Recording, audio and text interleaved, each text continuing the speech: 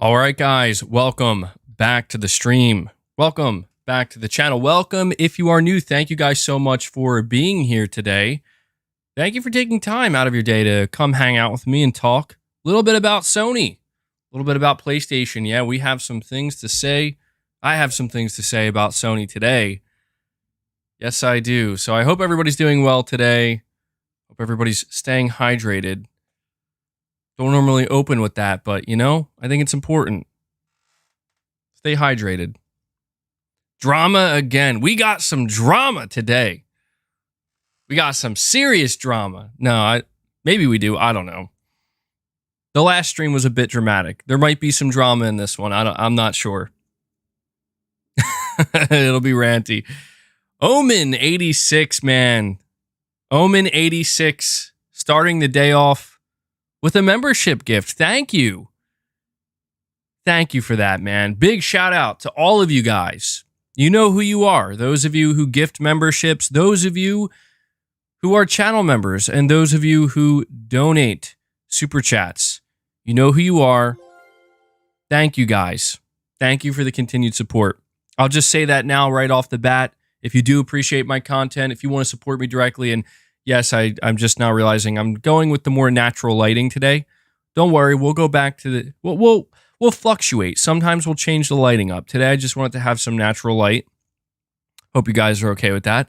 But yeah, if you appreciate my content and you want to show support, like some very generous individuals are right now, Brad Beck gifting a membership, and then actually 3000 coming in and gifting 5 memberships.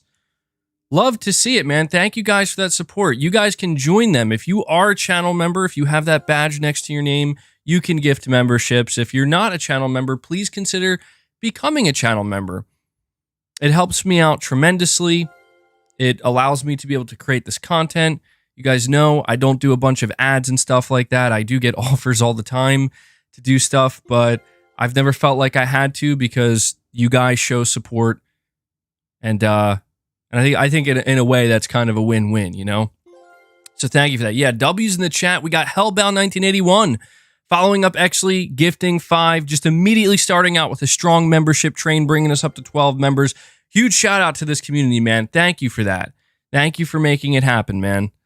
So yeah, if you want to support me, consider following in the footsteps of Omen, Brad Beck, Exley 3000, and Hellbound 1981, or consider donating a super chat.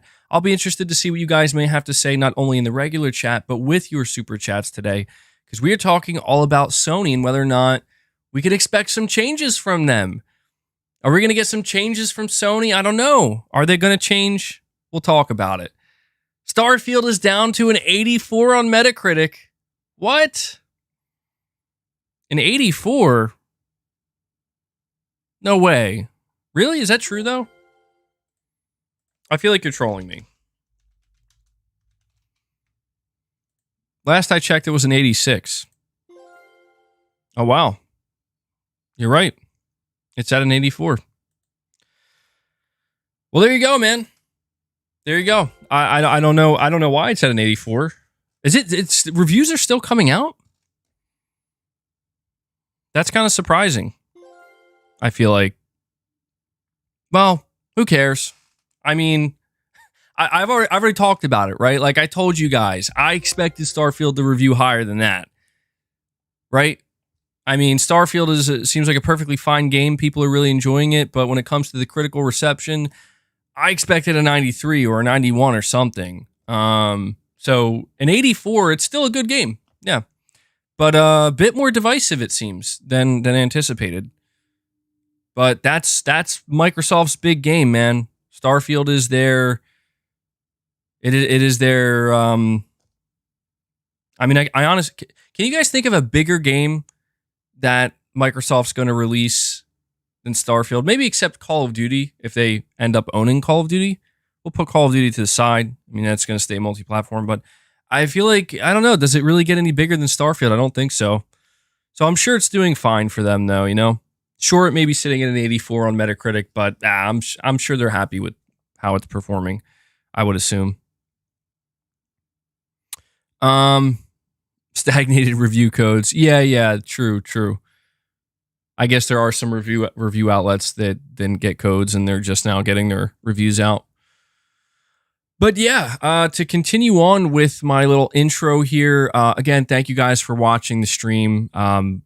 Big shout out to everybody who continues to show their support, man. Let me actually add these 12 members to the counter here.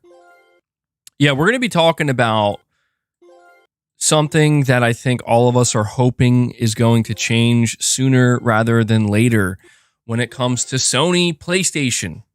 And that is, are they going to talk, man? Are they going to continue to be quiet? Are they going to remain silent? Obviously, there's a lot of hope today. That a state of play is going to be announced. If not today, sometime this week. Omen says, Final Fantasy 16 sold more than Starfield, and it's only on one platform. Yeah, I mean, I did see that. I think you're referencing UK numbers, and I just, again, man, rather than focus on Starfield and its performance, I just want to highlight that Final Fantasy did well. It did. I know that there are people who don't want to believe it. They don't want to believe that Final Fantasy 16 did well. It did well. It didn't do phenomenal. It's not like breaking records or anything like that, but it did well. It did what it was supposed to do. Here we go with the NAT. Oh my God. These NAT, dude, I swear, there's always just like one NAT every fucking time, bro. Anyway, yeah, Final Fantasy, it did perfectly fine. Yeah, I don't know what to tell people, you know? Like if you want to see Final Fantasy fail, well, that sucks to be you. Go on the hunt, MBG. I'm gonna have to, man. I'd be afraid to. There's too much shit that I'll end up knocking over here. Forget about Starfield Spidey coming soon. Yeah, that's exactly what's gonna happen. I know people don't want to hear it, but it's the truth, man, and the truth hurts. I know. The truth hurts. The truth is Spider-Man is a-coming, and when it drops, it's yeah. Good luck to any other game out there, frankly. Starfield is going to be like, you know, still being played and still, you know, it'll be on Game Pass. It'll be doing just fine. But yeah, I'm pretty sure Sony knows what they're doing when it comes to Spider-Man. And that actually is something we're going to talk about. Brad Beck saying, I gifted a membership so often I can't get a chance to pay for my own. Or you get gifted a membership so often that you can't get a chance to pay for your own. I make sure to gift a member at least once a month to pay my fair share. I appreciate that, dude. Yeah, that's awesome. I see so many people, they retain their memberships because we have so many generous people here, as I say. We have so many generous people here that continue to gift memberships. Again, not only support the channel, but give access to this stuff, to the exclusive perks and benefits. So it's awesome to see, man. Thank you for paying it forward each month. You definitely don't have to do that, but I think it's really cool of you to do that. This NAT is going to be like Walter White chasing the fly. Yeah, it is. It's going to be just like that. Oh yeah, one last thing I forgot to mention, guys. If you do appreciate the streams, take a second out of your time, hit that like button. It does help with YouTube's algorithm a little bit. You see, I don't really mind the NAT that much. What I mind is when it starts flying around my mouth. Okay, like that's when problems start to arise. Because it's like, look, man, I'm going to let you do your thing. I get it. You're a gnat. You're going to fly around and shit. But don't be getting near my mouth. All right? I'm not trying to deal with that ever, let alone while I'm streaming. So, yeah, we're gonna talk about Spider-Man 2. We're gonna talk about Sony, and their silence. Why is Sony so quiet? I think I know why they're quiet. I have two, I think, pretty good reasons. Yeah, that's true. Getting a gnat in the eye is even worse. That is true. That would be worse. At least if it just flew in my mouth, I could just eat it. Just swallow it, be like, there you go. It's gone now. But you get it in your eye, it's like, well, I gotta excuse myself.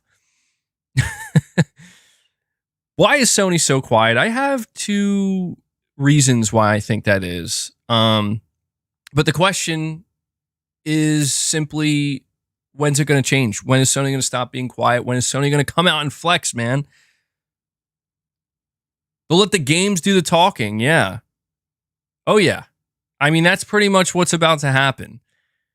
And it's so funny. It's so funny because everybody's always like, well, Sony's not marketing their games. And it's like, Well, think about it. Think about what people are saying. Like, why isn't Sony marketing Spider-Man? Dude, you're talking about Spider-Man, aren't you? You're thinking about Spider-Man, aren't you? Yeah. Yeah. They're just letting the games do the talking, man. Shelly, you're saying, MVG, did you see the Bungie live service presentation? It's scary what they say, and it means for PlayStation. Can I link you the reaction video? Is this on YouTube? I don't know if the link will actually... You could try posting the link in the chat. I don't know if it's going to go through, but that would be... Yeah, I don't know about this. I haven't seen it. You're saying it's scary. I don't know. It would take a lot to convince me that it would be scary. I know what's going to happen with Sony's live service. I know exactly what's coming. It doesn't scare me. What scares me is the games potentially being bad. That's what scares me. You're saying check it out, trust me. Is it on YouTube? Maybe I can YouTube it. Bungie live service. Because I'm interested. Live service, what, presentation?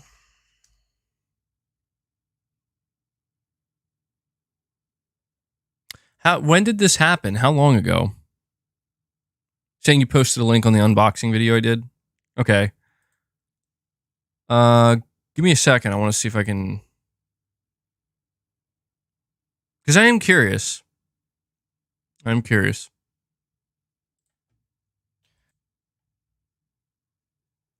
I wonder if the link's actually going to come through or not. It seems like it might be held for... The link may have been held for review.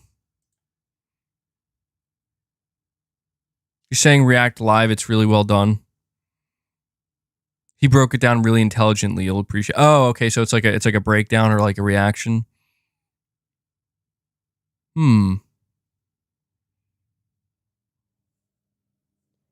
Devil Shooter Strip says fuck Destiny and Bungie.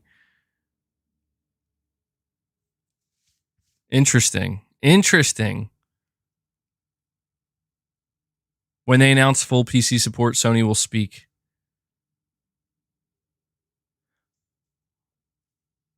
BB12, I would answer your question, but I don't feel the need to because we're going to be getting both, man. We're going to be getting both.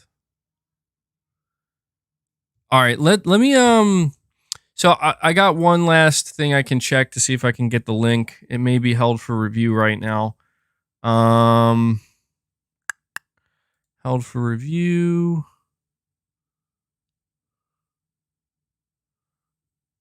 Does it not even hold links for review anymore?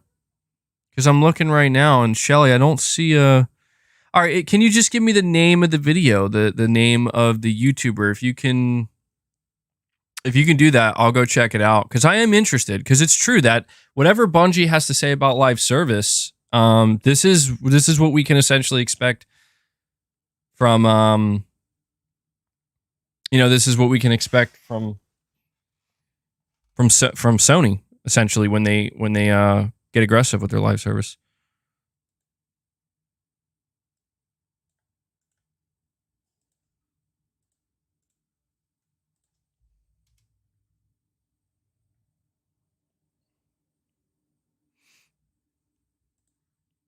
Well, you know what I can tell you, though?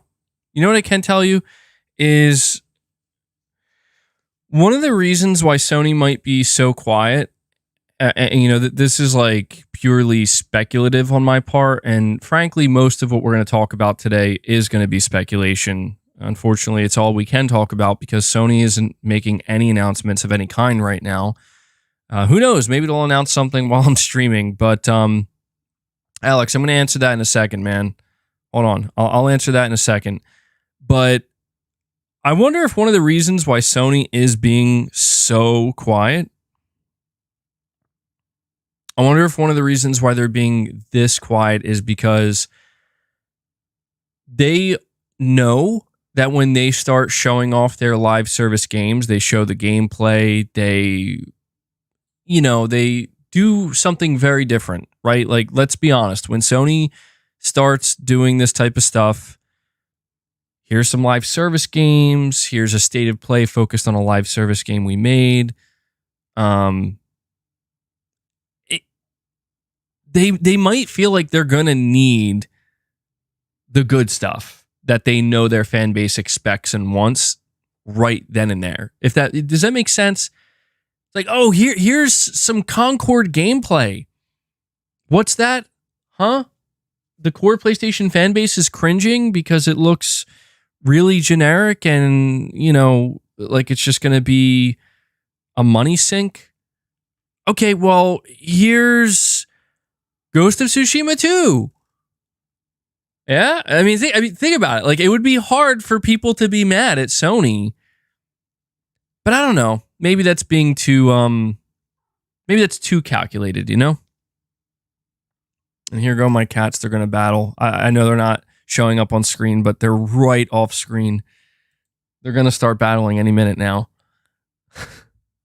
They're like a PlayStation fanboy and an Xbox fanboy battling in a Twitter comment section. Reyes Jones, you're saying you found the video. Yeah, what's the name of it, man? Give me the title of the video. Give me the name of the YouTuber. I'll look it up. Yeah, it's Boss versus Leia, man. They're gonna go at it. Yeah, I know you're posting the URL. Shelly, it's not coming through, at least on my end. Let me try.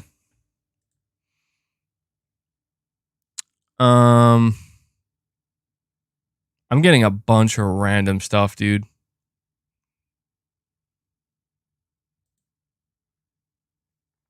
It's not working.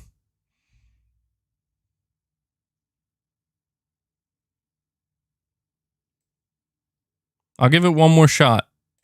Okay? I'll copy and I'll paste it. Let's see.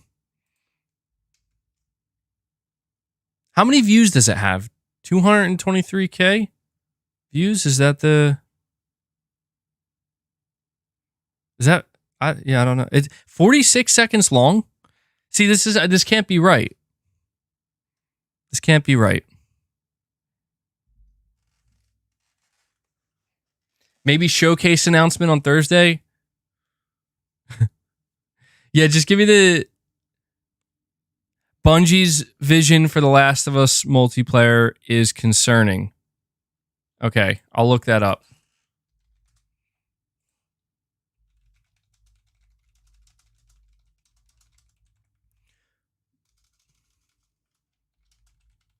Let's see. Watch it not come up. Oh, yeah, okay. Dr. Poop Love. What a great name. I watched a video of his not that long ago. I forget which one. It wasn't this one.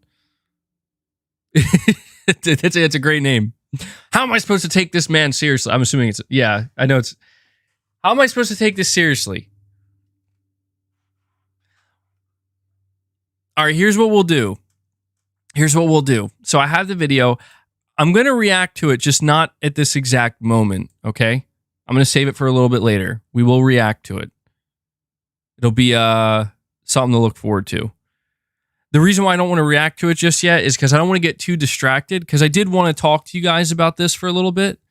I mean, don't get me wrong. Like, this is good for me, having this extra content, because, like I said, there's really not a whole lot going on right now.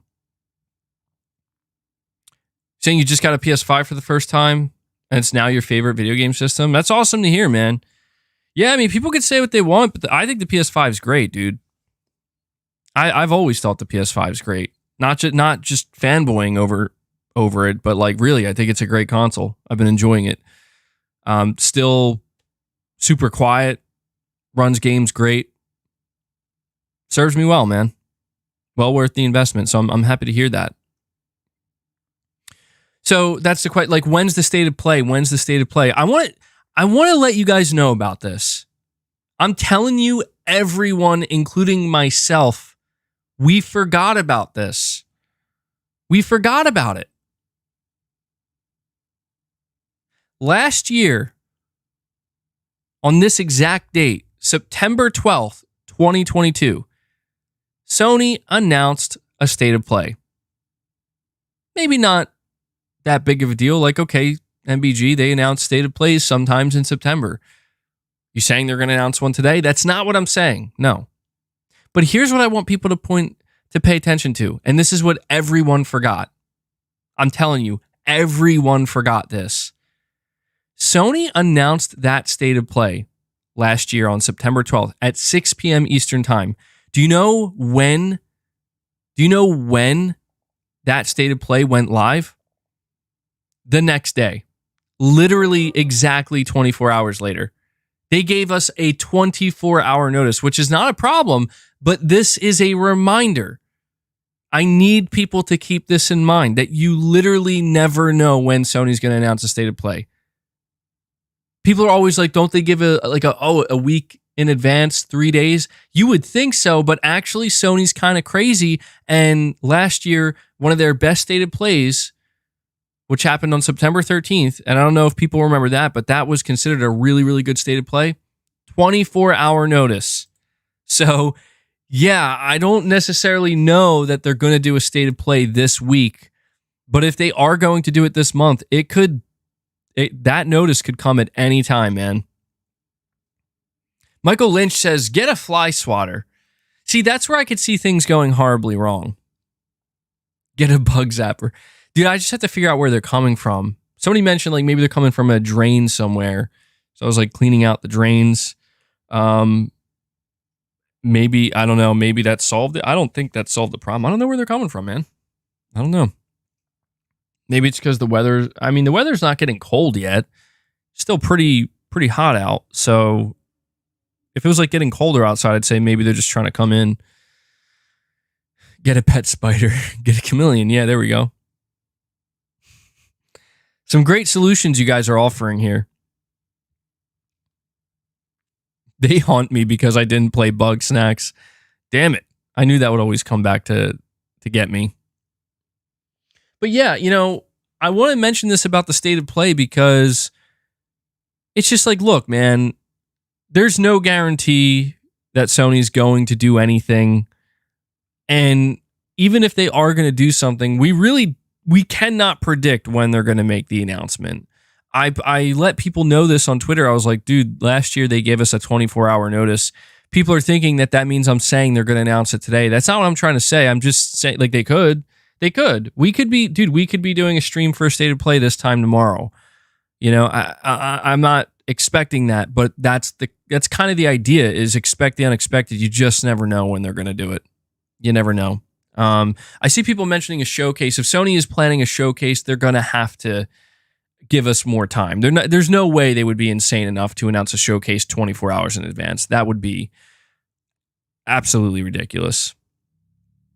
It's a possibility. That's all MBG's saying. You're right. That is all I'm saying.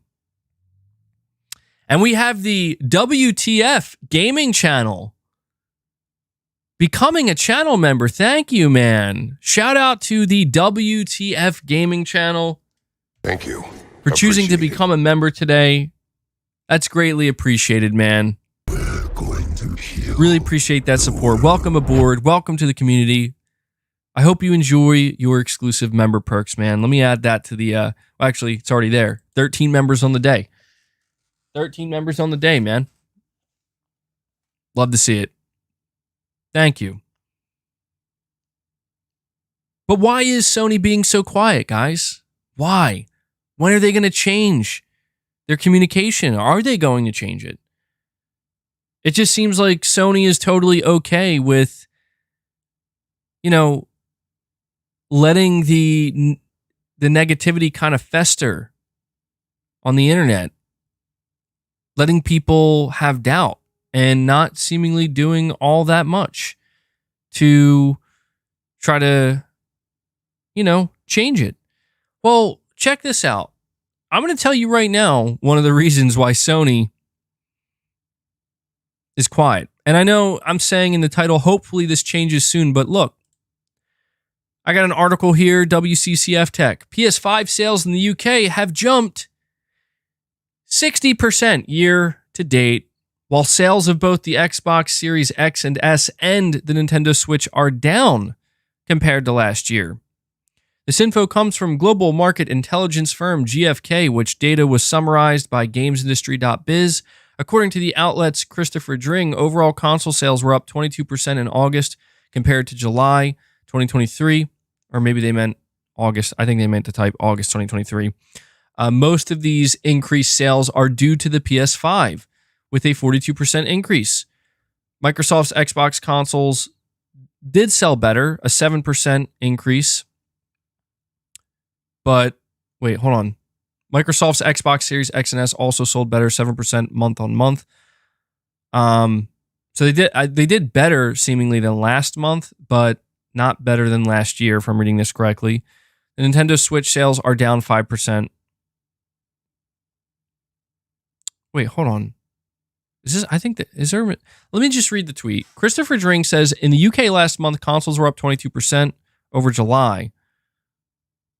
That was mostly down to PS5, which saw a 42% sales increase. Oh, so that's interesting. So it's not year over year. It's not year to date. That's actually a month by month comparison. See, that's where I was getting confused. In the UK last month, console sales were up 22% over July. So the PS5 is selling better. I mean, it was on sale, so it makes sense, but it's still selling better, man. $50, well, I guess £50 maybe decrease. This is what I'm saying, man.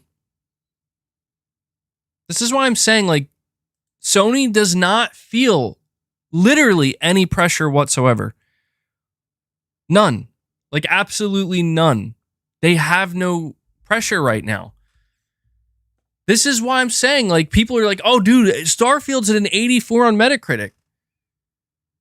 And I get it. Like, people are like, oh, go ahead, MBG, be a fanboy about it and dunk on it. It's like, no, it's not about dunking on it. It's like, dude, Sony's not feeling that.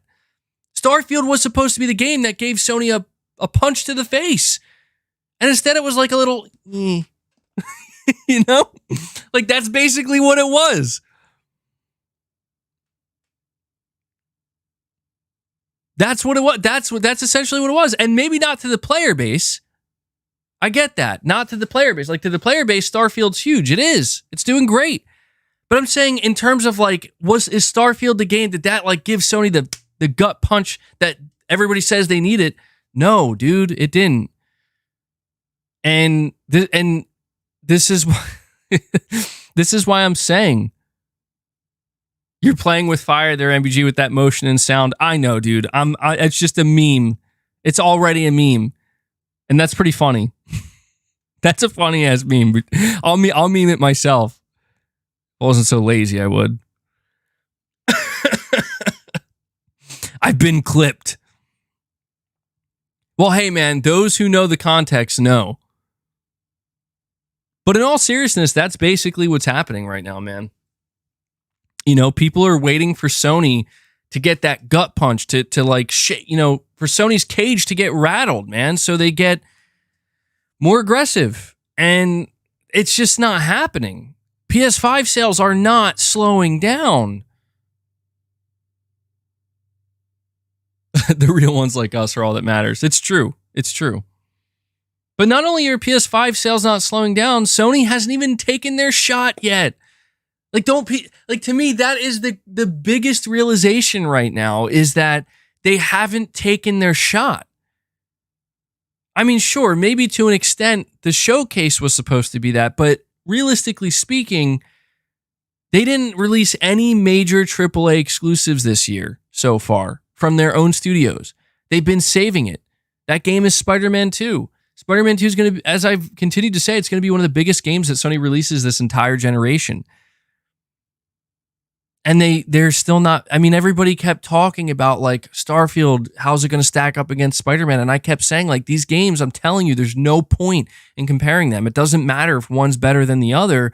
They're just not going to, they're coming out at different times, and they're for different fan bases. And frankly, I feel confident in saying that, yeah, Spider-Man's going to suck up all the oxygen in the room, man. Sony made a wise decision to announce the release date for October 20th because, I mean, people are getting out of the way, man. Even Remedy was like, yeah, we're going to delay Alan Wake because we don't want to get in the way of Spider-Man. And I think they didn't delay it long enough. You delayed it by 7 days, man. I don't think that's going to make a big difference for most people. Another game just recently got delayed because of Spider-Man. What was it? Alone in the Dark. Alone in the Dark. They cited Spider-Man 2 as one of the reasons. We're like, yeah, we're just gonna delay our game to next year. So it's like, why isn't Sony talking? Why are they so quiet? This is why. This is why, dude. They're just gonna have Spider-Man 2 do all the heavy lifting for them, do all the talking for them, because it's already doing that, and it's gonna get even more insane. Like, I'm not saying they're not gonna market the game. Yeah, they're gonna market the game. They're gonna market it. Of course they are. But they don't need much. I think everybody knows that. And it can be a little bit annoying. But this is why, man. Like, everybody's like, oh, competition. Don't you want more competition? Competition? I'm waiting for the competition, dude. I am, because I'm not seeing it. Everybody says, like, oh, Sony's arrogant. Sony, they don't care. It's like, look, you can say what you want about Sony, but I need you to give me a reason. I need you to give me, like, an objective, not even objective. I need you to give me proof that things are not going well for Sony.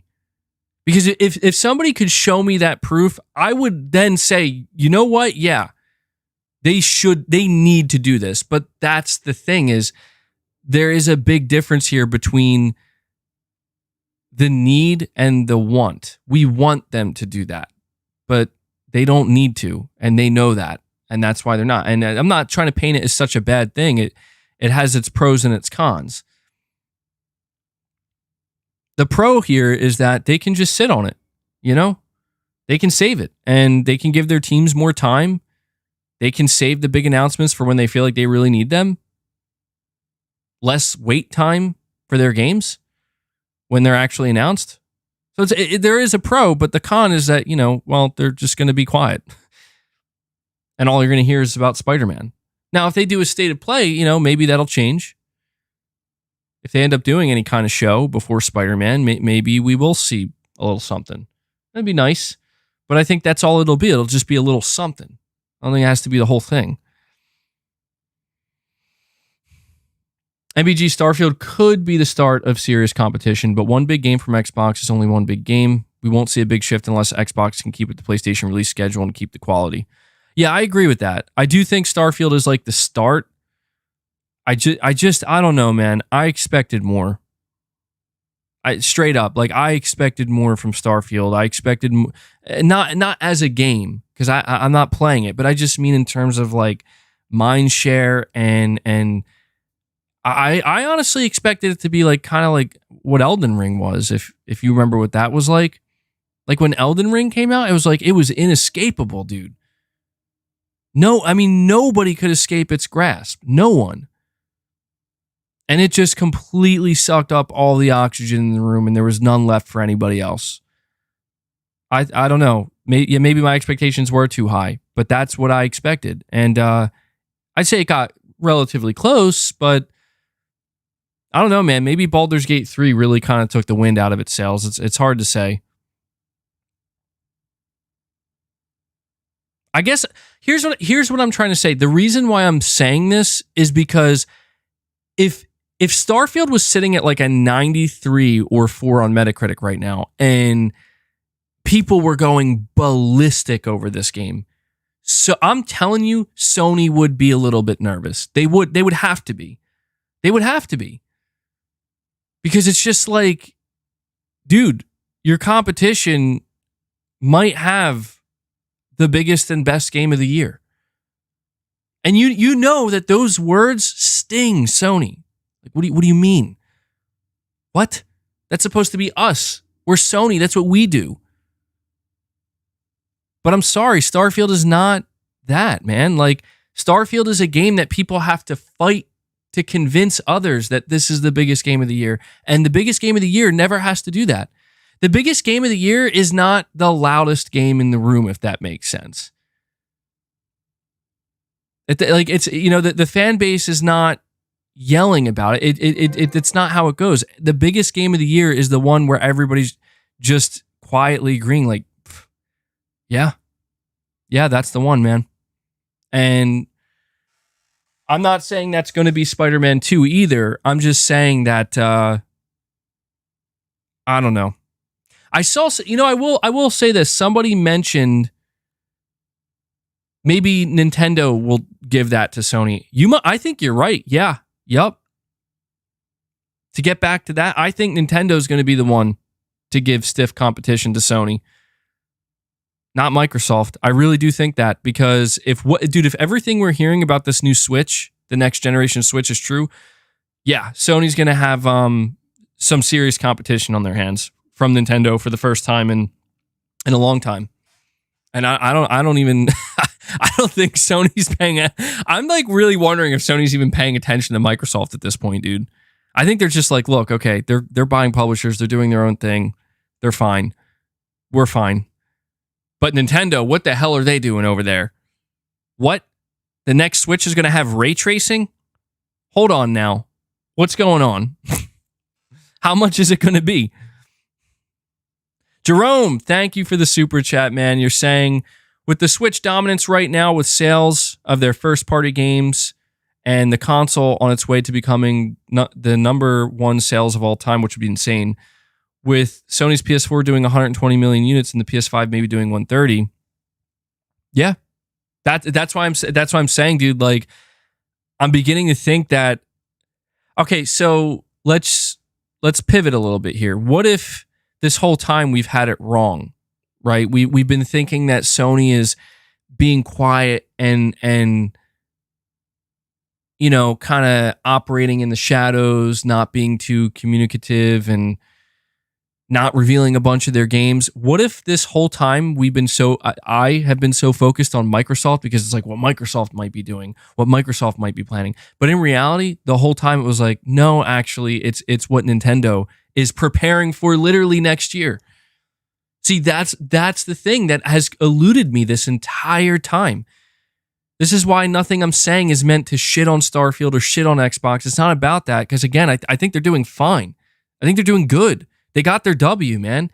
But I'm just like, but this is weird to me because it's like I've been waiting for the ABK deal. I've been waiting for Starfield, and I'm like, okay, Sony, like, dude, your competition, they took all their shots. Like, now it's time to go.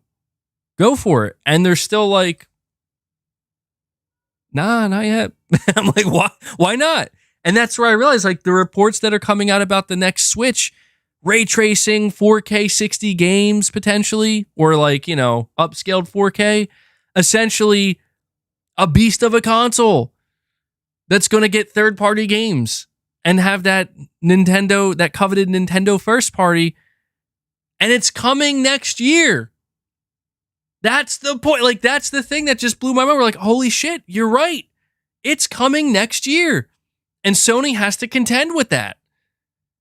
So I'm sitting here thinking this whole time, like, oh, they're waiting for Microsoft to do this and that. Like, no, dude, Nintendo, they're the ones looming on the horizon right now. Microsoft even said they're not doing a mid-gen console refresh. So, Sony doesn't even have to worry about that, assuming it's true, right? They got to worry about Nintendo now. Because Nintendo does, frankly, what neither Sony nor Microsoft can do. And that is when they put out, like Jerome mentions here, when they put out a game like Zelda Tears of the Kingdom, that shit's not just selling 10 million copies. I mean, that shit's selling 10 million copies in a weekend, bro. Sony's games ain't doing that. You know Microsoft's games ain't doing that. So that's what Sony's worried about. Because think about it. That's what Sony wants. Sony doesn't want Game Pass. Sony doesn't want service. They just up the price of their service because they don't fucking care, dude. They're like, yeah, we just need to make enough money to maintain this shit. It's not our future. Meanwhile, I'm sure Jim Ryan is looking at the sales of Zelda Tears of the Kingdom and be like, why can't that be God of War? Why can't God of War do those numbers? How do we get to that point? Nintendo proves it's possible. Nintendo proves your first party games can carry you, man, and then some. Imagine Sony having a first party game that sells 30 million units, 35 million units. That'd be insane. Nothing Sony has done gets close to that. It's not saying that they can't, but this is where I think you're saying MBG decided today is going to piss off Xbox fanboys. No, I'm not trying to piss them off because I don't see why they would have any reason to be pissed off. If anything, they have reasons to be happy. Like, dude, your platform, like if you're an Xbox fan, your platform, they drew their line in the sand and they created their own little thing going on. I call it little, but I mean, it's a big thing. They got their whole ecosystem. They say, this is what we're doing for our gamers, and we hope you like it. And many people have said, yeah, I like that. But in terms of, how that affects Sony and the influence that's going to have on Sony, I don't know, man. One war may have just ended. The next one's about to begin. PlayStation fans going after Nintendo fans going after PlayStation fans. It's going right back to where it started. It's all coming full circle now, boys. Big N deserves the success. They provide quality. Yeah, they do. I'm not a fan of everything Nintendo. Like, I don't know. Some of Nintendo's business practices are pretty. Like, I mean, people talk about Sony, but some of the stuff that I feel like Nintendo for a long time has had the worst business practices, but everybody has just decided, like, okay, well, they're Nintendo. They can do what they want, We'll see. I mean, we'll see, man. We'll see how they handle. We'll see how they handle the new Switch, dude. Because I just wanted to mention here again, like I said to you here, look. So I'm looking at this data. Okay, PS5 sales are up 42% month over month. Oh, well, there you go. The PS5's doing great. What's that? The Nintendo Switch is down? The Xbox is down? Okay, well, Microsoft said they're not trying to out-console Sony or Nintendo. Right? They're not trying to out-console them. So I don't think Sony's worried about Microsoft. But that's the thing. Imagine, okay, the Nintendo Switch sales are down because it's already sold its bulk. Nintendo's literally getting ready to move on. What do you think Sony does? How do you think Sony reacts when this time next year? Oh yeah, PS5 sales are up 10% month over month. Still selling pretty well, I'd say. But that Nintendo Switch 2, their sales are fucking exploding. They're number one, like by far, outpacing the PS5. Yeah, we could make the argument, oh, well, the PS5 has been out a couple years, but that's not going to matter, dude. Sony, like, I'm telling you, that's not going to matter because if this, I'm telling you, man, and I'm not trying to fearmonger because I think ultimately Sony will be fine no matter what. But we're talking about like dominance, being number one, market share. I'm telling you, if this Nintendo Switch console runs, basically if every game going forward can run on this Nintendo console, Sony has to be fucking ready. I mean, Sony is going to have to be. They're going to have to fight a battle that I don't know. I don't know what that's going to look like. I really don't know what that looks like. I mean, maybe that just looks like everybody decides like we need a PS5 and a Nintendo Switch too. Maybe that's you're saying Sony's answer, go to PC. See, that's what's weird though, Devil Shooter. What's weird about that notion is that like Sony is doing that, but the more aggressive they get towards PC, like Nintendo's not going to do that. Surely Sony knows that. Nintendo's not going to do that. And that, I don't mean, I'm not saying this is like a console warrior fanboy. I don't mean for it to sound that way, but I think there is truth to it. If Nintendo puts out a console, it's like you get all your third-party games here and Nintendo exclusives, and we do nothing on PC. We don't even acknowledge PC, right? Like that's Nintendo's outlook. Meanwhile, Sony is getting more and more into PC. That, I don't know, man. The message that's going to send the PlayStation community and just gamers in general, where it's like, okay, well, we have two console manufacturers here. They both want the same thing. They both want me to buy their console and buy their exclusives and buy their third-party games for their console, right? That's what they want. One company, that being Nintendo, doesn't do anything on PC, literally ever, right? The other company, that being Sony, they're actually, they're getting more and more into PC. So if somebody is going to make a decision, which one is considered the absolute must-have, Sony needs to be careful because Nintendo might walk in and be like, yeah, we're taking that place. I'm thinking that might be a situation, man. I got 2 more chats from Jerome. He says, with the games doing 20 to 30 while Nintendo is doing 40 to 50, what can Sony do to become the market leader when it comes to sales? Definitely with the Switch 2 gearing up. If you can play all the third party, and they can be played on the Switch 2, many people will choose that.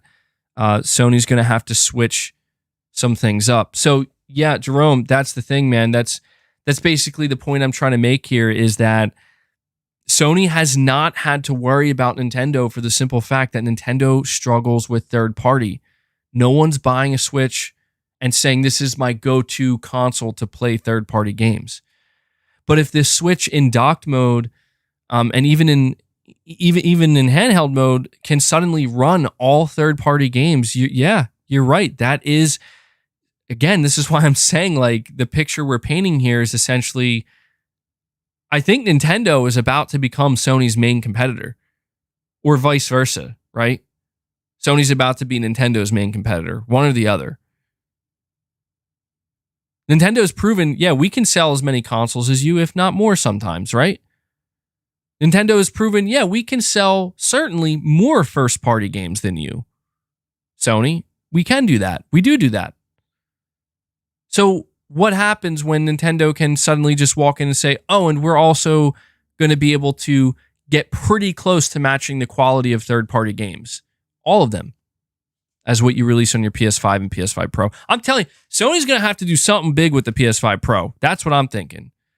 That's what I'm thinking right now. Because I'm thinking, okay, the Nintendo Switch 2 comes out and they're like, hey, we got upscaled 4K, 60 FPS on a lot of games, most games, performance modes on most games, got some ray tracing sometimes. Yeah, that's right. We're doing what the PS5's doing. Isn't that crazy?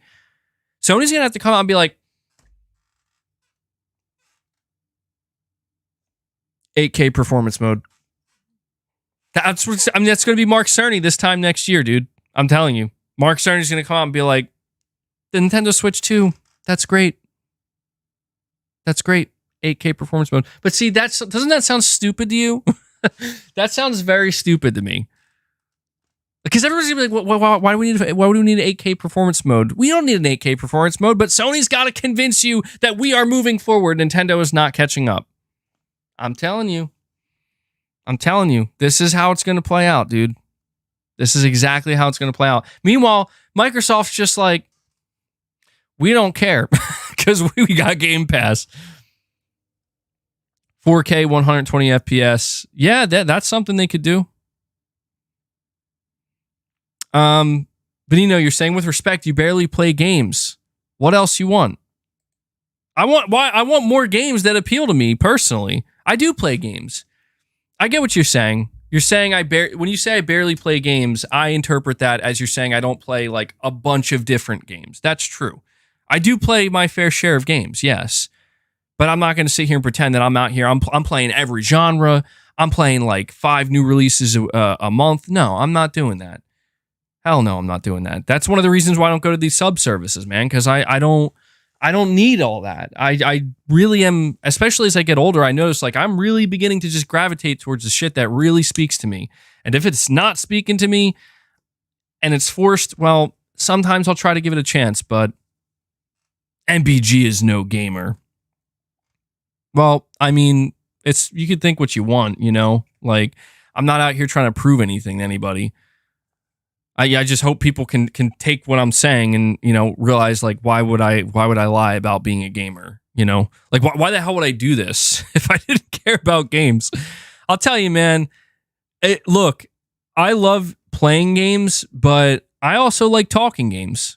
I've noticed that about myself over the years. I mean, even growing up, dude, like I realized like I was always the person, like I was always constantly talking to people about games, always talking to my friends about games.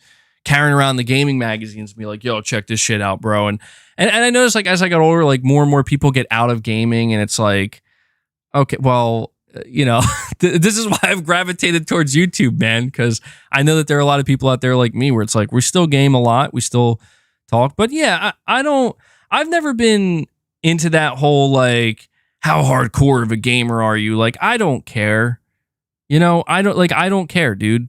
And I don't know why people do care. Like, play games you want. Play as much as you want. Play as little as you want. I mean, dude, I've already said that I've seen people, not many, but I've come across at least one or two people that have said that they don't play games, but their favorite franchise. I remember, I swear to God, it was this tweet that I was just shocked to see, but I was like, you know what? Fair play, man. Where somebody was like, my favorite franchise is Resident Evil, but I've never played a Resident Evil game. And I'm like, it just really got me thinking. It really got me thinking where I'm like, well, I mean, that's strange to me because I feel like you're missing a critical component of what makes video games, right? If you don't play a game, but you just watch it, you're missing that experience, that firsthand experience. But at the same time, it's like, I get it. It's like a person who has spent a lifetime watching football, but never once played football. You know what I mean? It's like, yeah, you're a football fan. You don't have the experience. You've never actually played football, but that doesn't mean you can't enjoy football for what it is. I'm talking about American football here. I mean, we say soccer, right? But yeah, dude, I've never understood that whole. I mean, I kind of get it. I do kind of get it. It's like, people kind of attach their identity to things, right? Where it's like, well, I played this many games and I've done this and I've done that and I've experienced this and I've experienced that. It's like, when somebody comes in and they're like, well, I watched all the Resident Evil games and I'm a gamer. And it's like, well, yeah, I understand why that's going to cause some problems because it's like, you're kind of downplaying everything that this one person did that they have poured themselves into. But I just feel like people at the end of the day just got to realize, like, it's not that serious, man. Like, it has to mean so. If it means something to you, that's all that matters. That's what I'm trying to say. What it means to you is what should matter to you. What it means to somebody else is irrelevant. That's the point.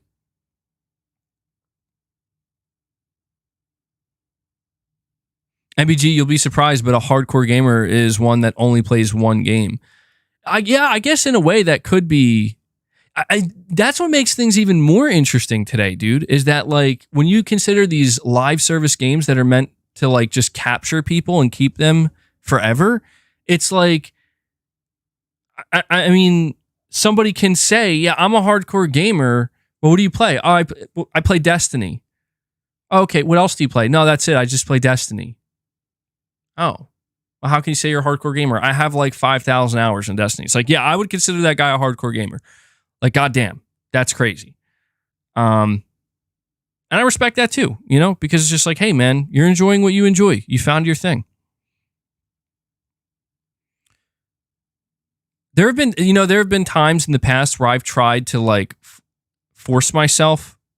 I don't want to say out of my comfort zone, but to be a little bit more like open-minded to different games that I just know like, it's happened rarely, but I've had those moments where I would force myself, like, I really got to try these different things. And I would just come to the conclusion that, sometimes or a lot of times my intuition is correct. Like when my intuition tells me like, you're not going to like this game, it's usually correct. There are those rare moments where I'm surprised. Yeah, Final Fantasy VII is really one of the only major ones that sticks out to me where, I mean, that, not to rehash it again, but that was one of the only games ever where I really was like, I'm not going to like this. I know I'm not. And I actually did.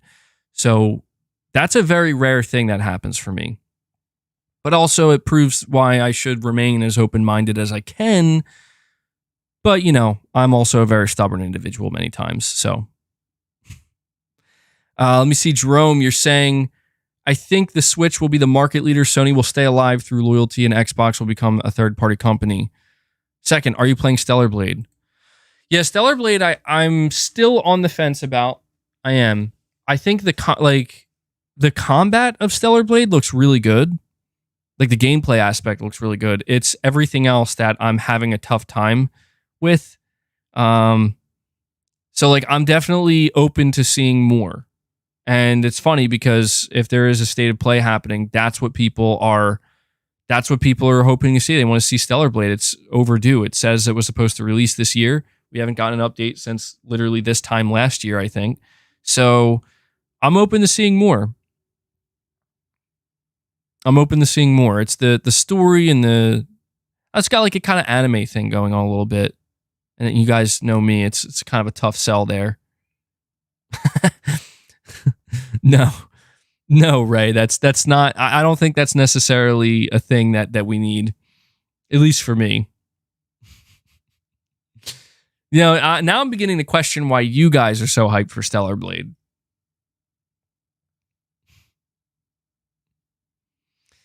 You're saying you wish it didn't have all the water balloon physics. It makes the game feel icky to play. It's, what's funny to me is like that's not even a thing for me in terms of like I kind of understood at that time like why everybody was making jokes about it and focused on it, but I'm like, I don't know, man. I'm really just trying to determine, am I going to enjoy this game or not? Because that's just that's a creative choice on their part. That's a artistic choice that they might want to make, and I don't necessarily have a problem with it. But I can also assure you that makes no difference in whether or not like I'm gonna actually enjoy the gameplay of this title, right, and everything this game has to offer. But yeah, I want to see more, man. Let's see more. But Jerome, you're saying I think the Switch will be the market leader and Sony will stay alive. I'll tell you right now. I don't think Sony is in a position where the only way Sony could get stomped by anybody, including Nintendo, is Sony would have to make it easy for them. If you think about it, anytime the market leader, I don't want to speak for the entire history of the gaming industry, but going as far back as Nintendo, Sony, and Microsoft, they've all had their time in the sun as market leader, sometimes more than once. But if you notice, in the past like 20, 25 years, anytime the market leader falls off, it's usually by their own doing, not their competition, which is incredibly ironic. Space D, you're saying, so if MVG is willing to force himself through Stellar Blade and not Starfield, hey, I didn't say I'm forcing myself through anything. I'm up in the air with Stellar Blade. If I end up buying and playing Stellar Blade, make no mistake, it will be because I think the gameplay looks very fun. And it's won me over as something like, yeah, I want to play this, I'll enjoy it. So no, I'm not forcing myself through anything. But that to me is the incredible irony, is that when Nintendo gets knocked off, it's because of their own decisions. When Microsoft gets knocked off, it's because of their own poor decisions. When Sony gets knocked off, it's because of their own poor decisions. And that to me is what makes what's about to happen with Nintendo super interesting, because one of two things is going to happen. Sony's either getting ready to make some of the biggest mistakes that they've ever made with the PlayStation brand, or they're not. And I know that may sound like obvious, but think about it. Like, if Sony doesn't make any major mistake between now and the end of the PS5 generation, and when I say a major mistake, I mean something that's like, wow, yeah, people are walking away now. I know like people get upset, like, oh, the PS Plus price increase. I get that. And maybe they did lose subscribers. I'm sure they did lose subscribers. But what I'm saying is like people aren't en masse walking away from the PlayStation brand. Right now, we're actually going to see the opposite of that happen with Spider-Man 2. I think I could be wrong about this, and maybe I am wrong in the fact that like, well, economic reasons, people have less money to spend, but I almost believe that people are more willing to just buy two great consoles with two great libraries I think that. I really do think that, man. I think there's I think there's enough room in the market where gamers will do that. It reminds me of the Xbox 360 and the PS3. Like the Xbox 360 went on to sell 86 million units, and it seemed like they were absolutely going to stomp the PS3. But then Sony was like, here's a bunch of games, like a bunch, and some of them are really, really good. And then basically everybody was like, yeah, let's go buy a PS3 as well. And before you know it, they were neck and neck. The Xbox 360 and the PS3 basically sold the same amount. And I'm pretty sure that there's a lot of crossover there. Like a lot. Like millions and millions and millions of people bought both Xbox 360s and PS3s. In fact, how many people here right now had both a PS3 and a 360? I bet you quite a few. At one point in time, I did. Granted, I played the 360 way, way, way more, but I think that if Nintendo comes out, they kick the door down, and their next console, the Switch 2, basically blows everybody away, where it's like, holy shit, this is this is basically playing games not at the same fidelity as a PS5 and Xbox Series X, but close enough. And it's portable and it's affordable, like $400, $450, something like that, maybe even $500. So I think people for that would consider it affordable. I don't think that means people are like, you know what? I'm done with PlayStation. I'm walking away. I think it means that some people might play their PlayStation a lot less. Some people might decide to go for the Nintendo over the PS5. But I think as long as Sony does what they do best, and they don't falter in that, and that is, okay, we now have some serious competition from Nintendo and their new console. They're getting all the third-party games now, but you know what? Here's Wolverine. Here's Ghost of Tsushima 2. Here's Naughty Dog's next game. Here's some live service games that maybe you'll get addicted to, because that's what we're hoping for. If they just do that, if they just don't fuck up, majorly, I think it'll be fine. I do. And I don't know whether that means they'll stay number one. I think they'll have to fight tooth and nail if Nintendo's next console is as significant as we're all thinking. I think they're going to have to fight tooth and nail to stay number one. But I think that'll be a good thing.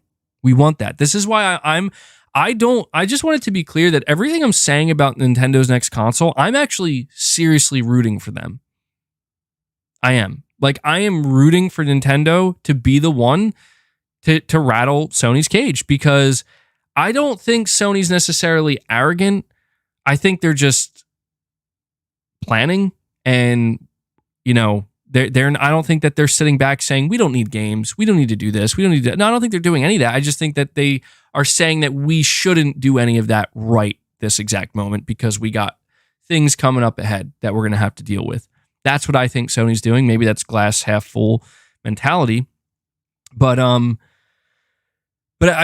do think that this is something that would be good for Sony. It would be good if Nintendo kind of rattled Sony, and Sony's like, okay, well, our position is threatened, so we're going to have to fight harder and work even harder. I don't want to see anything bad happen.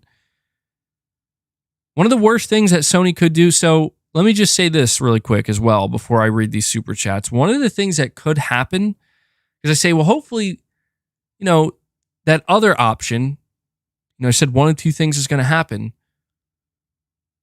The second thing is Sony could fuck up really badly. You know what could do that? Their live service. And this is where there is a bit of trepidation, I should say. Nervousness, right? Okay, well, Sony, you've never done live service before, and you're getting really aggressive about it. The PlayStation fan base, the core PlayStation fan base, the ones that are most enthusiastic about it, they are not running out, cheering on these live service games. They're either hating them or very concerned about them, or at best, I'd say optimistic about them, but still not totally convinced. If they start to basically obsess over live service games and it becomes clear. Again, I do not think this will happen because this would be so stupid. I mean, if this happened, it would be clear Jim and Herman got to go. Because, and to be clear, like, I'm not expecting that at all. At all. But if the worst case scenario is they just completely obsess over these live service games and it becomes abundantly clear to everybody that single player games are not the priority and they're just kind of like an afterthought. If that ever happens, then yeah, Nintendo will steamroll Sony. And it won't be because people are like, wow, what Nintendo's doing is so much better. I mean, in some cases it will be, but it'll mainly be because it's like, wow, what Sony's doing is so fucking garbage. What happened to them? And that is the absolute worst case scenario. I don't think that's going to happen.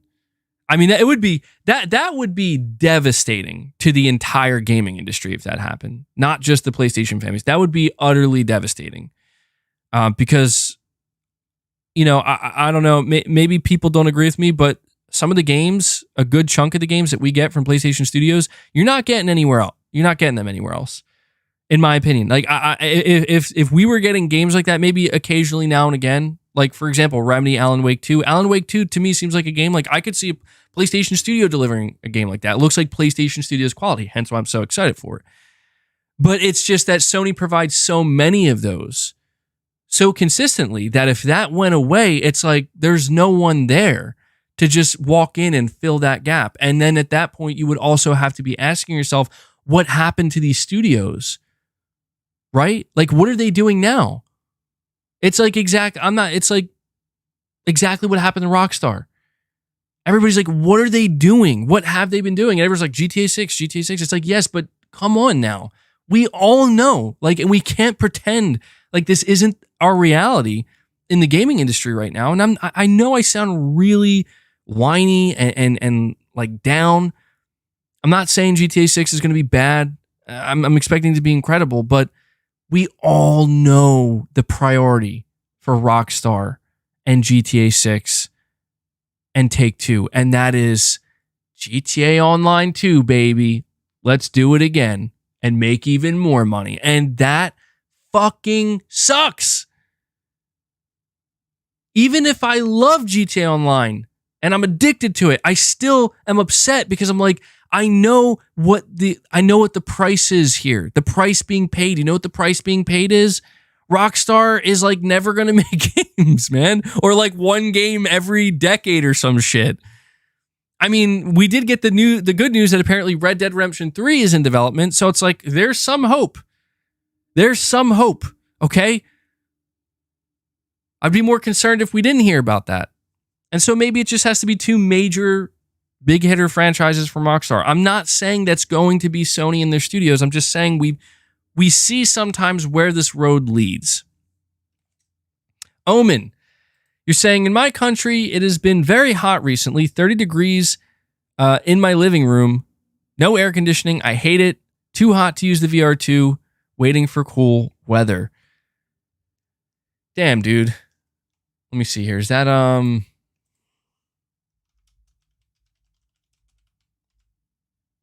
assuming that's Celsius. So you're saying that's like 86 degrees Fahrenheit. That's kind of what it's been here, man. But you're saying no air conditioning. That's rough. That really sucks, dude. I'm lucky and I'm thankful. I have air conditioning. Unfortunately, my basement flooded a little bit recently. Got a ton of rain. And my basement flooded, and trying my best to dry it out. But I had like I have a few rugs down there where I actually put my weights on and stuff for when I'm lifting, and they got drenched. I gotta figure out what I'm gonna do with that situation. But the reason why I'm mentioning this is because while I'm thankful I have the air conditioning, friggin' smells like a wet basement now. It's just like a really dank, gross basement smell. So I'm not saying that's as bad though, Omen. I think you have it worse Because I'd rather have like smelly air conditioning, temporary, hopefully, than no air conditioning. Because there was a time in my life, dude, where I didn't have air conditioning when I was late. I think it was early 20s, or maybe it was I was like 17, 18, 19 years old. Around that time, I remember I was living in this apartment. I didn't have any air conditioning, and it was it was not pleasant, man. Especially at night when you're trying to sleep and you're just sweating. You're just like drenched in sweat. It's like, yeah, shitty situation, dude. So I hope you can stay cool, man. You're saying 325 days a year, I don't need air conditioning, but now it's just especially hot. Yeah, try to stay cool, man. What is that they suggest you do? You get like a fan, and then you get like a bowl of ice cubes. You put it in front of the fan, and it kind of creates, it like mimics air conditioning slightly. I don't know if that actually works or not, but maybe you could try that. I don't know, man. Yeah, I didn't think about that. Using PSVR 2 and like, it's like 86 degrees. Like, yeah, that's not going to be pleasant. You're going to be sweating your balls off. All right. Yeah, I'm waiting. You know what? Another thing I want to say really quick. I can't wait for the cool weather to come in too, because, dude, you're saying it doesn't work? Oh. I'm waiting for the cool weather because I want these gnats to die. Straight up. Like, that's actually what I'm looking forward to now. I don't know if it's the same for you guys, but summer is too long.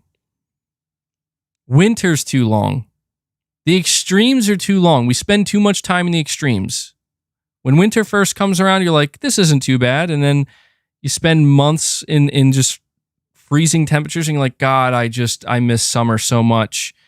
And then when summer comes around, you're like, this isn't too bad. And then by the end of it, you're just like, I hate summer. But those other seasons, fall, spring, those are the ones. They come and they go way too fast. That's when you get the best weather. My favorite is, autumn. It's best weather, man. Coming soon, so. All right. We have Josh Z. Thank you for the super chat, man. You're saying reports say the Switch 2 is comparable to current gen, which means it's in the same ballpark, not literally as powerful. Third party is key. Nothing can stop N's first party, which just keeps getting better. Yes. And that's the thing, is the Switch 2 is definitely not going to be as powerful. I don't think there's any chance that it's as powerful as a PS5 or a Series X, but the fact that it's comparable, that insinuates that it can run games. Like, let's say, well, again, it's very soon. Alan Wake 2. Alan Wake 2 is like going to be one of the best looking games on the PS5 and the Series X. It looks really good. But if this Switch console was already out, this would probably be releasing on it, and it would probably run fine. It would just have slightly lower fidelity, but like we said, like it would be comparable. I mean, we have like that right now with the Series S, right? Where games that release on the Series S are comparable to the X and the PS5. They're not the same, but it'll be interesting, Josh. It will be, because you are right. Like nothing is going to get in the way of Nintendo's first party. I think that's a well-oiled machine that's not stopping anytime soon. But it's really going to come down to, I'm telling you, it's coming down to that third-party support. I was convinced before these reports came out, I was convinced that, I don't think Sony has to worry at all, because the Switch 2 is going to be like a complete generation behind. So that's why I'm kind of shocked when it's like, no, it's, unless they pull a Wii U. Dude, there's no way. Actually, there's no way a Wii U. Introducing the Switch U. Yeah, that's what's crazy, man, is the Nintendo Switch 2 is using all this AI upscaling technology, and it's like, Yeah, I would have never guessed, man. Truthfully, I would have, like, I'm still having a difficult time fathoming it. But at the same time, it's like, dude, this has to be Sony's worst nightmare. Saying watch the Digital Foundry Forza. I don't know, man. Like, is it worth it? Is there anything like of significance that's being talked about? Only because I have no interest in Forza, man. Saying that's console war stuff. Yeah, I mean, I saw people talking about it, but I haven't been paying much attention. Yeah, I'm gonna watch the Bungie thing first for sure.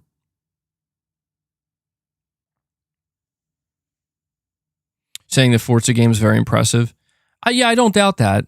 Turn 10, real-time ray tracing allegedly. Interesting. Yeah, again, I wouldn't be surprised, man. The Forza games have always been solid.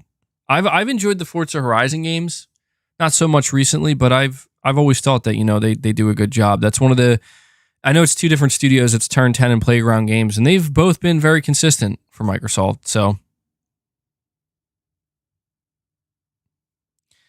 Shelly saying, MBG, you're one of the best PlayStation channels. You keep it fresh, which is very impressive given how Sony silent are. Gee, I can't talk, dude. I'm having a stroke right now. How silent Sony are. I appreciate that. Yeah, it's tough. I won't lie. It's tough, man. Sony is not giving us much out here, bro. They are not. it could be tough to keep the content flowing, but I'm trying my best. So I'm glad you would appreciate it. Steranko, you're saying Switch 2 will be the next Wii U. Casuals don't even play their Switches anymore. Nintendo's highest sellers are the casual consoles like the Wii and the DS. You know, I will say there is some truth to what you're saying in that, well, I mean, objectively, yeah, those are their best-selling consoles, but I don't know, man. It's interesting that Nintendo has not tried.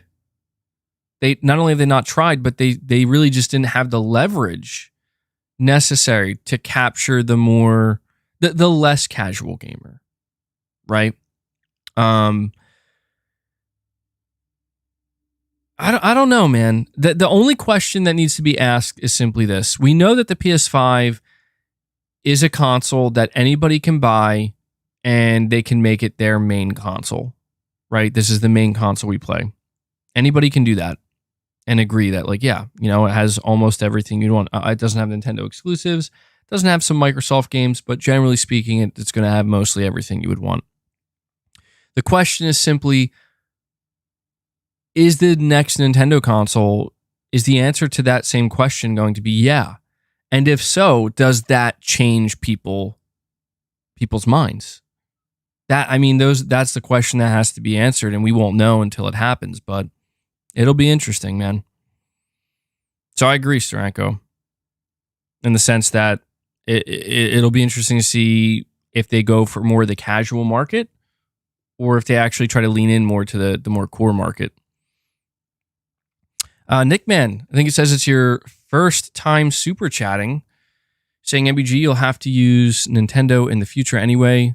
For your son, raise him with quality games, not with Roblox or smartphone games.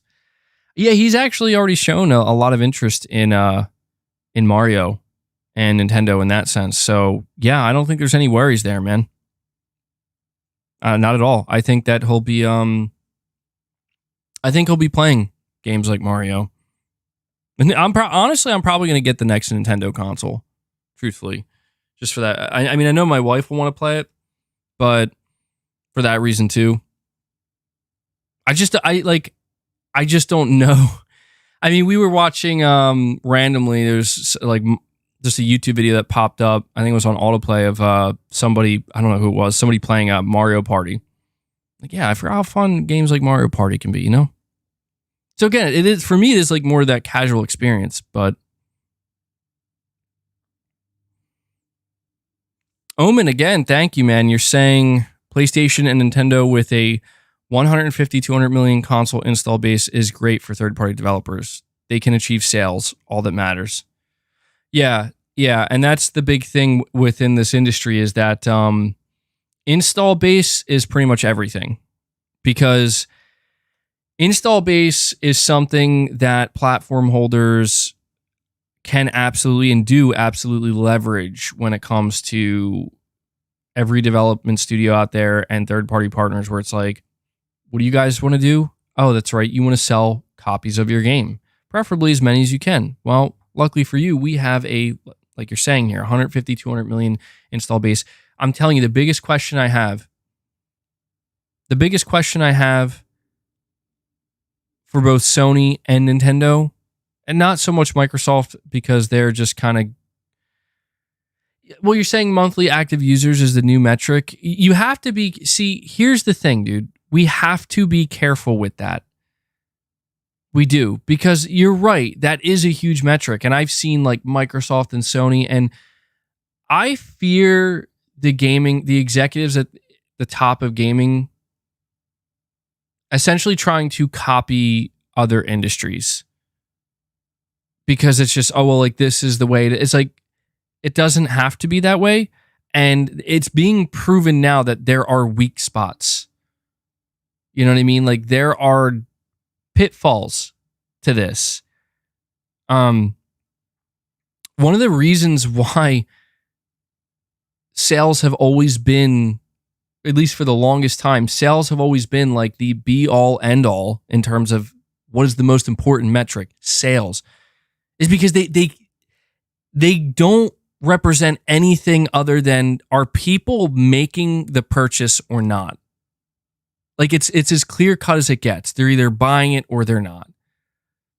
And what's been crazy to witness in the new age, I guess, of subscription services and these business models, not just in gaming, but actually more so outside of gaming, and now it's making its way into gaming more aggressively, is just the transformation of, well, what's now important all of a sudden? And it's been really weird to witness, because it's like, I can't tell you how many times I've heard, and look, I'm letting you know now, I'm a bit ignorant on this. I'm not claiming to know. I would have to do more research, but I have heard multiple times, or at least I've read multiple times, how companies like Spotify and Netflix, but not even just those, like those are the big hitters, but these other companies, it's like, oh, there's Paramount Plus, there's Peacock streaming service, HBO Max, now just known as Max, and just everybody's got a streaming service now. And the amount of times that I've heard that, like, they just don't make money. They just don't make money. And this has always confused the hell out of me, because I'm like, what does that even mean? Like, I don't get it. Like, if these sub services are struggling to make money, or they're not making enough money, or they have to keep upping the price, like, what? Maybe it's just, this isn't the way, or like, this isn't the way to profit, or the most amount of profit. I don't understand. Again, I'll have to look deeper into it, but it just seems like it's so razor thin, or it's so topsy-turvy, where it's like, sometimes maybe it's good and it can make a profit, other times it's not so much. And I just kind of get this this feeling where it's like the whole idea surrounding a sub service was, we put the money into it, so we lose that money. We get the people inside, but we get a large group of people, like a lot. I mean, hundreds of millions potentially of users. And if we can achieve that, then suddenly, when you calculate how much money we're getting from those users each month, boom, look at how much money you can make quarterly. But then and I feel like on paper, like that sounds really smart. Like, oh my God, we could make so much money. And it's no wonder why investors are like, hell yeah, let's do this, right? But then the same problem always arises. Where it's like, well, how the fuck do you keep them there? How do you stop them from unsubbing? Or even worse, now going to a different subscription service, because now everybody's chasing that. And it's just so weird to see all of the different ways in which this is being, I mean, it's still in the process of being molded, I guess is what I'm trying to say.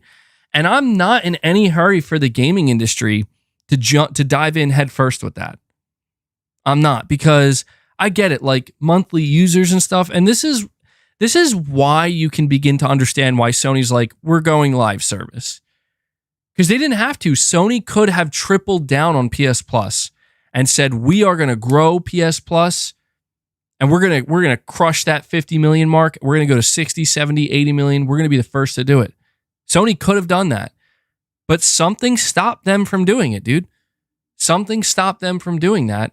And instead take the opposite approach where they're like, actually, we're going to raise the price so we can continue to make money on this. People are going to be upset. We're going to lose subs. We're stagnating. We're not reinvesting in this. We're just going to maintain it. That's what we're going to do.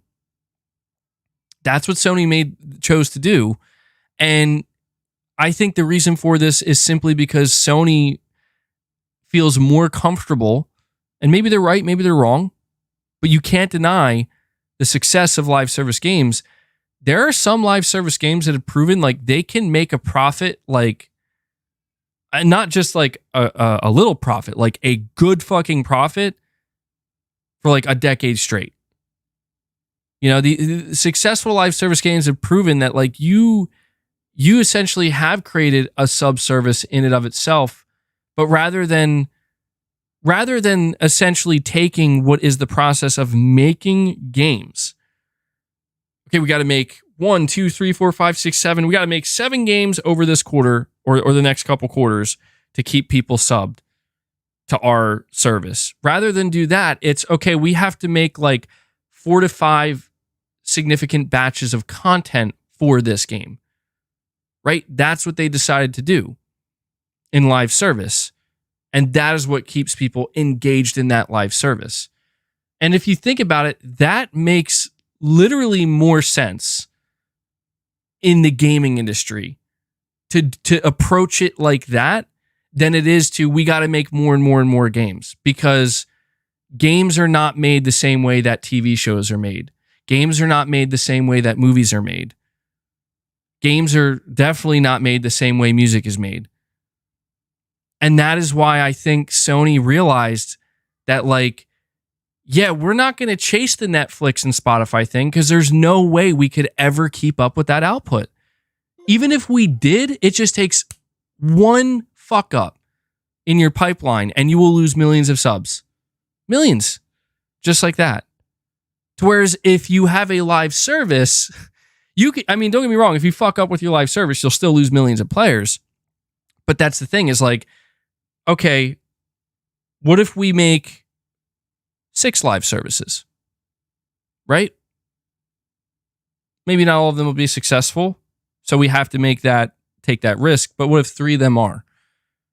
And then those 3 just continue to get maintained with content updates. They don't have to be whole new games.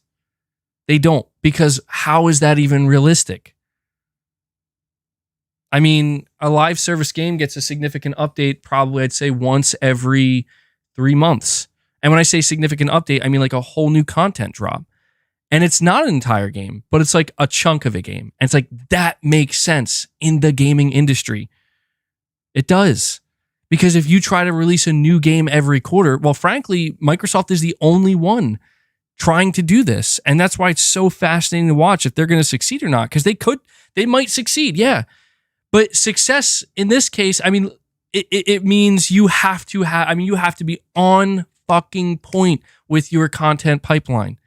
There's no room for fuck ups. There's hardly any room for delays, because if there is, dude, look at the struggle Microsoft had in 2022.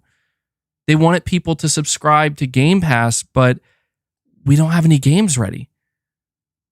I'll tell you what, and you know what? They probably had planned for that, where they're like, but we're going to have Halo Infinite, and Halo Infinite will have a new content drop every couple of months. But then Halo Infinite didn't work out the way that they thought it would. So they didn't have a live service game to carry them, and they didn't have any actual games to carry them. And I'm mentioning this because it's just, these are the realities of the gaming industry, where so many people who are okay with the traditional model, one of the things we are okay with is, I'm okay waiting for my games. Like, yes, Sony is only delivering one AAA first party game in 2023. And maybe that doesn't sound great. It's just one game. But you know what I fucking know? That game is gonna fucking hit, and it's gonna hit hard. I don't have to question whether it's gonna be mediocre or feel like it's rushed or feel like it was just put out to hit a deadline, to hit a quarter so they don't lose enough. You know what I mean? And they know that too. Like, they have that confidence too. So I'm just saying, like, why is there such an immediate, seemingly, rush from a certain group of people where it's like, we got to embrace this new way of doing things regarding the industry? And it's like, it has its benefits, yes, but we need to be aware of the long-term, short-term, but also the long-term potential pitfalls, because we're literally watching it unfold in other industries. Music today is fucking trash, dude. I'm serious, dude. Music today is fucking garbage. I'm talking like mainstream music, the shit that gets people to even like consider. It's trash, man. It is nothing like it was even a fucking decade ago. It's getting worse and worse over time. And it's just like, what is happening to the music industry? Well, you know what? I'm not placing the blame squarely on services like Spotify, but I'll tell you what, I don't think they're fucking helping. I don't. Because you know what we have now in the music industry? More than ever. Just music everywhere. Made by everyone. It's just, you can't, everybody's a fucking musician now. Right? And it's and the bar has been lowered so fucking much. It is sad. It is depressing. I don't even hardly go on Spotify anymore. And I just listen to the same shit that I used to listen to years ago, because anything new that I try to come across, I'm like, this doesn't, what is this? Like, what the fuck is this? And I know games are different. They are, yes, but I'm just saying that if anything, music is like the first industry that fully embraced this model. And it's just, dude, I'm telling you, man, this is exactly why we need to, I'm not encouraging gatekeeping like on an extreme level, but this is why we do have to be, are we shouting at the clouds now, ABG? Yeah, I guess we basically are. But come on, you know there's truth to this. You know there is. This is why we have to be careful about just so rapidly being like, let's just fucking lower the barrier to entry. Let's just get it down. Because you know what? I'm over here. I'm talking about Sony's live service games, right? I'm talking about them, and I'm trying to be optimistic. But you know what I know? Here's what I know. Some of these games are going to be free to play. And you know what I know about free to play games? There's only one goal, no different than services. Get the fuck in the door. We do not care what we need to do to get you in here. We just want you in here. And then we'll worry about how we're going to keep you here. That concerns me. That does, because there are some games that do it very well. There are other free to play experiences that are just straight trash. And it all comes down to that, man. It all comes down to like, the common denominator here, and this is the point, because I'm going in all these different ranty areas or paths. Let me circle back here. This is the common denominator: accessibility. I try to be as optimistic as I can towards that, where the more we get people, the more people we get involved, the better, is kind of how I want to feel. But the harsh reality is that's not always how it goes. A lot of times it's actually the opposite. I fucking hate to say that, but it is think about anything. Think about anything that has become mainstream. How often do things improve when they become mainstream? You know what happens? This is the exact life cycle of something going mainstream. They start out here, slow growth. Anybody who's paying attention, they fucking love it. And then boom, it just shoots up. It goes mainstream. Everybody is talking about it now. Everybody loves it. And you have two groups of people. You have the group that says, yo, I was here from the beginning. I'm an OG. And I guess it's okay, maybe, that more people are now acknowledging it. And then the other group of people, they're like, yeah, I'm just now coming across this. This is the best fucking thing ever. And when something experiences mainstream success, it peaks. And that peak, it lasts for a different duration of time, But think about Marvel. Marvel peaked for like fucking 10 years, dude. Or maybe a little bit less than that. Maybe like 7-8 year window where it fucking peaked. And what happened? It became the most mainstream thing in the world and everybody loved it. Everybody. But what comes after? What comes after? You know what comes after? The fucking decline. Because it has to. Because what goes up must come down. That is how it works. And this is why people who say, I don't know about this. I don't know that we want everybody involved. I don't know that we want this to reach everybody. Jim Ryan says he wants PlayStation games to reach hundreds of millions of people. I get it, man. That is your prerogative as the CEO of PlayStation, because you know what that means to Jim Ryan? More money, more engagement.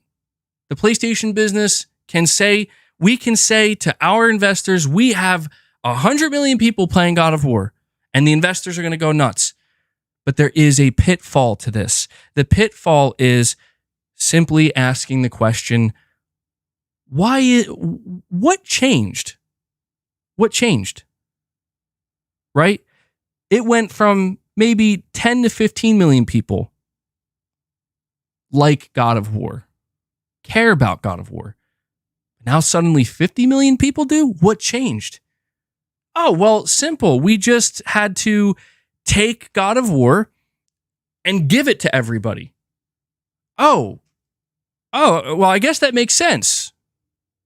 That makes sense, right? Like, we're just going to give it to you. We're just going to throw it out there for you to catch. Okay? You don't have to come to us. We'll come to you. That sounds expensive, doesn't it? Yeah, it sure fucking does. Sure does. See, that's the thing, though, is like, even if Sony, I don't know how Jim Ryan plans to achieve this, because it's like, okay, well, Jim, you do know you're never going to get 100 million people paying $70 for God of War, right? He knows that. He's not stupid. He knows that. So what's the solution? Well, make a show. I don't know. Put it on PlayStation Plus when people stop buying it.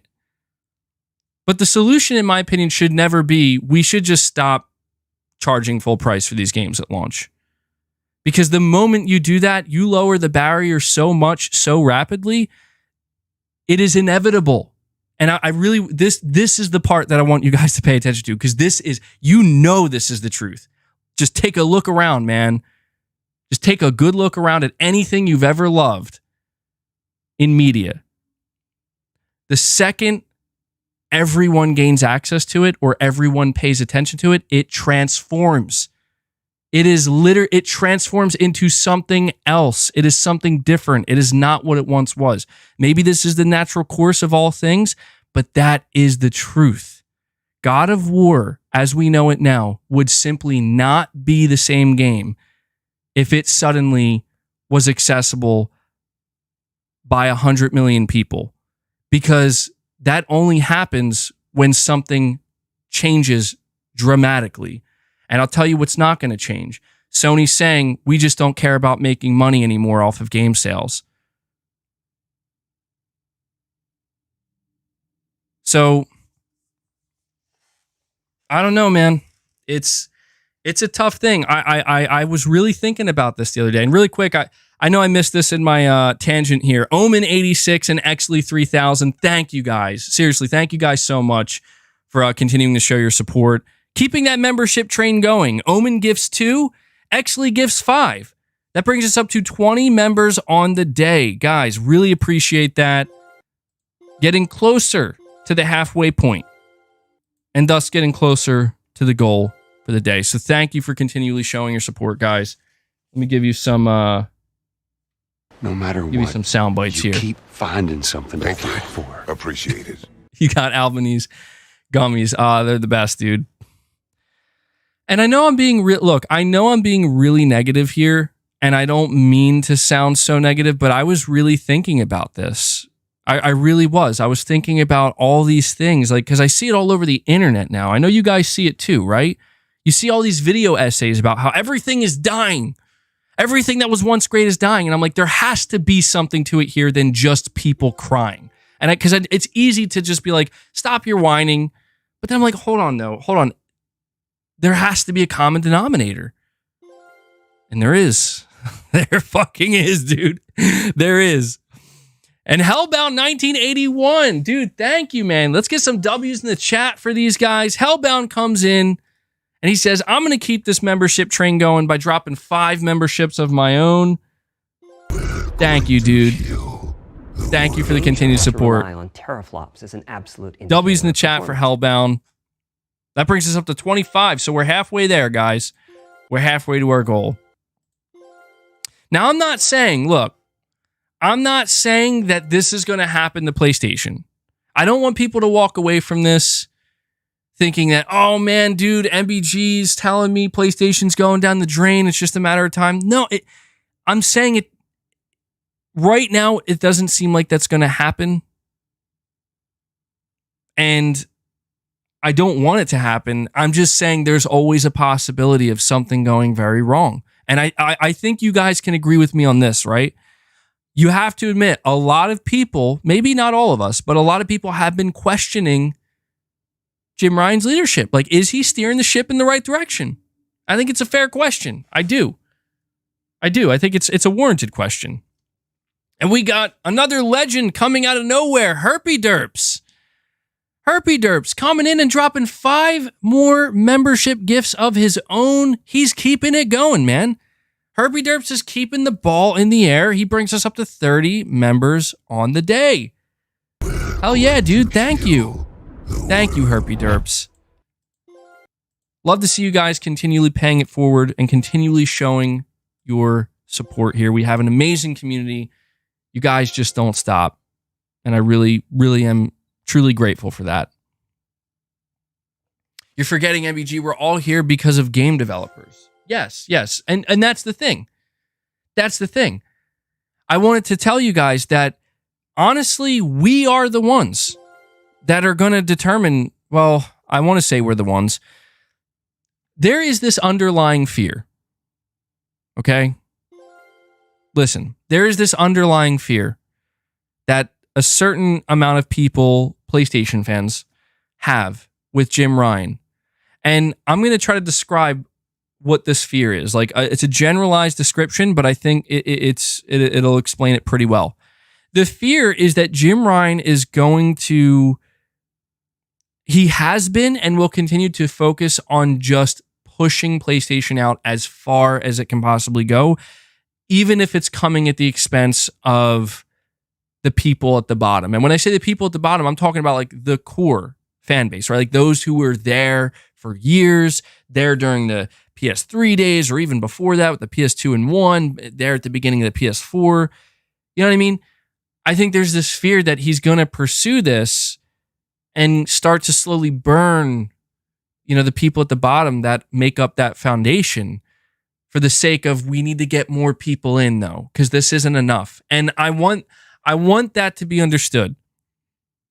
I saw somebody in the chat earlier say, look, selling 15 to 20 million copies of a game these days just simply isn't enough. Bullshit.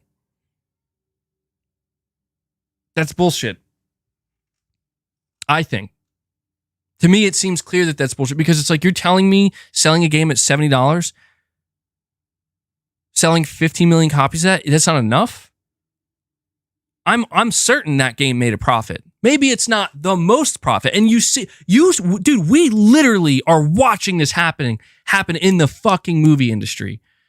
This is where I'm getting revved up now. We are watching this happen in the movie industry. Movie budgets. I mean, there are some fucking big Hollywood blockbuster movies. I watched a whole video on this recently, and it was super fascinating. Do you know why a blockbuster movie is called a blockbuster movie? It's because back in the 70s, when Jaws came out, is because the talk behind it, everybody was talking about it so much that people were literally lined up for blocks to get into the theater. And since then, every year, there was like 1, 2, maybe 3 of these blockbuster movies. And these blockbuster movies are movies that have massive budgets. Budgets of like $150 million, $200 million, maybe $200+ million. Now, here's the thing about movie budgets. They're actually really no different than gaming budgets, video game budgets. You have just the budget to actually make the game or make the movie, and then you have to factor in how much it's going to cost to market it. And if you're talking about a $200 million game or movie, you're going to need a lot of marketing to get the exposure. So you're probably going to easily add on, I'd say, anywhere between another $80 and $100 million in marketing. So we'll just round it up to like $300 million in total. So to break even, the movie needs to make a minimum, or the game needs to make a minimum of $300 million to just simply break even. That's a lot. That's a lot. But here's where greed comes into play. With this video essay I was watching about the movie industry, something that became a common trend, and this is because of Marvel. This is because of what Disney and Marvel achieved.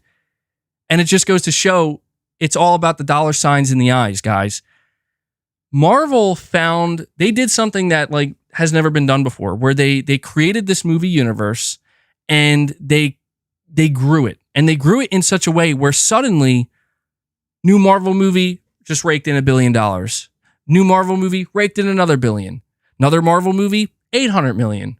But the one after that, here's another $1 billion for you. And they just kept raking in the billions and the billions.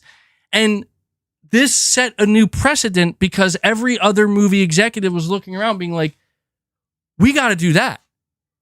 Like, why are we settling with making $500 million or even $600 million or even $700? Well, we could start making billions. And so it's almost like this race, in this case, to the top, which is like, we need to start making billions. And so every movie company and every like major, talking like Paramount, WB, you guys just saw what happened to The Flash, right? They all decided like, we got to try to do this. And well, what's the Marvel format? The Marvel format is you got to create a big budget movie with a lot of money put into it. It's got to be over the top. The marketing has to be in your face.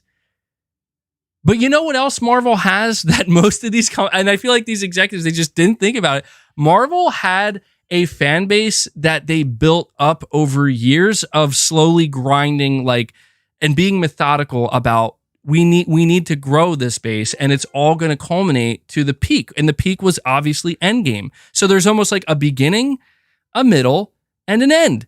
And that's why the Marvel Cinematic Universe isn't what it is anymore, because it did peak. Maybe it'll come back. It's hard to say. But this is what these executives didn't factor, is they didn't realize that you can't just chase that trend without doing the exact thing that Marvel did. And good luck doing that, because it took them years to build up to that.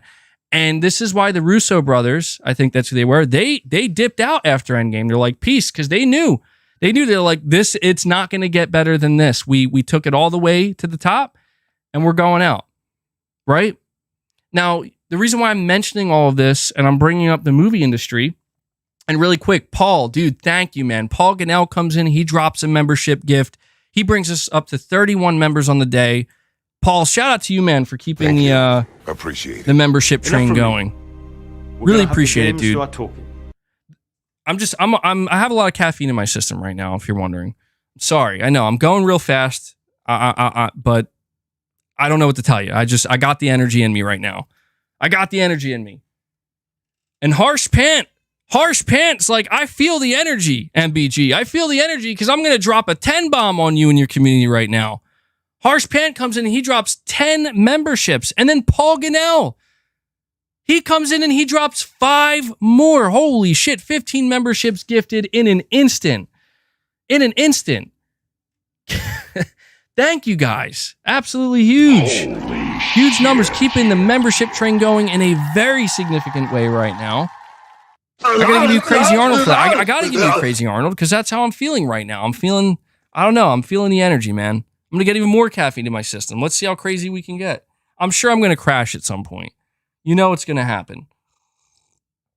But Harsh Pant, dude, really quick, I don't recall ever seeing you gift before. I don't know if this is your first time gifting memberships, man, but Either way, I got to give you a shout out for that. Paul, I know you've gifted memberships before, but it's cool to see you pulling up again here, dude. You're saying I've been watching your channel for ages now, recently got a job and bought a PS5, so chilling, playing Ragnarok, and watching. Dude, that's amazing to hear, man. That's amazing. Thank you, dude. That's cool. I mean, to me, it doesn't get any better than that, right? Chilling, playing some Ragnarok, and listening to MBG go crazy over here. That's what's so funny to me to think is I'm over here like going crazy with these rants. Meanwhile, like half of you guys are probably just chilling out, just like, yep, there's MBG doing this thing again.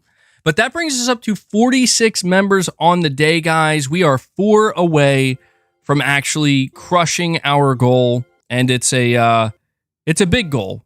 The goal is 50, and we are just about there. So thank you guys for doing that once again. Very much appreciated. There we go. I do still have a couple of super chats, and I'm going to read them. I want to make sure I just get this point across before I end up losing it and getting too off track. And Omen with the poop emoji. Thank you, man. Omen he's always gifting something here, man. In this case, it's a poop emoji. The reason why I'm bringing this up and I'm referencing the movie industry is because the movie industry is in extreme turmoil right now. Like, it is essentially crashed. The amount of big blockbuster movies that came out this year that flopped is staggering. Like, it is unheard of. And there's a couple of reasons for this. The most obvious is there's too many. There's too many. And they're all fighting for the same thing. You have to understand that these blockbuster movies, they're asking you to go to the movie theater, right? And I think a lot of people will go to the movie theater if the movie seems good enough, but not everybody's going to go to the movie theater every other week. That's a lot. The movie theater's expensive, and you also have to leave your house and go somewhere to watch them. You know what I mean? Like, when there's a new blockbuster movie releasing every other week, that's a big problem. But the bigger problem is that these movies are too bloated. They're too bloated, right? Like, it's important that a movie, it's almost like they replaced the care for quality with, we just need to make sure we have all the bells and whistles. And it's like, the bells and the whistles are nice. Like, you always like a movie that, you know, it's got a lot of money pumped into it. It's got a lot of effects. But at the same time, like, it kind of loses the point, at least in my opinion, where it's like, but is the movie good? And maybe it is. But maybe that's the problem right there, is this is a situation where you have, like, every movie director and every movie publisher, they're out here and they're like, they're all fighting to try to rake in that $1 billion. And the only ones that are actually going to win are the ones that take a step back and realize, you know what, maybe we don't need $1 billion. How do you get $1 billion off a movie? You know how? You get everybody to watch it. I mean, not literally everybody, but you get almost everybody to watch it, right? Again, we got to, like, appeal to as many people as possible. We got to bring them on board. And that's fine. And that works. Yeah, like the Mario movie, the Barbie movie, those movies worked out. Those movies made over $1 billion. So there were some winners. And you can kind of see right off the bat, like, Mario, Barbie. Oh, well, no wonder why they're making $1 billion. But then you have movies like, I don't know, like The Flash, right?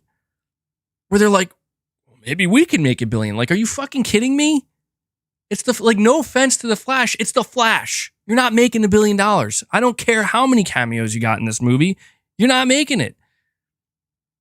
Straight up. And you could have replaced Ursa Miller with somebody else to be The Flash. You're not making $1 billion on a Flash movie. And that's where, dude, the budget for the Flash movie was like $265 million. Like, what? That movie should have had a budget of no more than like $150 million. And they should have been content with being like, maybe if we, you know, don't have a horrible person starring in this movie and actually try to, you know, market it properly, you know, maybe we can make 450, 500 million, which would be pretty good. It's like the Blue Beetle movie. flopped even harder. Because it's like, hey, hold on, do you guys see this right now? Cat's going crazy. Anyway, I'm going on too much of a tangent talking about movies. I'm getting too far away from the point I'm trying to make about the gaming industry. The point I'm trying to make about the gaming industry is that,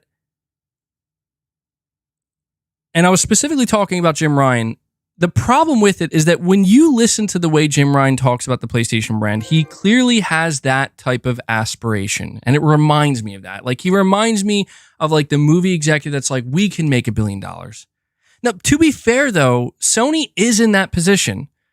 Sony is kind of in that Marvel-esque position where they've been building for years with their studios, with their IP, to where we're in like the golden age. Or maybe some people think that we just finished the golden age of PlayStation in this sense, where it's like they have all these studios, they're firing all cylinders, every game's doing well, single player games, it feels like it's just continuing to build and build and build. And maybe we have peaked. I think of like Ghost of Tsushima 2. Ghost of Tsushima 2 is probably going to be better than Ghost of Tsushima, but it's hard to say, like, is it going to be just totally, like, is it going to blow everybody's mind? Like, holy shit, this is totally unexpected, out of left field, good. Probably not, and that's fine. It doesn't have to be that. It's a sequel to Ghost of Tsushima. It doesn't have to be that. Maybe that's what their new IP will achieve. But the point is, Sony has that aspiration, and I think they are one of the only companies, like the reason why I actually have a bit of optimism when it comes to Sony wanting to try to reach more people is because I think, frankly, they're one of the only companies right now that is poised. They are in a solid position to be able to do that without it coming at the expense of like the fan base that made it what it is, but also without it having to be solely about greed. Like, I don't know, the video game equivalent of what these movie companies are doing by chasing $1 billion movies relentlessly, that could be what Sony's doing right now with live service. Live service games have flopped, man, and they do require an investment. And, gaming companies have lost a lot of money. But that's the thing, is it's high risk, high reward, where it's like, we could make the most amount of money we've ever made off of our games. Ever. If we chase live service and we get a couple of them to succeed. But you could also burn the most amount of goodwill with your fan base if you fuck that up at the same time. So, I don't know, man. It really does kind of remind me of Marvel, because even though Marvel is in like a shittier position right now, or Marvel, everybody's like, Marvel's dead, the MCU's dead. Like, no, it's not. Like, I don't know why people say it. Like, it's clearly not. Like, these guys are saying this knowing you're going to go watch the new Deadpool movie. Of course you are. You're going to watch the next Avengers movie. Of course you are. So please shut the fuck up. Like, it's not dead. I'm not even defending it. I don't even care about it. It's like, it's not dead. Just call it what it is. It peaked. And now it's on the decline. But that's the thing about it, is people don't realize that all of that building that Marvel did for that like decade, from Iron Man 1 to Endgame, all of that building, it's not for nothing. Like, that's going to come into play again. But there's always that dip, man. There's always that dip. And you know how Marvel gets back to where it was? You're saying the beginning of death, though? Well, that's the thing, though. The way Marvel gets back to where it was is it only has one option. You have to appeal to the same people in the same way that you did the first time around. And that might come at the expense of, maybe you realize you did peak with Endgame. Maybe Endgame is the representation of, this is the most amount of people you're going to get interested in this, man. You're never going to go beyond that. And if you try, you're just going to fall faster. So maybe you don't get back to Endgame. Like, I don't think the next Avengers movie or the next set of Avengers movies, I don't know, maybe I'm wrong. Maybe they could shock everybody. I mean, with the amount of fucking but that's the thing. You guys see the reports too? You see all the cameos that there's, oh, Hugh Jackman's going to be in it. They're going to have every fucking former X-Men actor that was in the movies and everybody, dude. Like, everybody's going to make a cameo. Every single person. I mean, Tobey Maguire's going to be there. What are they doing? What are they doing? They're appealing. They're trying to they're trying to get everybody back to that. They're like, don't you guys remember? Don't you guys remember? Like, yeah, we remember. We all remember. And that's kind of what we want. And I know it comes off, oh, it's just, it's a nostalgia farm, but think about it though. Like, that is essentially what people are begging for. They want them to go back to making it the way it was. It doesn't necessarily have to be the same characters or the exact same people, but it's like, we need you to go back to what it was, because what it is now, it's just falling further and further away. But I guess the point I'm trying to get at is they have that template. And I'm just, the comparison I'm trying to make here between Marvel and Sony is that Sony absolutely has that template. Sony's not in the same position as Marvel. They're not. Like, Sony's not in a position where, like, they've totally peaked. It's obvious, like, they're falling, they're declining, and it's, in some cases it's getting worse. They're not. Maybe to some people they are, but I don't see that. But I can see how it's like, okay, well, there's nothing more difficult than when you've peaked, staying at that peak. You're on the, what does Dr. Disrespect call it? The tippity top, right? You're at the point. You got to balance, and it's very hard. And I don't know, man. Jim Ryan, he's leaning back and forth, man. You know, 1 minute he's saying, yeah, we got 12 live service games, and we are increasing the price of PlayStation Plus. That's what we're doing. And everybody's like, oh man, they fell off. But then he's like, at the same time, but hey, we got Spider-Man 2 coming, and guys excited for that Wolverine game? Like, yeah, we are. Okay. Oh, we didn't talk about Sucker Punch yet, but we got Ghost of Tsushima 2. So it's like, yeah. And that's what I'm saying, man, this is why I was trying to compare Sony to Marvel, because like, when that Deadpool movie comes out, people are going to go fucking nuts. Like, yeah, this is exactly what we wanted. Does it mean that they're not still going to produce some bad things that people are going to be like, wow, this sucks? No. But people are still going to like it. And when this Avengers movie when the first new Avengers movie comes after Endgame, like, there's a good chance that's going to be pretty good too. And I just think that this is kind of, in a way, it's a similar situation where it's like, yeah, things are not perfect. They're not. And again, I would argue Marvel's in a worse position, certainly, but it's not, it's not to a degree where, come on, man, it's just not. No matter how many video essays are made, no matter how many negative comments are made, trust me, like, if that's going to happen, it's going to happen quickly, and it's going to implode. And I don't think that's happening now. Jerome, you're saying when the Wii was successful, Sony and Xbox tried the motion control thing. It failed. When the Switch 2 comes, they will try the hybrid system thing. Yeah, I could see that happening. I've talked about that. If Nintendo explodes out of the gate with a hybrid console that can play all third-party games and, like, again, have comparable image quality and graphical quality to the PS5 and Series X, I could see Sony being like, you know what, maybe we have to rethink. I don't know if they'll rethink what the PlayStation 6 is, but rethink their approach to handheld. Certainly. Yeah, I definitely agree, Jerome. Shelly, you're saying PlayStation audience is just one type of gamer, though. Nobody talks about them, the multiplayer PlayStation fans that Sony have shat on. They're probably Xbox gamers now. Yeah, and that's the thing, is like, Sony has proven that they know how to expand and capture a different type of gamer. I'm telling you, man, every single player gamer is a multiplayer gamer, and they just don't know it.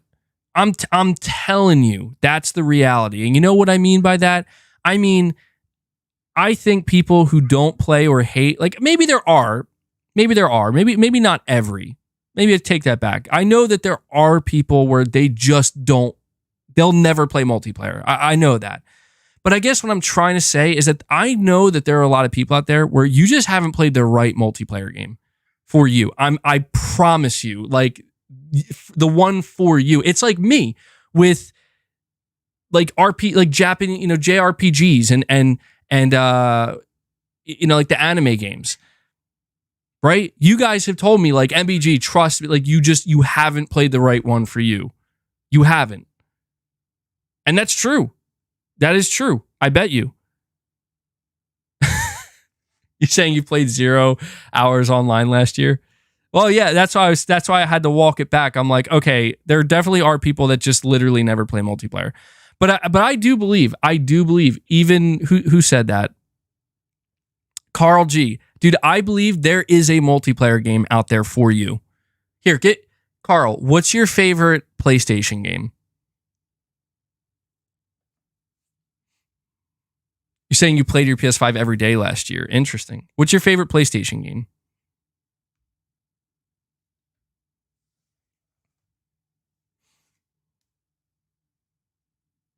Sony has their identity and there's no reason to ruin it. I can agree with that too, yeah. We don't need to do that. Hello Kitty Island Adventure.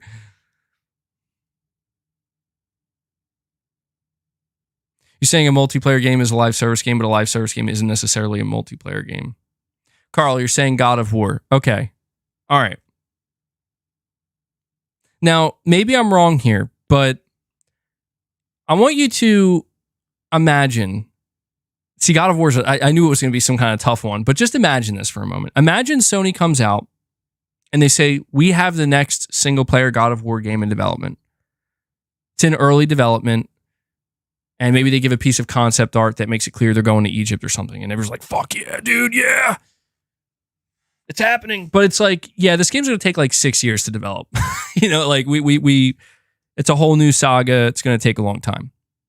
But in between that time, you say, but we have another God of War game we're going to release in between. And this is a free-to-play live service God of War game. Now, I know how that sounds on the surface. Bear with me. God of War is a tougher sell here, okay? But imagine this game is essentially you create a character and there are different classes. And each class basically... So in the same way that when you play as Kratos, he has his Blades of Chaos, he has the axe, and he different play styles, it's kind of like that, except you're not literally using Kratos' weapons. But this is more of like an MMO light in a way, based in, we'll just say the God of War universe. In this case, maybe it'll be, in the Norse saga, right? And it's kind of open worldish. But the point is, you can interact with all these different characters. You have the same type of combat. You get to upgrade. You can unlock new stuff.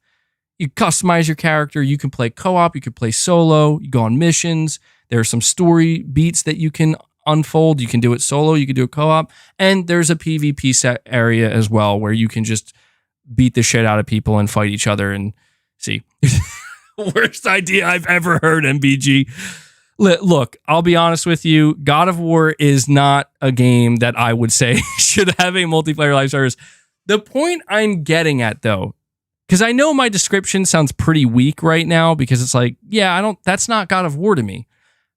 But you have to take into account Sony gets behind it. Sony Santa Monica gets behind it. So what I'm trying to say is imagine the quality is the same. The quality is the same, right? The marketing's the same. Like, yes, there's no Kratos. Yes, there's no Atreus. And yes, you're not going to get that same precise type of story in such a cinematic way. But it's something a little bit different. But it's more God of War in that sense. I'm telling you, like, look, maybe Carl G, because God of War is your favorite game, maybe that wouldn't sell you. But I don't know, man. I think you would at least try it. I do think, yeah. You're saying you might try it. Now, maybe you try it and you're hating it and you're like, God damn, this is the worst idea Sony ever had. That's fair. But it's just that concept right there is what intrigues me about Sony's intellectual properties, is that I'm not saying every IP needs a live service. For example, God of War is exactly one of the IPs that, in my opinion, does not need a multiplayer, does not need a live service. Like, even what I just described to me sounds, yeah, I don't think that's going to work. Okay, maybe this isn't the best IP to use for that. But I guess God of War VR would be fucking sick. Let's do that instead. I'm just trying to paint this picture, though, that there are these games, these single-player games that people love and they adore. And I just think the idea of what if we just expand that world and let it live on in its own game here, essentially, that keeps getting updated.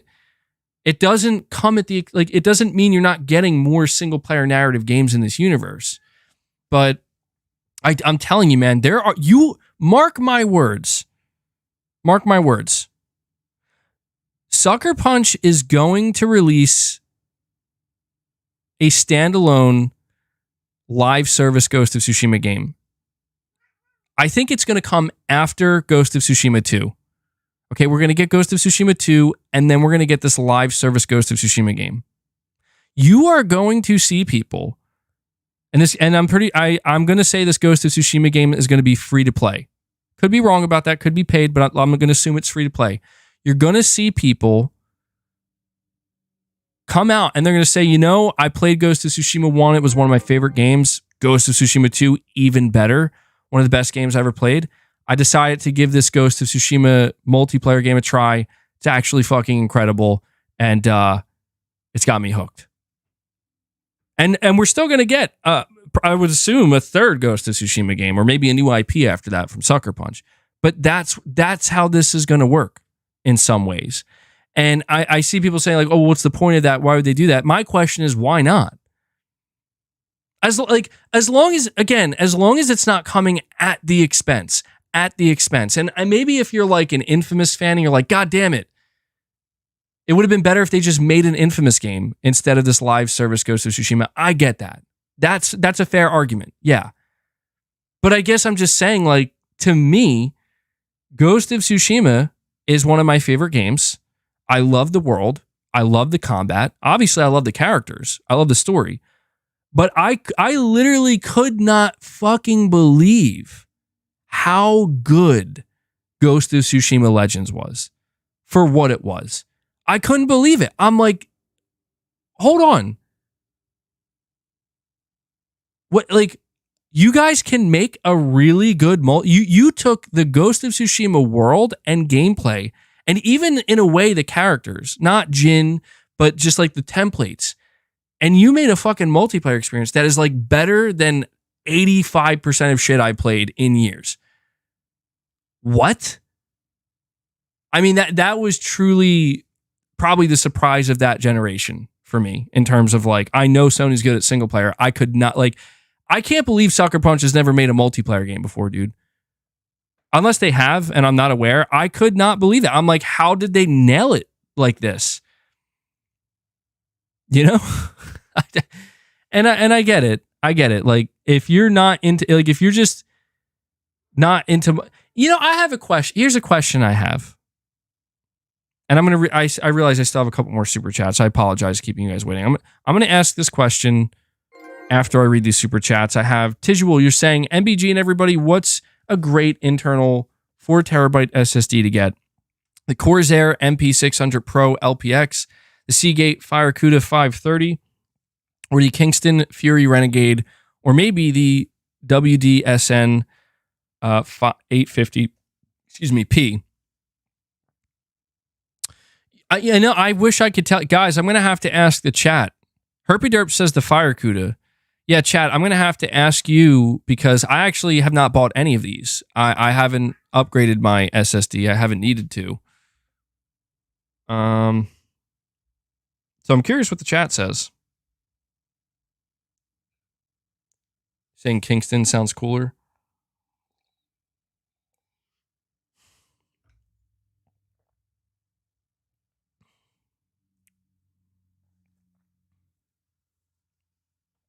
You're saying let's watch the video while it's still relevant to the topic. Don't forget. True.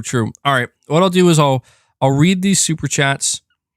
I have one question I want to ask you guys after that, and then we'll watch the video, because I'm curious to see the video myself. I didn't forget about it, but you're right. It would be relevant to this topic. The Seagate's been around for a while. You're saying Corsair makes good RAM. I see somebody saying Seagate. So yeah, sorry I got to you a little bit late, Tijual, but hopefully, I don't know, hopefully the chat's helping you out right now, man. Hopefully that's helping you make a decision. Omen, you're saying people seem to forget that. Oh, wow, I have way more super chats than I thought. Sorry. People seem to forget that Sony funneled a lot of extra billions of dollars to PlayStation, not just for games, but also for R&D. Sony is doubling down. You're giving a little heart emoji for Jim. Yeah, that's the thing is growth can be a scary thing in the sense that you don't know exactly where it's going to lead in this case with PlayStation, but it is a good thing because, yeah, dude, like when it comes down to it, Sony as a company is investing more and more and more in the PlayStation brand. And the idea is we hope that that's good, right? Because it's like they're going to identify what has worked for them, what has made PlayStation successful, and say, let's do even more of that. Right? Hopefully. Mercenary Teo, you're saying great content, MBG. Thank you for that, man.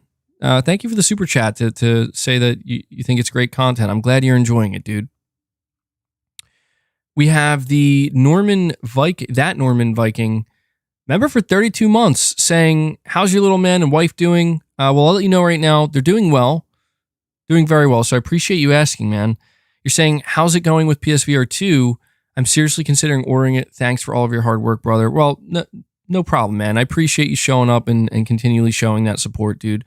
PSVR 2, haven't been playing it as much lately. I won't lie to you guys, but I've kind of been in a little bit of a funk lately in general. But from what I've experienced in PSVR 2, like I've said, it is really that kind of mind-blowing experience, at least from what I've played. And it is quite shocking.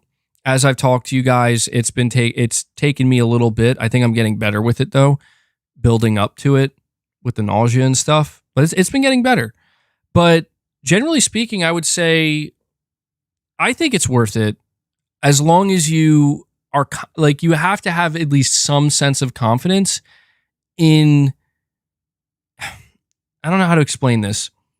Like, as long as you just go in understanding, and for me, this was the most important thing, understanding that experiencing games in VR is just, it is nothing like 2D games. Just not. It's just not even remotely the same. At least for me, that's what it was like.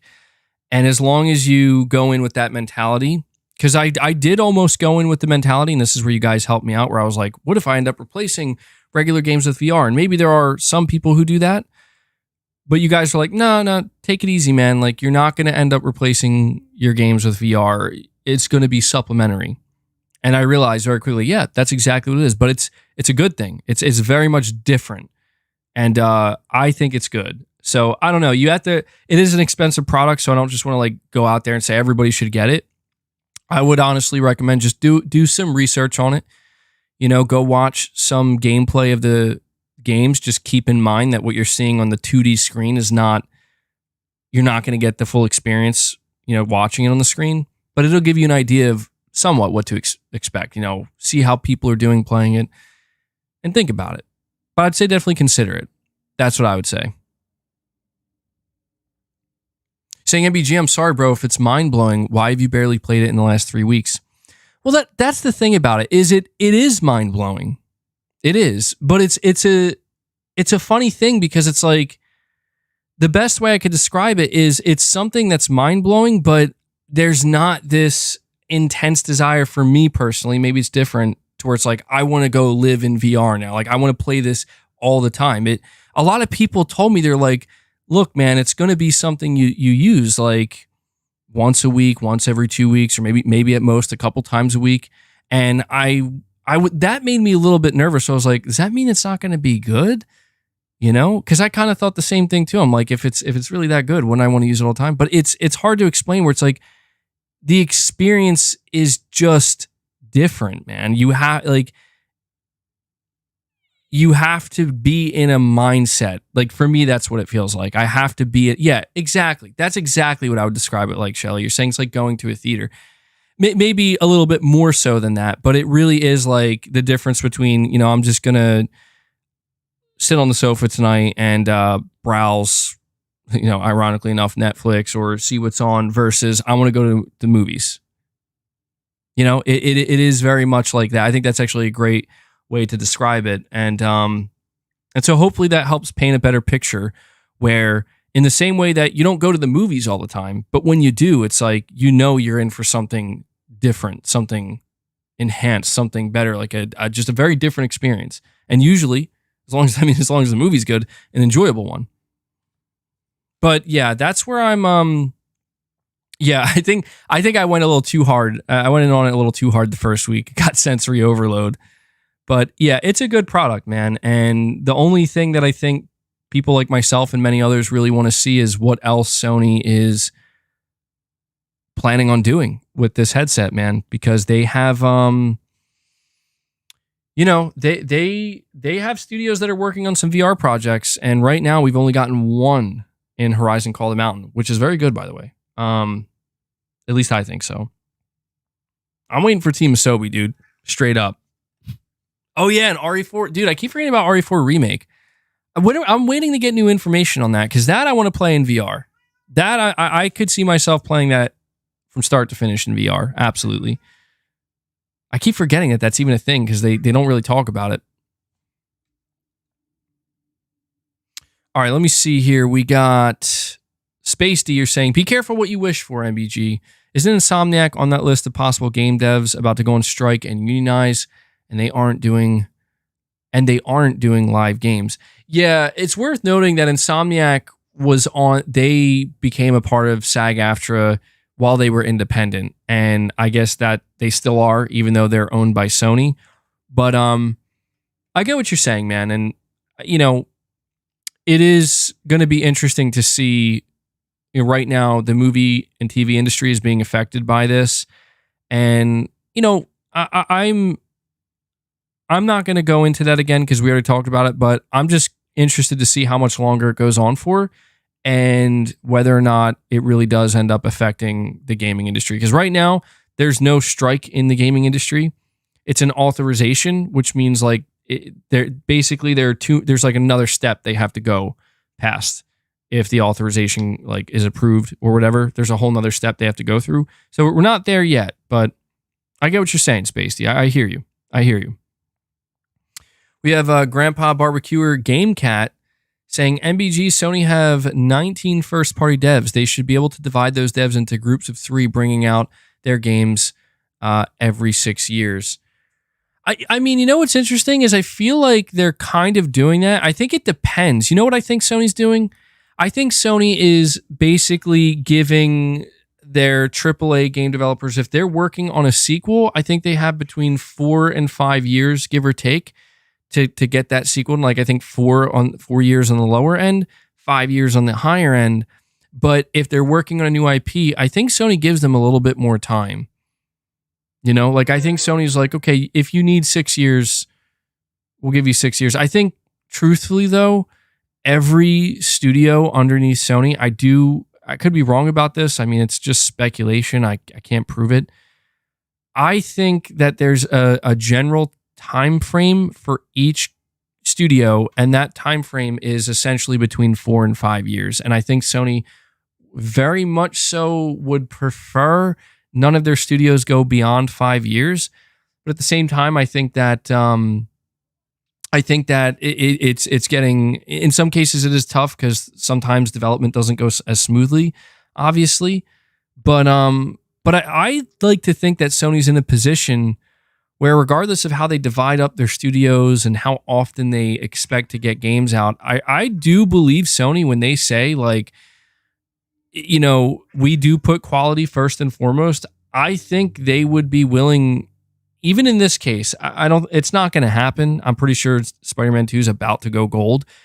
But if like Insomniac was like, we need 3 more months, we do. I think Sony would, I don't know. I would like to think Sony would not force their hand and say, nope, you got to get this game out the door. I think it would hurt Sony badly. I do.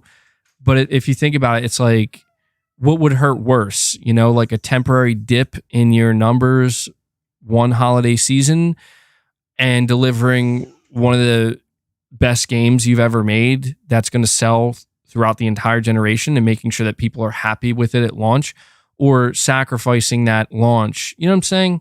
Just to make sure you can get it out the door. I really think Sony's in that position where if a studio needs the time, they'll give them the time. But I also, at the same time, I want to add to this. I think Sony has very much created a environment, and I don't think this is a toxic thing. I think it's actually very good.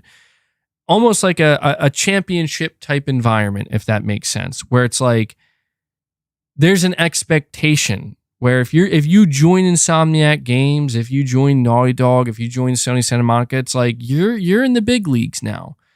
You know, you're developing for one of the best studios in the world. It'd be no different than getting drafted to a championship winning team. Like, the expectation is you got to keep up. You know, like we work fast and we work efficiently, and that's what we do. And that's our expectation. And I feel like if a developer isn't up to that, I think that the industry is in a place where, if that's not your cup of tea, right? Like, if you're not into that and you don't want to be, you don't want to work on a game where the stakes are that high. I mean, there's plenty of other opportunities. There's so many different games now, like, and you see this, like, a lot of veterans, right? A lot of veteran talent, they get tired, man. They do. Like, they make these AAA games for years and they're like, let's go make our own studio and we could do things at our own pace, And I get that. And I think that's how these things kind of work. But yeah, man, I do think that is kind of the expectation. Michael Lynch. Let's see here. Michael, you're saying, sorry, I'm behind. I don't care how powerful a Nintendo system is. I won't switch from the PS5. Nintendo has a horrible online and their games don't get cheaper over the years. No thanks. I do want to say very quickly, that right there is something I didn't even remotely think of. I did not think about Nintendo's online infrastructure and how it's just not on the same level as Sony's or Microsoft's. And actually, it's kind of funny to think that it is ironic to think that Sony is now making this push for live service games, right? Which are, multiplayer games that are going to be reliant on Sony's online infrastructure. Yeah, I don't know. I don't know how Call of Duty is coming to Switch, so how's that going to work? I don't know. But I hear you, man. If Nintendo had a really super powerful, well, when I say super powerful, I mean in the context of having a Switch, I'm not just going to feel like, oh, I can play. I like PlayStation Studios, man. Like, I've always kind of viewed it as I could play multi-platform games on Xbox if I want it. I could play them on PC if I want it, but I play them on PlayStation because I'm invested in PlayStation. And the thing that keeps me invested, the reason why I am invested and remain invested in PlayStation is because of PlayStation Studios. Straight up. If PlayStation Studios didn't exist, or their studios, if they only had like 2 or 3 studios, I probably wouldn't be here. Probably most of you wouldn't be either, So yeah, that's my reason. But I hear you, dude. I think a lot of people do feel that way. And there's a gnat in my coffee. God damn. I knew this was gonna happen. I can't get it.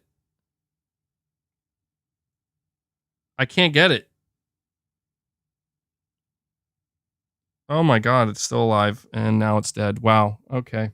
Well, that's that. I got that gnat. I don't need a fly swatter. I don't need a zapper. I just need my coffee. I'm still going to drink it. I don't care. Drink the gnat protein. I'm not desperate for protein, man. That's true. Console games are now slowly coming to iPhone. That's true. Coffee's got a bit of a different flavor now, though. No, it doesn't. It doesn't. But there we go. Got the gnat. One problem solved. But Michael, dude, thank you for the super chat, bud. Pig Roach, you're saying, wouldn't that cause IP fatigue like The Last of Us? Yes, that is the biggest risk right now that Sony is running is IP fatigue. Truthfully. I have 3 more super chats and then we'll react to the video. But yeah, Sony does absolutely run the risk, even with a game like The Last of Us multiplayer, right? Like, that could be the straw that breaks the camel's back. Like, I'll tell you right now, it's not going to be a good look, in my opinion. This is going to be bad, frankly. If Sony's like, here's The Last of Us Part 2 Director's Cut. Here's The Last of Us multiplayer. Oh, and by the way, here's The Last of Us Part 3. Because what that is too much. That's too much. At that point, yeah, Naughty Dog is just The Last of Us. In the same way that right now, Guerrilla is just Horizon. And that is the risk. But my hope here is that with these live service games like The Last of Us multiplayer, the Horizon multiplayer game, I get that, like, when these games come out, it's like, oh man, this seems like too much, right? But these games could be what facilitates new games from these developers, while simultaneously keeping the people who love these games happy. Because I'll tell you what, I don't need a Last of Us Part 3. I don't. Give me The Last of Us multiplayer. Tell me this is where you play The Last of Us now. You get that gameplay, you get that world, and we'll keep updating it. And you keep playing it. And we're going to go work on our new IP. And we'll be back in a couple years. Fuck yeah, dude. That sounds perfect. And then maybe down the line, if you want to come back to The Last of Us and make another mainline Last of Us 3 game, sure. Like during the PlayStation 6 generation, fine. Same thing with Horizon, man. Bring out the Horizon multiplayer game. Bring out Horizon 3. We know Horizon 3 is coming. Conclude Aloy and Horizon's journey with the 3rd game. Make it a trilogy. Have that Horizon multiplayer game there for everybody who loves that world and loves those characters or loves that gameplay. It's there. Guerrilla can now move on to a new IP. And then eventually with this new IP, we can see that cycle repeat. I think the real fear here is I just don't want to see, okay, like, here's The Last of Us multiplayer. Here's The Last of Us Part 3. And now we're moving on to The Last of Us Part 4. And now we're actually going to have a spin-off Last of Us game. And it's like, we all like sequels. And it's okay. Like, I don't think there's anything wrong with even, like, you want to make 4 games, you want to make 5 games. But I just think that there has to be some space and breathing room in between, and hopefully something a little bit different in between. I think that's important. Could be wrong. Maybe that's not at all what they're doing, but, you know. Let me see here. We have Steven Keeney says, apparently you can play AAA games on the iPhone 15 Pro. They announced RE4 Remake and Village. Really? You know what? Now I see why somebody was saying that in the chat. Times are changing, man. Times are changing. That's wild. How are they going to look? I'm on Twitter now. I'm looking at the images. Huh.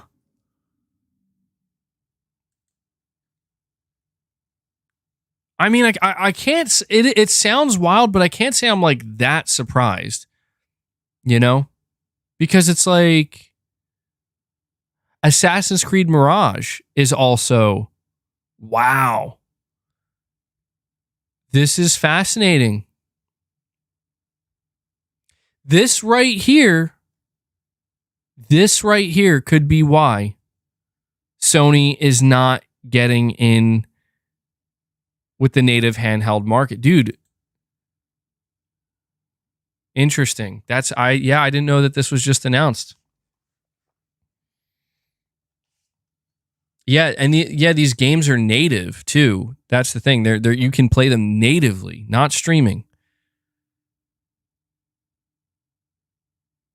So how are they going to be sold? Is it through the Apple Store, I guess? This is interesting. This is very interesting to me. Dude, how can these games run? Like, especially Assassin's Creed Mirage. Like, this is a brand new game. How powerful is this phone?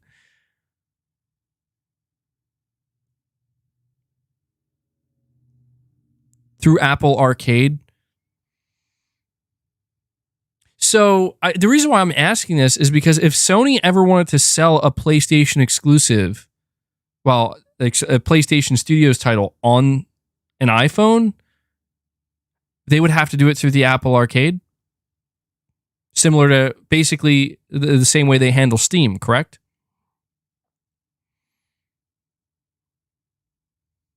That's crazy, dude. So, are you telling me Sony could talk to Apple right now and be like, hey, what do you think about, can we put God of War on here? Like God of War 2018? Holy shit, that is a game changer. Dude, you know what Sony could do? I know Sony still makes phones, believe it or not. Gaming on phones suck. Yeah, it's still not the same. I was going to say, though, something Sony could consider. Maybe Sony's raising their eyebrow and they're like, well, we sell phones. It's not an iPhone. I don't know. Maybe we could make an announcement that we're going to sell some of our own games through our phone. That's dumb. That would be so dumb. I don't know. That's setting an interesting precedent, though, man. Because you're right. You're right. We are now entering a day and age where now bigger AAA games are you can buy them and play them natively through your phone. And everybody has a phone. Everybody has a smartphone, realistically. Anybody who's even remotely interested in playing games. You know what I'm starting to think at this point?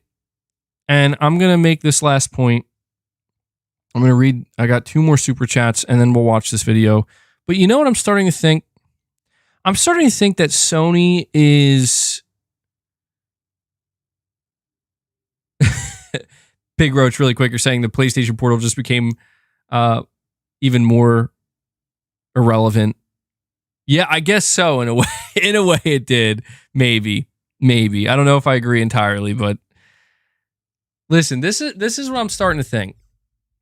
I'm starting to think to myself, maybe the position that Sony is like has right now, maybe if I'm trying to get inside the mind of Jim Ryan, maybe it's as simple as, look, things don't change overnight, but they do change. They will change. But right now, they're not. Right now, the PlayStation 5 is doing great. There's no sign of it slowing down. Our studios are doing well.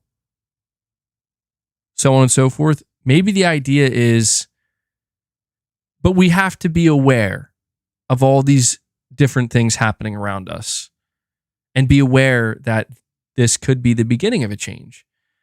And I almost get this feeling that Sony is in this position where they're like, we want to be ready to change if we have to, but we don't want to have to. And we don't assume that we will have to, but we can't be caught off guard. I'm beginning to think that might be the stance that Sony has in general. But it might not be. Sony might very much have that stance where, look, we're number one in gaming right now, or we're the leader. We're going to pave the way. And that's what we're going to do. We know what the future is. Just a thought. But that's crazy, Steven. Yeah, I was not aware of that. Josh, you're saying some legendary MBG rants over the past year and a half during the whole ABK deal. Felt like I entered the house of PlayStation to hear the gospel by Pastor PlayStation. Yeah, man, that's how it is. Church of Ryanthology, you know? Jim Ryan. It's a religion. Thank you, Josh. Pragmatic Hat, you're saying, did you already talk about the iPhone 15 Pro having ray tracing? What? Nuh-uh. It has ray tracing now? Oh my God. And being able to run Resident Evil Village and 4 remake, which will release on it. No, we just started talking about that, dude. What? Ray tracing? Is this... Are you serious? What the fuck, dude? That is crazy. Did anybody see this coming?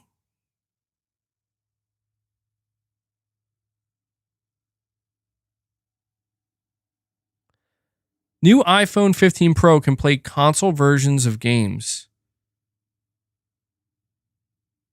Wow. What's the battery life going to be like for that, dude? That's another question I have. And are these versions like if you have to assume that most people who buy this, if they have any interest in playing these games, they're not going to whip out a controller to play them. I don't know. I'm not totally sold on this, man. I really don't know. I think exposure-wise, this is huge. For example, like Resident Evil and Assassin's Creed, I think the idea that every iPhone 15 owner can play these games, but you have to really think about this, though. Like, think about, okay, how convenient. How much is it? No way. That's not real. That's not true. $10,000? That phone's not $10,000. I don't know how much it is, but there's not $10,000. Come on. Does anybody know how much this phone cost? $1K? Yeah, that sounds about right. $1,000. I just assume that's how much. Yeah, that sounds about right. So he's like, it's $10K, no cap. Damn, bro, you almost had me. Yeah, I guess I'm just saying you have to factor in a couple things here. Like, the question has to be asked. I'm sorry, it does. It really does. Truthfully. How many people really want to play these games on their phone? And how are, like, you going to use touch controls? You could hook up your controller. That's probably the best way to go. But what about the battery life? I could be wrong. I'm just saying that these are. I try to think bigger picture and like more casual. But all I can say for myself is this is interesting to me. Like, I think the concept is cool, and I think that this is a sign that we are getting very close. Maybe in the next decade, right? We're going to get to that point where, yeah, you have a fucking PS5 in your pocket and you could play games for hours on it, for like 5 hours before it would die or need a charge. I think we're like maybe a decade away from something like that. But we're like, this is the first step to that. So I think this is necessary. I think this is necessary to have these bigger AAA games like finally coming out and being like, yeah, you can play our games on this phone. Isn't that crazy? It's like, yeah, that's so crazy. But then like when you really think about it, it's like, I'm going to sit down now. I'm going to buy Resident Evil for was like $50 and I'm going to play it on with my touch controls and I'm going to have to charge my phone in like an hour and a half. Yeah. It's like, see what I'm saying? It's like the concept is very cool, but the practice, and maybe, I don't know, maybe I'm wrong. Maybe it will be way more practical than I'm making it sound. Yeah, maybe on an iPad, yeah, that feels a little bit different. Bigger battery, bigger screen. See, this right here though, what does this mean for the future of consoles, man? This is why I think Sony, they have to stick to this. They do. I think, if anything, this reaffirms that Sony has to stick to what they do because that option needs to be there for people like me and a lot of people like you, where, you know what? I don't care if the new cool thing to do is, yo, I'm playing fucking Resident Evil on my iPhone, bro. Like, that's sick. I don't care. I don't want to play it that way. I'm good. You know what I mean? Like, I think that the idea of having something like a PlayStation Portal is interesting to, like, okay, I can maybe go around the house sometimes. But I want that console experience because that console experience is, frankly, it's like perfect, man. It's convenient. It's affordable. You know, I get to sit in a comfortable chair, have the controller, sit back. 55, 60-inch, 65-inch screen TV, sound system. I'm fucking good. And I get it. Like, I get that people. But this brings the question, though. If anything, this is so interesting to me because it's like, how many people are suddenly now interested in buying Resident Evil 4 Remake or Resident Evil 8 or Assassin's Creed Mirage because they think, well, I was going to buy the iPhone 15. Yeah, I'll play these games. I mean, I'm asking seriously, like, how many people are suddenly just, I'm now interested, I'm going to buy Assassin's Creed? I feel like it's impossible to know, but I get this heavy feeling. Like, I get this heavy feeling that, like, yeah, not many people. Not many. Like, I think it's, like, yeah, it's there, but I don't think this is going to result in, like, oh, we sold 1 million more copies of our game. Maybe it will, dude. I mean, you have to think that the iPhone 15 install base is going to be so big. Maybe that's the idea. Maybe it's like, holy shit, dude, we're going to sell our game on a storefront that has, I mean, how many iPhone 15s are going to be sold? I don't even know.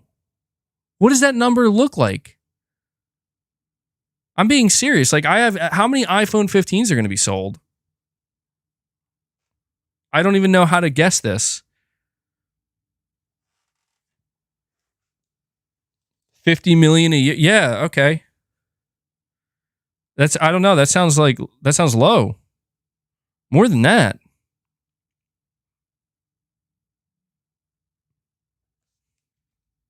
Yeah, let me see. How many iPhones are sold a year? Let me do globally. Apple made a total of 225.3 million global iPhone shipments in 2022. Fuck, dude. So if we figure 225 million, not all of them are going to be the newest phone. Yeah. I mean, dude, you're probably talking about your game being available to basically a whole nother install base of about 150 million people, give or take.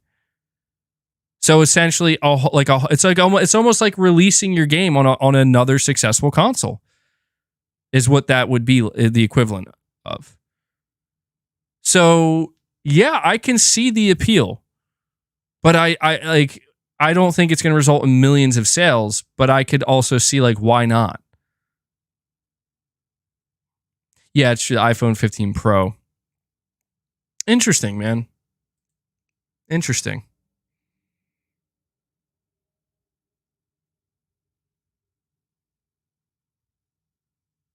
Well, yeah, you know what I'm really curious to see is how much this is talked about. Like, I feel like right now it's kind of like there's a shock factor where it's like, oh my God.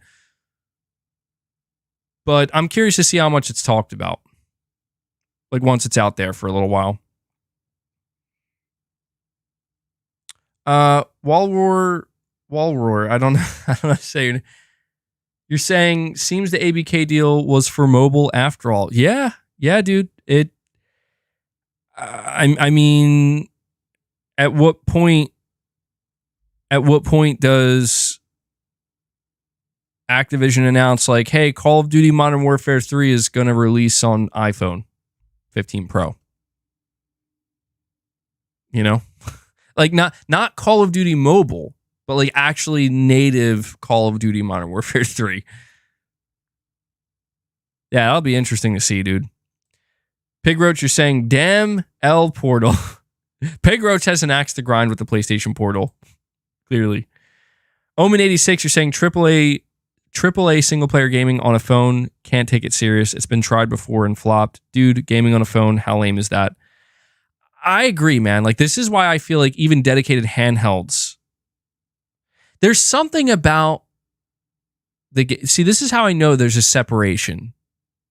There's always been a separation. There always will be a separation, where the one thing that I think all gamers who game on console, regardless of which console you game on, and all gamers who game on PC have in common is we have this desire where it's like we know what we want and we know what we don't. And it's very simple. We want native hardware, and its purpose, its purpose, its function, its reason for existing is to run games. And a phone is not that. A phone, I mean, a smartphone is almost everything. It can do that, but that is not its sole function. And that's why I feel like the separation exists, where this is the role that the mobile gaming space plays. The mobile gaming space, there's like a wall. And the wall, you know, the door, the sign on the door says you are now entering mobile gaming. And you have to walk through that door. And you walk through it knowing that I'm gaming on a device that's like, this is not its main function or its purpose. It's just something that's there to do if you want. But that's not why you bought this. And, you know, on the other side of that door, it's the literal opposite. You bought this because gaming is its sole function. That is its priority function. And that is a separation that I believe will always exist, man. I don't know how far technology is going to go, but I think it's always going to exist. It's why even today, look at PCs, man. There's a separation. There is. We categorize it where it's like, what kind of PC do you have? Oh, I have a gaming rig. I have a gaming PC. But it's still a PC, yeah. So it does everything that a normal PC do, yeah. But what's its main function? Well, this PC's main function is for gaming. Everything else, you know what I'm saying? So there's always going to be that focus.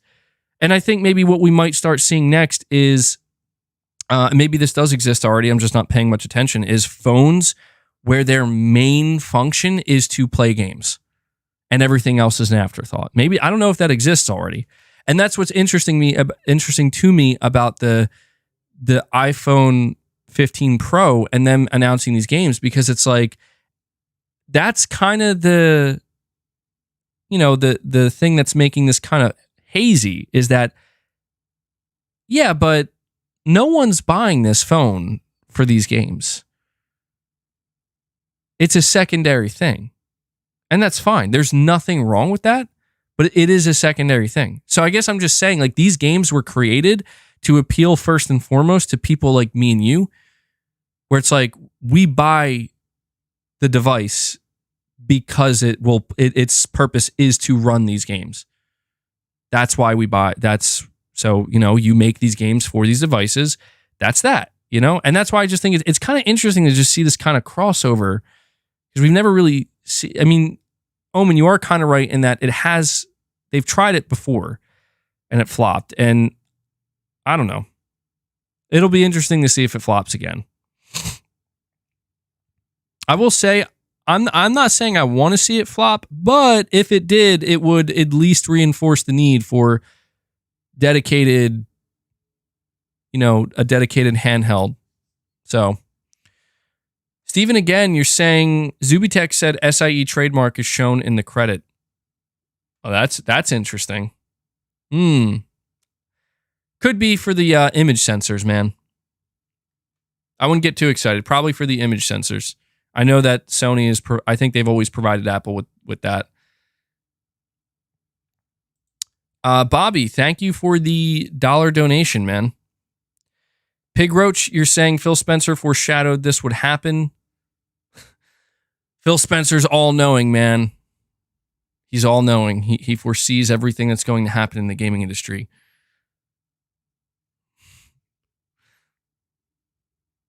He said, it doesn't matter if Starfield gets an 11 out of 10. And then one last super chat here before we move on to the video reaction. Apple announced console games coming to iPhone. I don't know why I said iPhone.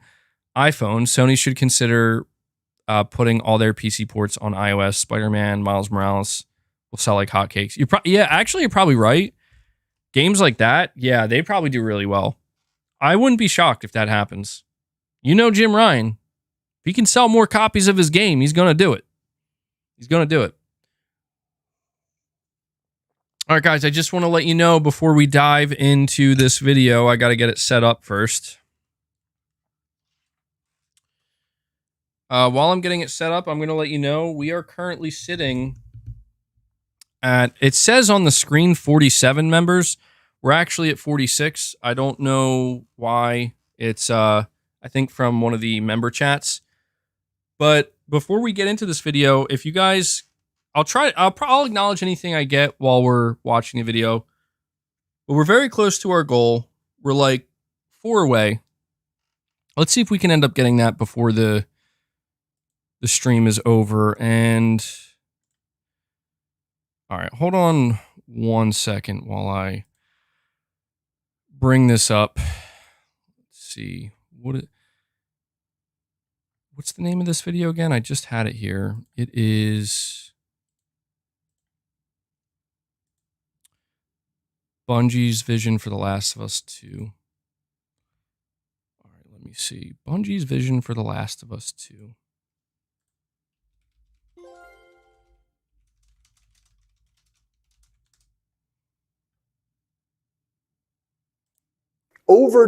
Oops. Hold on. Over delivery is actually... I don't know why that's Sorry, guys. I'm just setting this up on the fly, so you have to bear with me for a second. And then we'll do...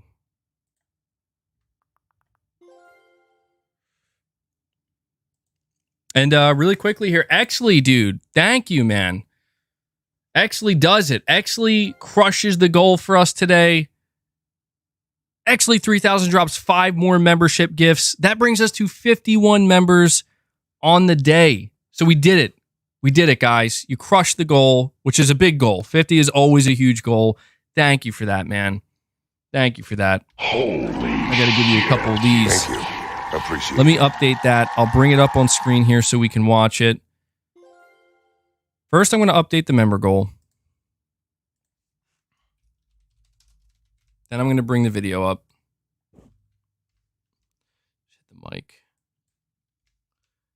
Yeah, W's in the chat for Exley, man. Always coming through for us. There we go. And I'm going to put this full screen.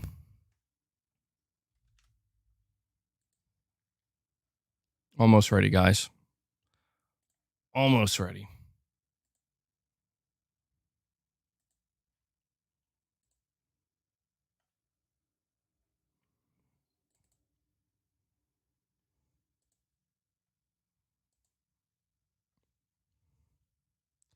Beware of over delivery. Oh, fuck. Dude, I already don't like this. I already don't like where this is going. What? What? Beware of over delivery. All right, let's. All right, guys, before we start this, hit that like button. Hit that like button to help the stream out. And let us begin. Over delivery is actually dangerous. Whereas the reality is today, a bad game can be fixed. No new game iterated on in secret for however many years can show up and immediately beat the existing live services. When I first heard that PlayStation's newly acquired Bungie was responsible for the delay of Naughty Dog's upcoming Last of Us multiplayer project, I was livid. Myself and many other fans of the original it was frustrating to hear that. Waiting for years for this promised sequel. And after a long silence about this project, Naughty Dog finally began heavily hinting that we would be getting some news that we have been so desperately craving. And just as we were about to get that news, Bungie came in at the last second, swinging a 7-iron of doom. And I like the editing. The editing's really good. But ever since we heard this news, I've been trying to figure out out why. I mean, what could have been so wrong with this faction's project that would video? seem to paint this game in such dire straits? And that's when some friends like Stokins and others in the comments began to point my big poopy head towards this GDC talk that Bungie gave last year. This talk was a deep dive discussion on their philosophy on what makes a good live service game. And when I saw this video, everything became crystal clear, because everything Bungie says makes a good live service game is the exact opposite of what Naughty Dog is known for. Dr. Pooplove here, and today I want to talk about Bungie's newfound influence over Naughty Dog's multiplayer project, and how this collision of two industry titans is impacting the development of Factions 2. And stick around until the end, because I have a lot of thoughts on whether this philosophy is ultimately going to be a good thing for Naughty Dog. Let's get right into it. And where we should start is by dissecting what Bungie believes makes a good live service game, and how each of these components serves as a stark contrast to what Naughty Dog has built their brand on. The first thing that Bungie thinks makes a good live service game is velocity, and what they mean by this is speed of content, speed of patches, speed of updates. In their view, a good live service game is providing these things early and often. And in some ways it makes sense, because with a live service game, your audience is going to be kind of fickle. They're going to leave pretty quickly, especially if you don't have new content for them around the corner. Bungie saw this significant drop off with Destiny 2, and employing this strategy has helped them bring it back to being a pretty big game in something that has been very financially successful. But Naughty Dog is not known for being quick. They are perfectionists. They take their time. They're known for quality. So I do want to stop here to just say really quick, this right here, I don't know that this is the number one most concerning thing, because it is true that, like, if you're going to have a successful live service game, you got to have content frequently. What I don't like about this, and what does make me concerned about this, is that when you focus on speed, like, we have to make the content as quickly as possible. I mean, look, man, it is possible to deliver quality content at a fast rate, but it's very, very difficult. I would actually say that's probably one of the single most difficult things to achieve with anything. But, you know, game development is not immune to that, right? It's the same thing. Usually one comes at the expense of the other. We know this. The faster you want something, the quicker you want it. It just reminds me of fast food, you know? Like, you go to McDonald's because it's quick, it's cheap, it's easy, it's always there, you always got something, but you can't be mad and you can't complain if it's just fucking slop, you know, when it's just thrown together and the quality's not there. Whereas you go to a restaurant where, you know, they say this is about the quality of the food, so therefore you might have to wait a while for it to come out after you order it. So yeah, it's already a little bit concerning right off the bat. And actually, I will say I'm glad you guys referred this video to me, because this is very interesting. I had no idea of this GDC talk from Bungie. We'll keep it going here. Quality. Bungie even says that speed is more important than quality. So this would be a pretty big change for Naughty Dog. All right, hold on. Okay. I stopped it too early, bro. What? Speed is more important than quality? No, dude. Look, man, I don't fucking care if that's true numbers wise. Why would we say speed is more important than quality? We would say this because look at our numbers. Well, you know what? Fuck those numbers and fuck those people who were playing that, because it's like, look, I don't know, dude. I don't want to get too extreme about it. I'm just saying, fuck. No, come on. Speed cannot be more important than quality. Why would you say that? Like, if you're going to say that, keep it internal, man. You don't say that shit out loud. Quality is the most important. Quality, at the end of the day, no matter what, dude. Fuck. This is off to such a bad start already. Not the guy's video, just I can't believe it. I can't believe this is real. All right, let's keep it going. Were to listen to this strategy. They take their time with things. They do everything with intention. They try to make the best possible product. But Bungie views that approach as more of a box product strategy, something that works largely for single player games. A studio will polish and polish and polish a game until it's ready. But Bungie's philosophy is that speed is more important than quality, that it's better to get something out, even if it's flawed, early and often, rather than waiting for it to be polished over and over again, because that speed of delivery is what keeps the player base around. And even if there's flaws, they'll still play it. But the other aspect that goes hand in hand with this is Bungie says that in order to do this, your studio needs to be okay with public failure. Okay. Oh, fuck, dude. Oh man, dude, this is a doozy. I am okay. Look, the only thing here that I will say about this, like this idea, just put it out and we'll fix it when it's done. I will say the one area that greatly differs between multiplayer and single player and where this is possibly applicable is balancing. I do agree, but at the same time, like that's why public test servers exist. So they can get certain players in to test the balancing. But holy fuck, dude. Like, Bungie's philosophy fucking sucks. This is garbage. Like, this is actually making me angry. I'm not going to lie, this is making me angry. It is. Like, I didn't know what to expect with this video, but it's okay to put speed over quality. It's okay to fail publicly. Like, what the fuck is next? It's okay to just create shit because they'll eat it. Oh, man. See, this is why I'm getting... all that optimism I had, man, about live service. All right, let's keep it going.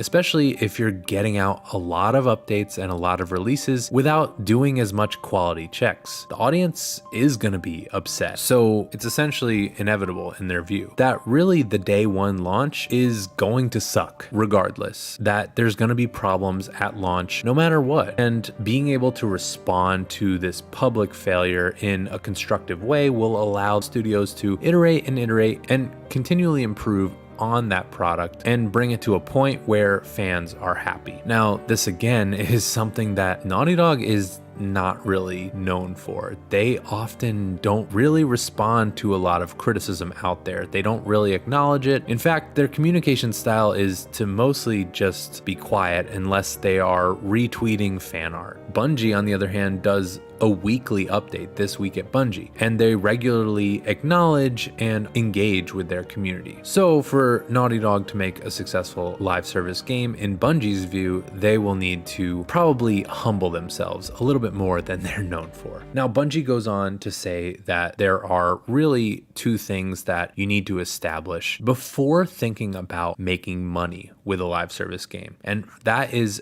earning the trust of your players and also their retention. Now, by earning trust, you need to basically show them that you're going to regularly show up for them, that you're going to patch out issues. You need your fan base, your player base to have faith that you're going to give them what they want, even if you don't give it to them on day one. And you also need things to keep them engaged, keep them from leaving the game because they've already accomplished everything.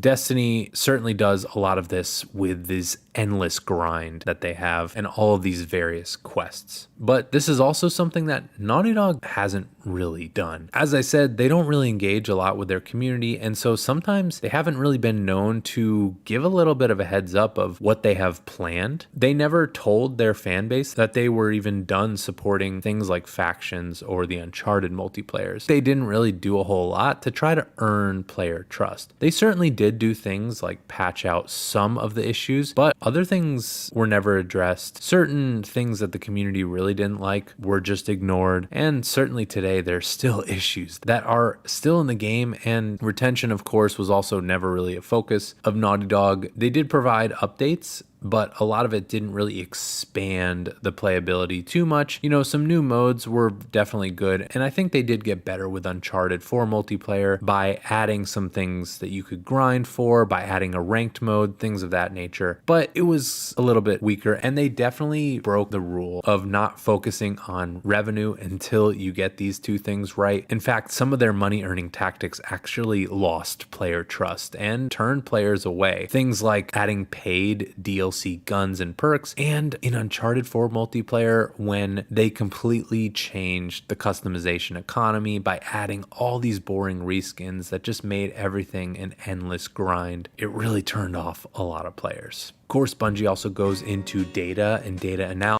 So I just want to say really quick that part is interesting to me because first off, I never played the Uncharted 4 multiplayer, and I only played the Last of Us factions for a little while, and I didn't get super deep into it, so I was not fully aware that Naughty Dog actually, it almost sounds like they kind of fucked up a little bit with their multiplayer, at least the microtransactions.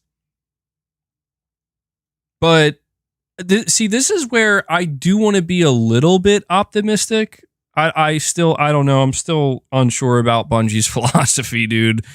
But I guess maybe the hope is that at the very least, maybe Bungie can teach Naughty Dog where it's like, you know, because the one part is like, oh, trust, right? Like you have to earn the trust. That I agree with. I do. Like if you put the desire to make money ahead of earning player trust, yeah, that's going to be problematic. And I don't know that Naughty Dog necessarily did that completely.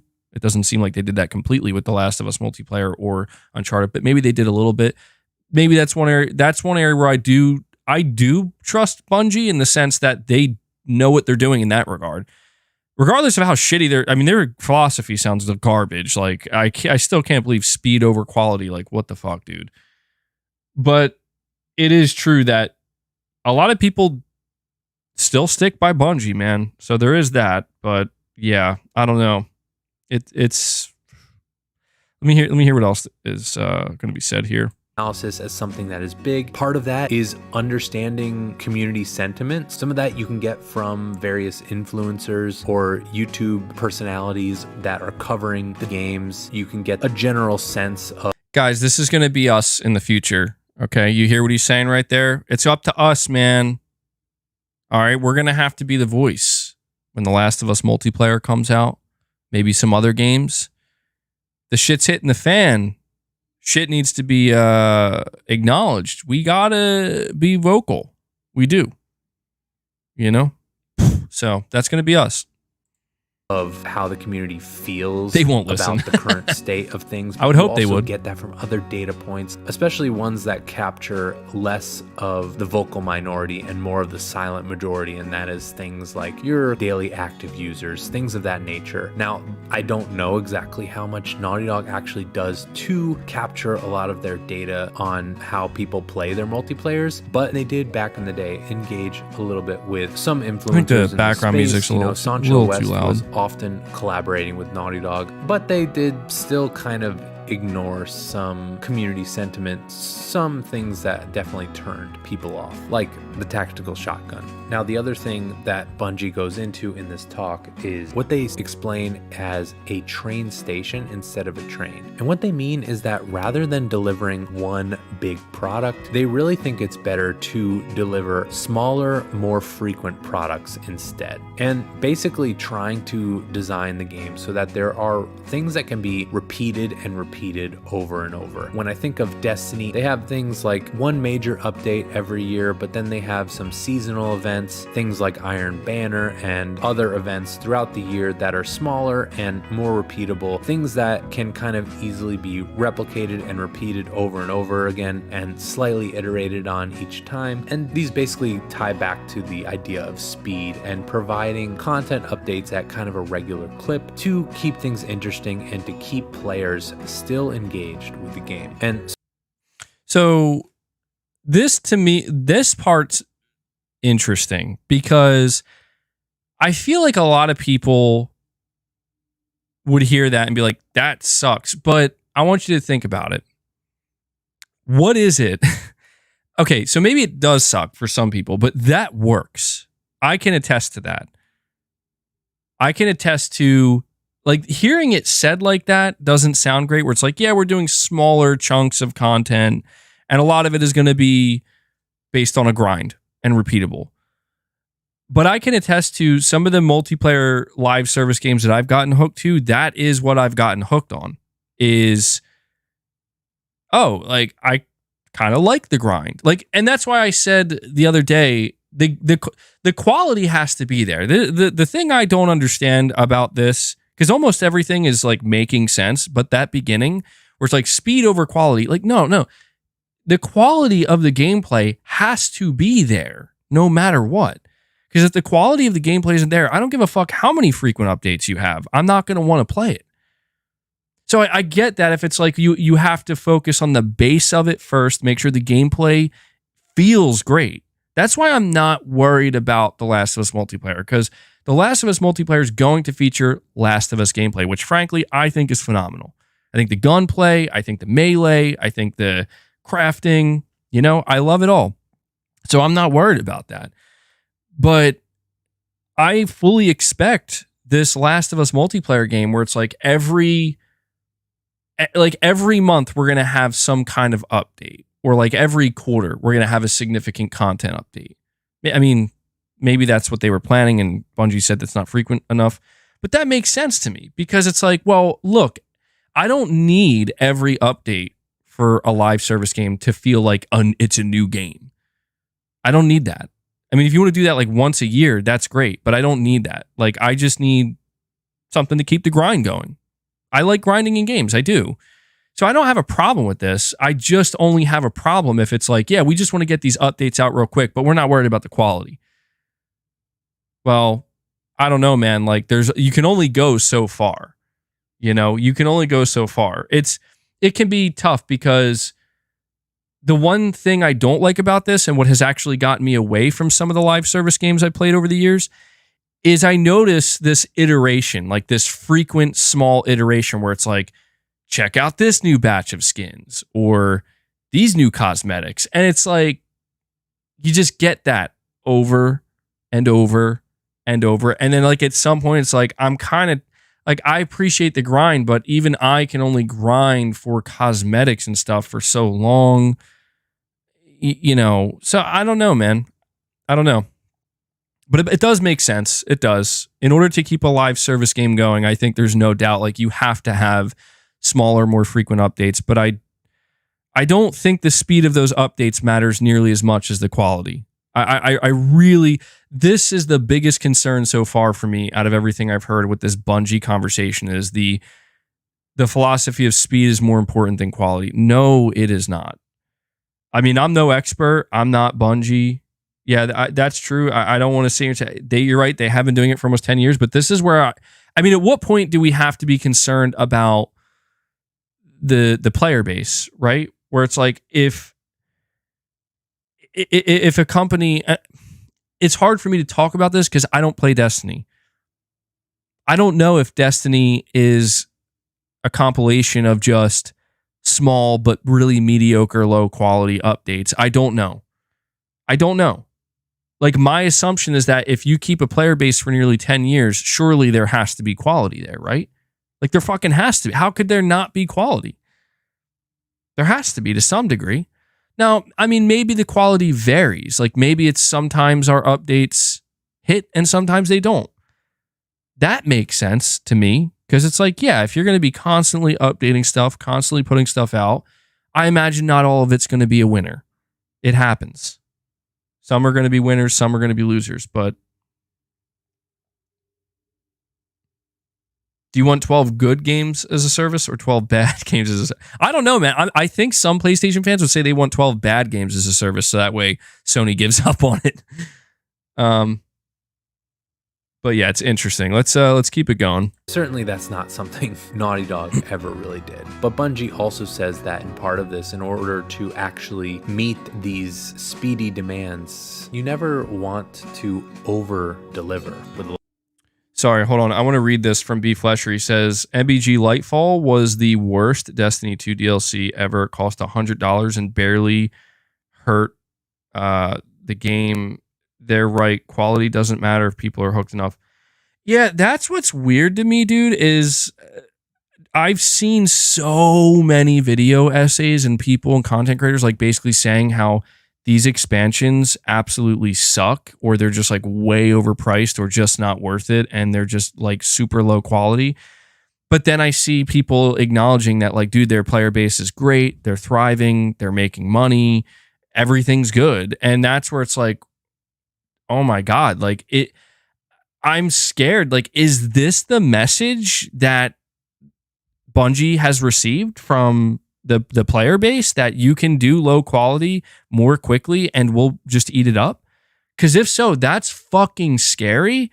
And we as the PlayStation fan base are going to have to be very careful about, like, we're not careful. We're going to have to scrutinize the hell out of these live service games to make sure that if that's the fucking philosophy that Bungie is trying to deliver with PlayStation Studios and their other live service games, we as the PlayStation community are going to have to band together and say, no, like, maybe this works for the Destiny community, but not the PlayStation community. We have higher standards than that. And that's no offense to the Destiny community. I'm just, again, this is all anecdotal, but I've seen enough where it's like, yeah, I'm not going to be okay with that. I'm not going to be okay with this idea where it's like, well, they're addicted to our game anyway, so we could just throw it out there. Like I get it. Maybe if it's like one every like 6 updates, it's not good. Fine. But it can't consistently be bad or low quality. Omen, you're saying they're making 12, only one needs to be successful. Yeah, that is true. I do wonder if they only have one super successful live service game, if Sony's just going to be like, well, back to business, you know, and we're just going to rake in the money from that game. That could be their plan, certainly. Live service game. That in order Let me back up here a second. Part of this, in order to actually game. And certainly that's not something Naughty Dog ever really did. But Bungie also says that in part of this, in order to actually meet these speedy demands, you never want to over deliver with a live service game. That in order to meet these deadlines and in order to eliminate things like crunch, you need to make sure you can do it, make sure it's not too ambitious, make sure it's something that can sustain over long periods of time. And when I think of Naughty Dog and how they pour intention and ambition into everything they do, and how they've even gone as far as to say that Factions 2 is their most ambitious game ever, definitely makes me think that they were not designing this game with that in mind. All right, so this one's tricky. Invisible, you're saying Bungie's name is now heavily connected with Factions 2, so if the game comes out bad, they will take a beating. Yeah, they will. That is true. That is true. So, and thank you for the super chat, man. I absolutely agree with that. That part is concerning to a degree. Like, don't over deliver. This one is a tricky one because I kind of understand it, but it also sounds like, to me, that sounds not great, but I get it, because it's like, if you do create an expectation, it's like, look, we're going to do these updates every. See, I don't know about this, dude. I do not. I don't know. I'm trying really hard to like be understanding, but it's like, what the fuck are you encouraging right now? Don't over deliver. No. We don't want that. Don't be overly ambitious. Like, go fuck yourself. This is like that right there. This is ruining the industry. This talk right here is why this industry is going to fucking shit. I'm telling you. And I fucking pray. I pray that if this is the type of philosophy that PlayStation Studios incorporates with their live service, I hope it does fail. Because fuck this, dude. This is the polar opposite mentality that we want to see from PlayStation Studios. And now I am wondering, everybody said like, dude, we got to be worried that Sony bought Bungie, man. We got to be worried. And I'm like, nah, it's fine. And I'm over here listening to their GDC talk. Don't over deliver, bro. You don't want them to actually think your shit's good, because then they're going to expect more good. Yeah, you don't want that. You don't want too much ambition. And God forbid if there's any crunch, man. Dude, get the fuck out of here. I'm not promoting a toxic work life, but stop fucking pretending that greatness doesn't come from blood, sweat, and fucking tears. It does. Period. End of fucking discussion. This shit actually is making me annoyed because this just reminds me, this just literally sounds like, can we just half-ass our shit and people abide anyway? Fuck that, dude. Fuck that. This right here is the cancer of the fucking industry. I'm about to full-blown turn on these 12 live service games just like that, dude. I'm sorry, man, but I'm over there. You want to know why I actually have some shred of optimism for Sony's live service games? I'll tell you why.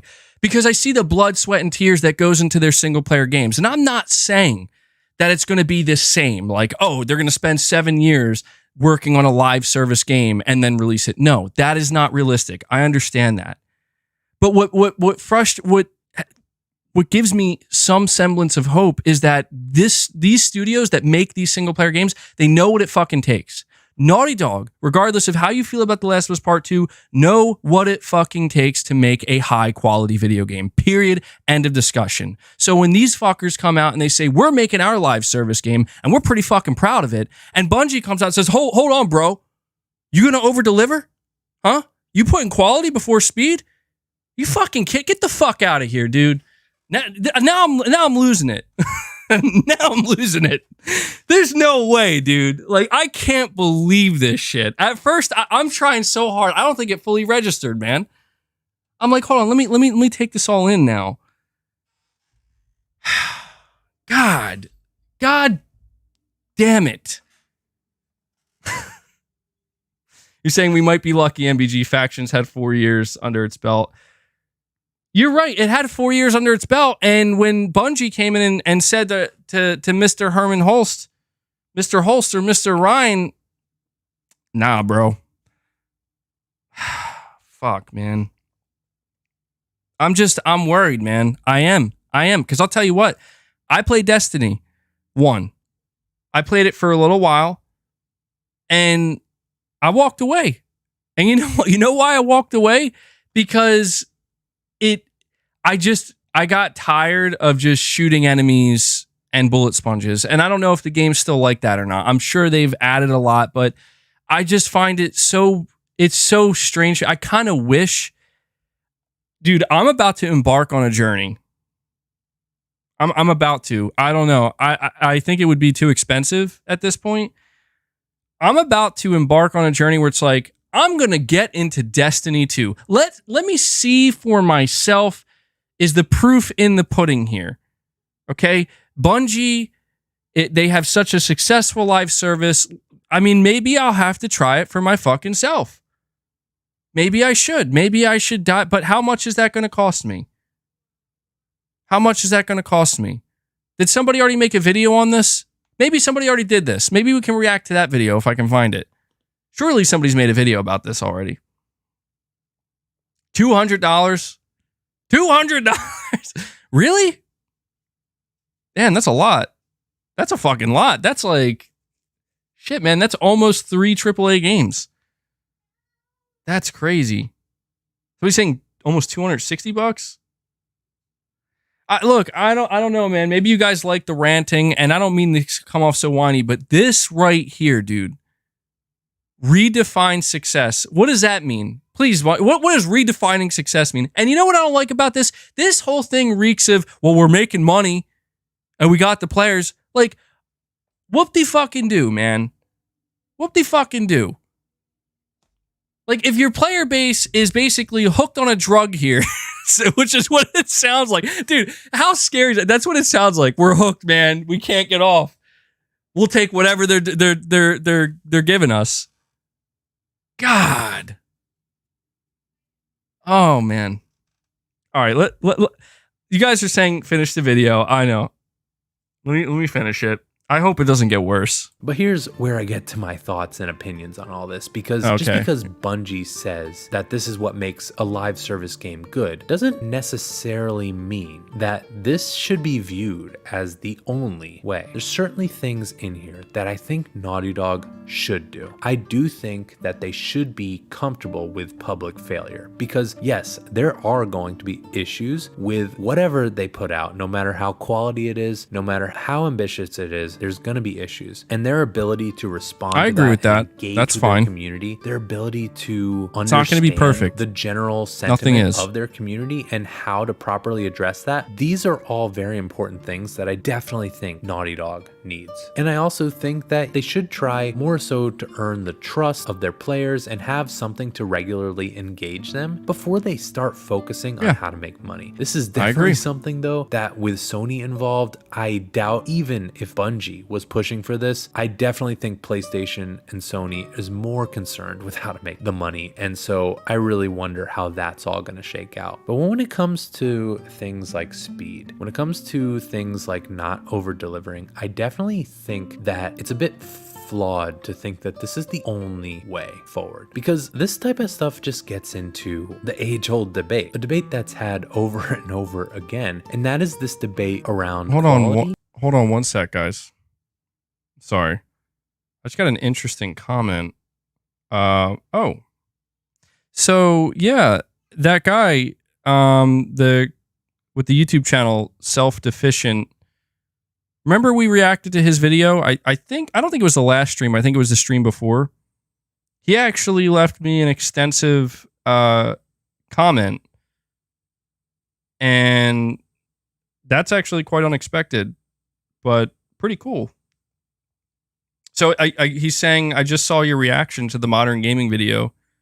Just wanted to say I was going to tweet this at you, but I hate Twitter, and I can't say it all at the character limit. Oh, interesting.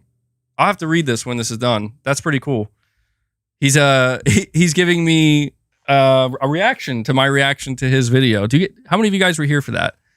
I think probably quite a few of you were. So that was unexpected. And we'll finish this. I got to back this up a couple seconds because I missed what he said.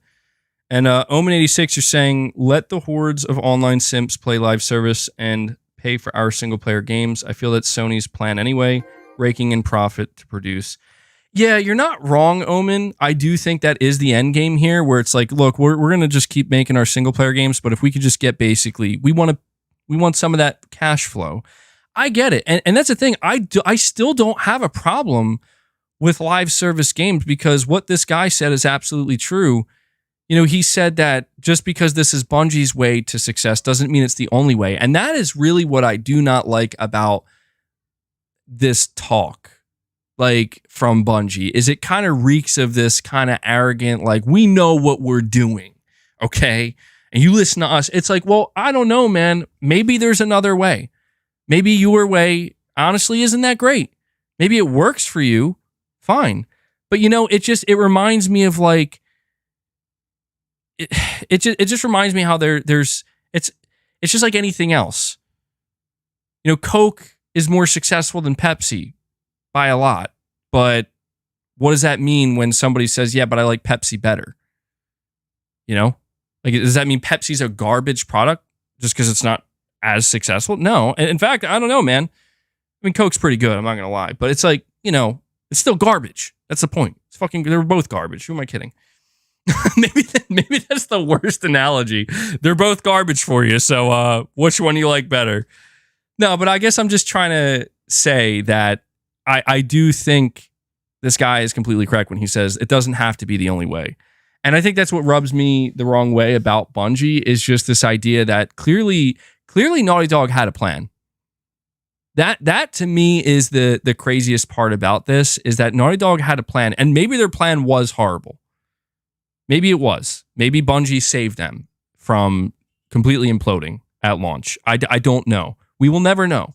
But what I do know is that Naughty Dog had a plan, and Bungie said, this is a bad plan, and you shouldn't do this. And Sony said, yeah, we're going with Bungie. Naughty Dog, you gotta figure something else out.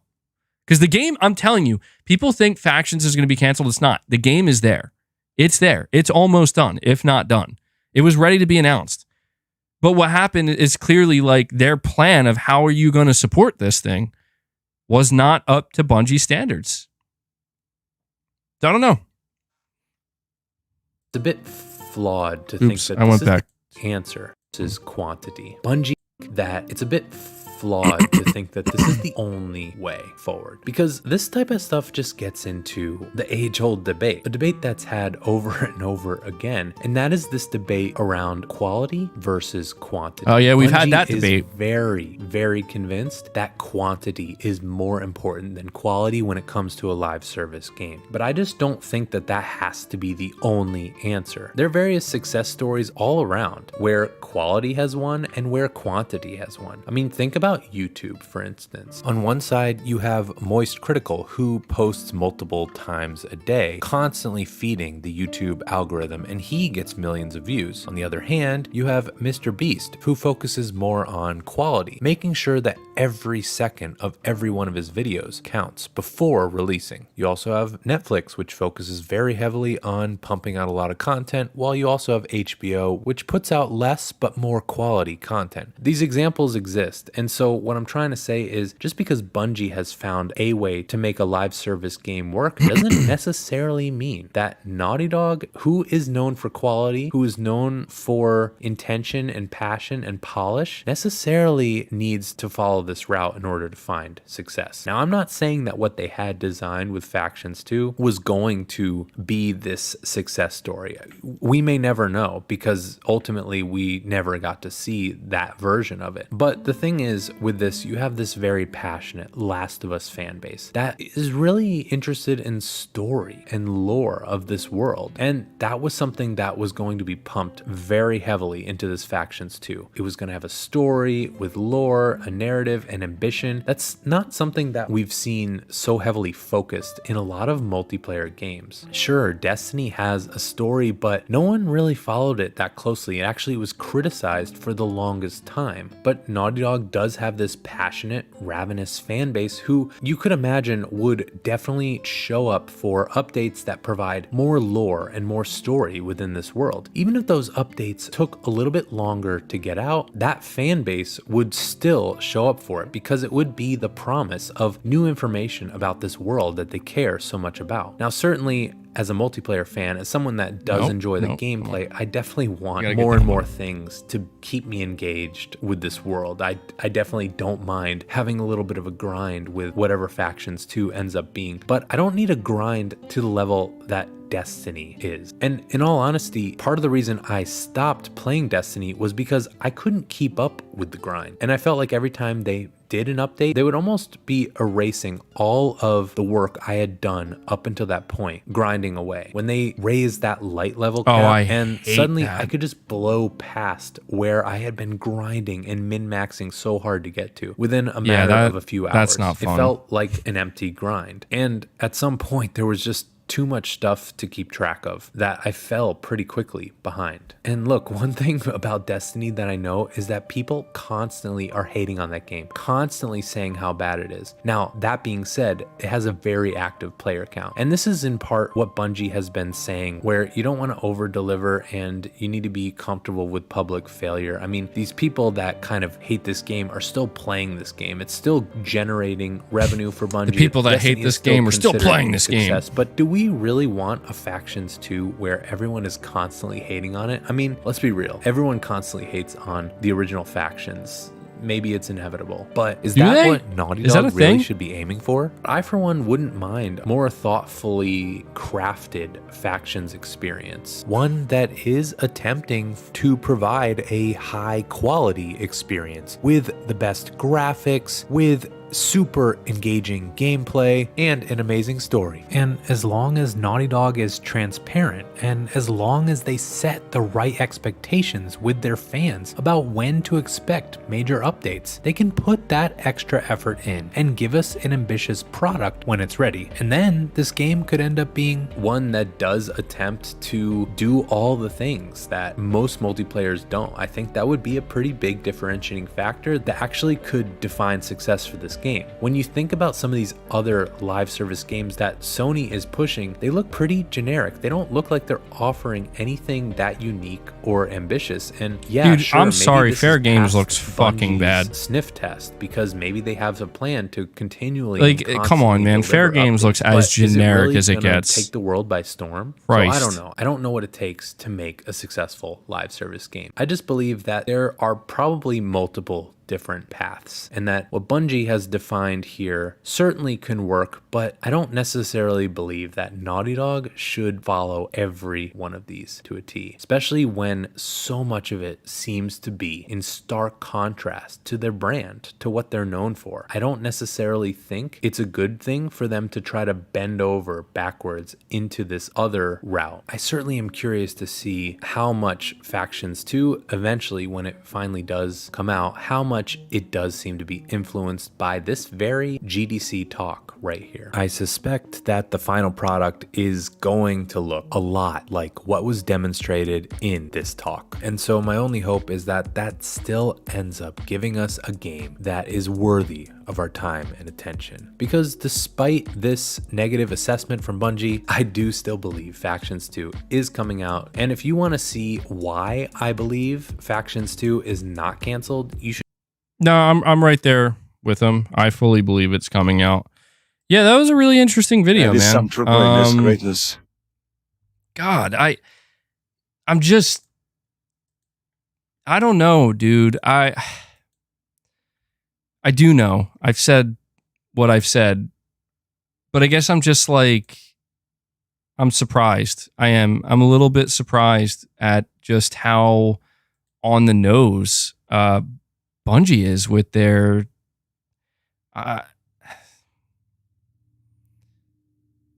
you know what it sounds like to me? I almost get this feeling with the stuff that Bungie said, where it's like, hey, this is what works for us. This is what has worked. This is what still works. So if you're trying to make a live service game, maybe you can try this and it'll work for you. Because I don't know, maybe I get this misconception where it's not like Bungie's telling, I don't know. I'm trying not to take it as they're telling everybody this is how you make a successful live service game. I'm trying to just take it as they're saying what works for them. However, the thing that makes this a little bit messy for PlayStation in particular is that PlayStation did buy them, and this is precisely why they bought them. And you have to imagine that if this is their philosophy, this is what they're saying that they look for in a live service game for it to be successful, when they're evaluating, other games underneath PlayStation, games like Concord, games like Fair Games, games like The Last of Us, multiplayer. It's crazy that Fair Games got the stamp of approval from Bungie. Concord got the stamp of approval from Bungie.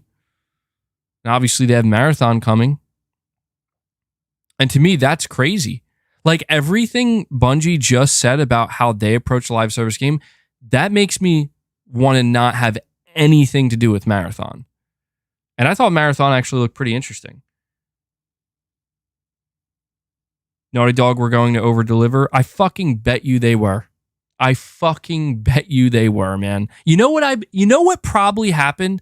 This is total speculation, but after listening to this shit, you know what probably happened?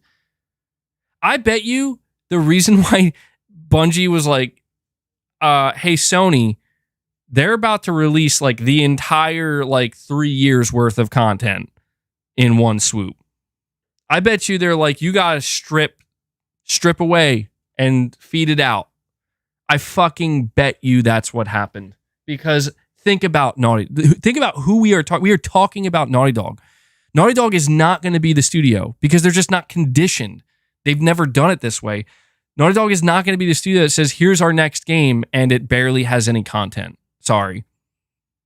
I fucking bet you that's what happened. Because think about it. They said, we're concerned about long-term retention.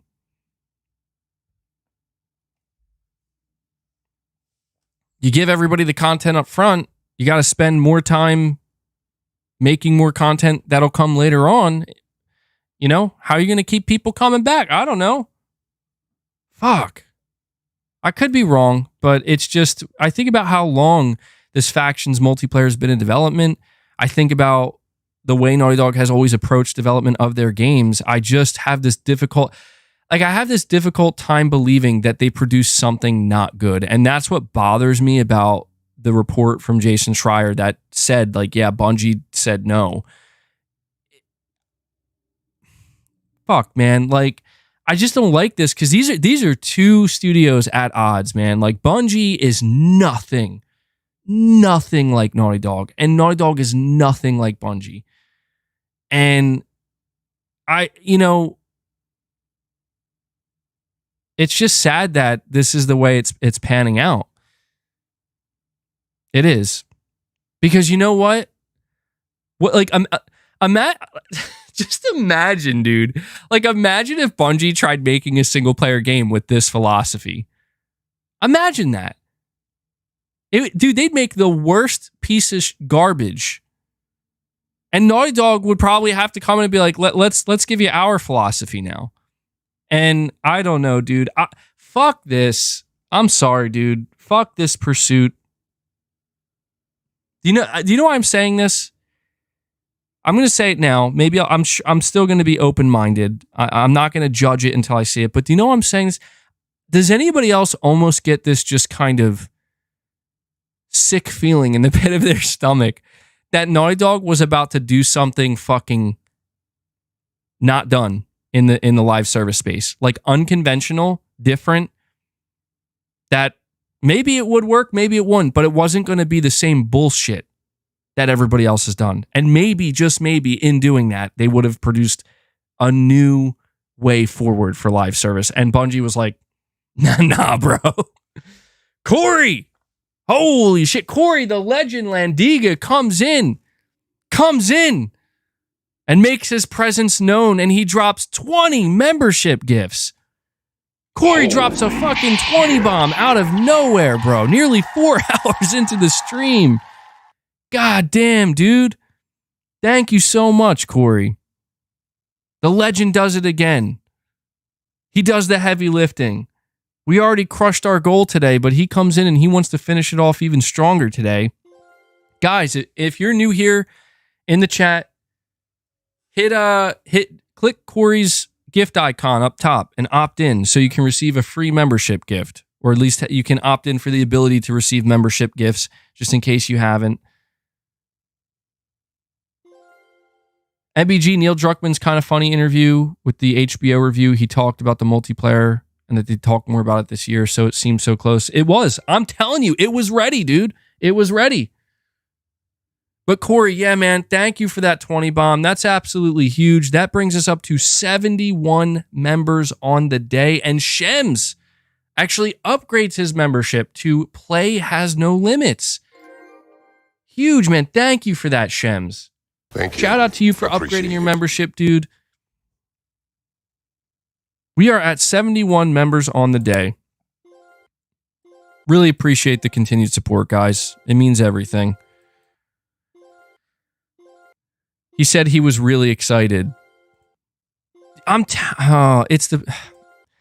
I don't want to assume the worst. I don't.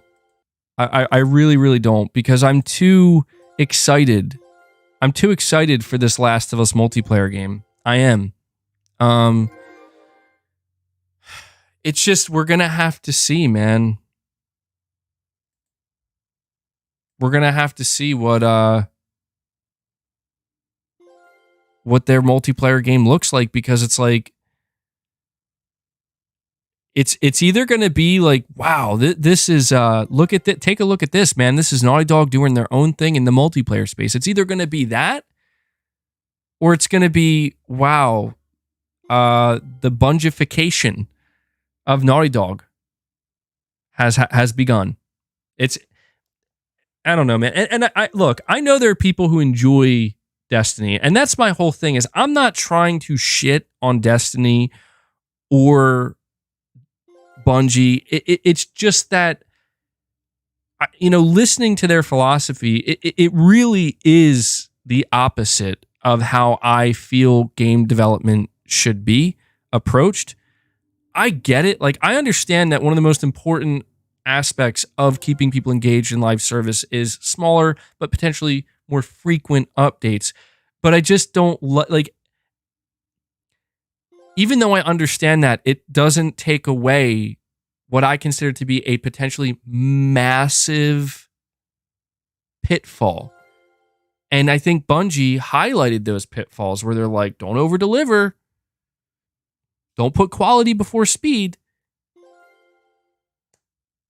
What is that, dude? I'm sorry. Who says that? Who says that about their game? If I was a Destiny fan, I'd be genuinely offended. I'd be like, what the fuck, dude? Why would you say that? You know, I would genuinely be like, what? That's crazy, man. And Corey comes in and he's like, actually, I wanted to make it 21 memberships gifted. He gifts another membership. Corey gifts another membership. Brings us to 72. And he gifts another. Brings us to 73. So actually, hold on, Corey. So you gift 3 more memberships. So we are at 74. I don't know if it counted I always lose track of this. Sometimes it counts as you guys, I think you guys know this by now. But right, yeah, Corey, that brings us to 74 memberships, dude. Thank you, man. Corey keeping that membership train going strong. Going strong. And Omen says, yo, I want to get in on this. Omen says, let me drop another membership too. Omen and Corey both keeping the membership train going strong. Thank you, guys. That's 75, dude. 75 members on the day. Another goal crushed. Another goal crushed. You guys are incredible. The generosity of this community, though, seriously, is always a sight to behold, let me tell you. I'm going to update this one more time. 75.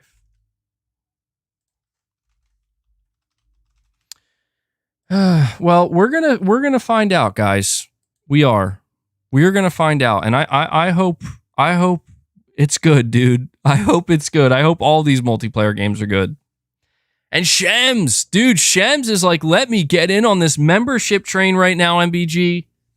I wanna get in on this. He drops 5 membership gifts of his own. Shems, dude, thank you so much, man. Shems also he just upgraded his membership too, man.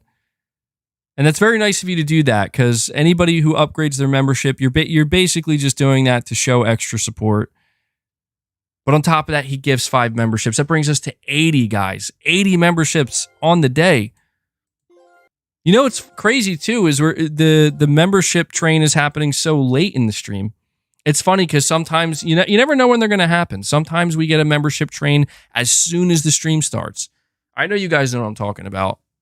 It's always crazy because you never know. Could happen at the end. Could happen 4 hours in. Could happen in the middle. You never know. But thank you, guys. 80 memberships is that's a huge number, man. That's a huge number. You're saying it was a high quality stream. That's why. I appreciate that. I try my best, man. Like, I want to... I'm a human being, obviously. There are days where I don't have the most amount of energy. Some days I'm just not feeling as great. And I think today I started out feeling not too great, frankly. But I was like, you know what? I got to try to bring the energy to my stream because I feel like, you guys deserve that. I don't want to do a stream and just be like, all right, guys, I really don't feel like doing this right now. Because it's just like, what the hell's that? So I brought the energy and I feel like I don't know. I feel like it picked up over time. I maybe got ranty today. And maybe that's what it converted into. Maybe it converted. Yeah, I got to be careful not to over-deliver. Can't over-deliver now. I'm over-delivering. I need to take it back. Dude, that's going to be such a meme. That is going to be such a meme, though, on this channel. Everybody, dude, I did a complete 180. I spun, or 360 for that matter. I spun everybody around. Everybody thought, starting with this stream, they're like, oh, here we go. MBG's going to bitch about Starfield. He's going to go on his rants about Xbox. No, today we are ranting about Bungie. That's what we're ranting about. Bungie's going to feel my wrath today, bro. Bungie's going to cancel you. Dude, I would not fuck with Bungie. Okay? I have never seen a company so aggressively go after people who fuck with them. Oh my God. Like, there was this one dude, granted, I think he deserved it, but it was like, you just don't hear shit about shit like this. I saw that recently a person who threatened to burn their studio down now has to pay a $500,000 fine. Holy fuck, dude. And that's because Bungie was like, yeah, we're not having that. We're coming after you. I mean, let me tell you, dude, you want to make sure your studio doesn't get any threats directed its way. That's how you do it, man. That's crazy. Yeah, I think I missed a couple of super chats here. Omen, you're saying release both versions in one bundle, Bungie factions and Naughty Dog factions. Let the players decide. Let Bungie create a new single player FPS. Dude, that would be so funny. Yeah, we're going to test out 2 different ways of doing our live service. This is the one that Bungie suggested. This is the one that we at Naughty Dog wanted to do. That would be very funny.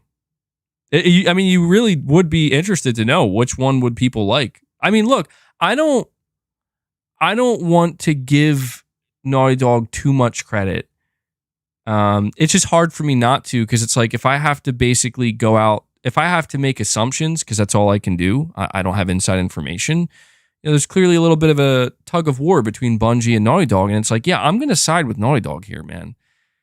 Just because, I mean, I've been following them a lot longer than Bungie, and I played their games. I played some Halos in the past, and they were pretty good. I never got super into Halo. But I tried getting into Destiny, and it just never worked for me. But I've always, The Last of Us is one of my favorite games of all time. And obviously people love the Uncharted games. And it's like, yeah, I'm going to side with Naughty Dog here. And just give them the benefit of the doubt and assume that I'm just going to assume that they actually did make something good. I just have a difficult time fathoming that. No, they made something so bad that they have to reevaluate it. It doesn't compute, man. It just simply doesn't compute. Navenzer, you're saying, I bet Bungie told Naughty Dog it just works. Well, you know what, man? I don't want to hate on Bungie too much. Look, I know I'm being really aggressive. I'm in the moment. Passion's coming through, but let me say this. Bungie clearly has a way of doing things, and I get it. I understand that from their point of view, it's hard to listen to maybe somebody like me or others be like, I don't know if this is the way, dude, when they're like, yeah, but did you make a successful live service game, MBG? Oh, you didn't? Oh, okay. Well, do you have any experience in retaining a player base for a video game? You don't? Oh, okay. So I get it. It's like, do you see how much revenue we're making? Do you see how many players we have coming back every day? I understand from their point of view why it's like, yeah, you are objectively successful. There's no doubt about that. But I try to look at things from a more holistic point of view where it's like, I'm not saying that Bungie should necessarily change what they're doing, because it's like, well, I get it. If it's working and it's not broken, why fix it? Clearly, there's enough players that are happy with what you're doing. But it's just when I hear their philosophy laid out like this, it genuinely makes me nervous about how this could influence, potentially negatively, Naughty Dog's philosophy. Because what I get from this is that whatever the philosophy was that Naughty Dog had behind their Last of Us multiplayer game seems to be the opposite of what Bungie's is here. And the reason why it got delayed is obvious. It's because, like, well, they're going to have to take notes from Bungie. And I hope Sony doesn't go on to regret that, because I think Sony needs to keep in mind, I think Jim Ryan needs to keep in mind that, look, man, maybe Bungie's way works for them, and maybe some other games out there that follow a similar philosophy, but Naughty Dog's not Bungie.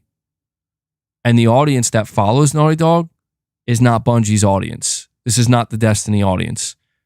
This is the Last of Us audience. This is the Uncharted audience. This is the PlayStation audience. And so that's why I just don't think that if Naughty Dog had for all we know, whatever Naughty Dog's approach was supposed to be with this game, or was going to be, maybe it was exactly what was needed. The perfect balance of, we know that our audience expects something different because it's Naughty Dog, and these are PlayStation fans and single player game fans. So let's try to meet them halfway. Maybe not. I do want to at least acknowledge this, and this is just, again, not to because the irony here is Bungie is a PlayStation studio now. I also just want to say that it is worth noting in this video we reacted to, it was pointed out that Naughty Dog did make mistakes of their own with Uncharted 4's multiplayer and The Last of Us Factions multiplayer. And that we can't pretend that isn't a thing. We have to keep it fair. Granted, Naughty Dog isn't the one saying we don't want to over-deliver. We put quantity in before quality. They're not the ones saying that, but we have seen them make maybe a couple of mistakes with their own multiplayer experiences. So maybe it's that, and this is just, again, trying to look at the glass half full. I already had my rant, so let me try to look at the other side of the coin here.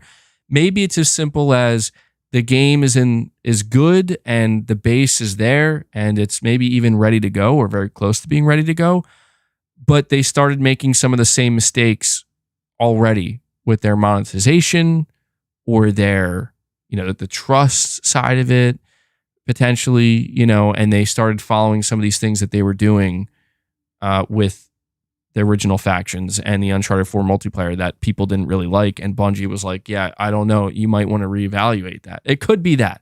I feel like that's being too optimistic, but it could be. It could be. And Alan, sorry, I know I said Alan. Alan L. Ghul, member for 3 months, greatness awaits. I'm not sure what's going on with this chat right now, man. It looks like you tried to send a milestone chat, and I don't know why this has been glitching out so much. On my end, it doesn't show anything. I'm not seeing anything.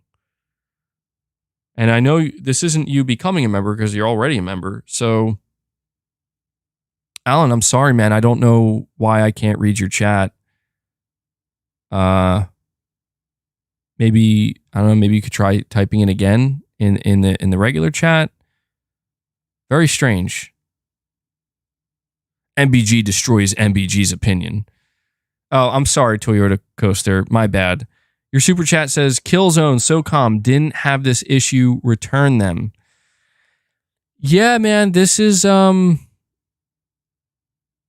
what concerns me as well, because it's like, it is true that Sony has found some success. Some. That's the key word. Some success with their multiplayer offerings in the past, right? With games like Killzone and SOCOM. But the difference between then and now is when you are looking to make a dedicated multiplayer game of any kind, or a game where the multiplayer is the main focus, today, low to moderate success is not enough to justify it. It's not. Maybe if it's like a full-priced game, but the industry has changed, and this is one area where the industry really has changed very dramatically, where it is about, look, man,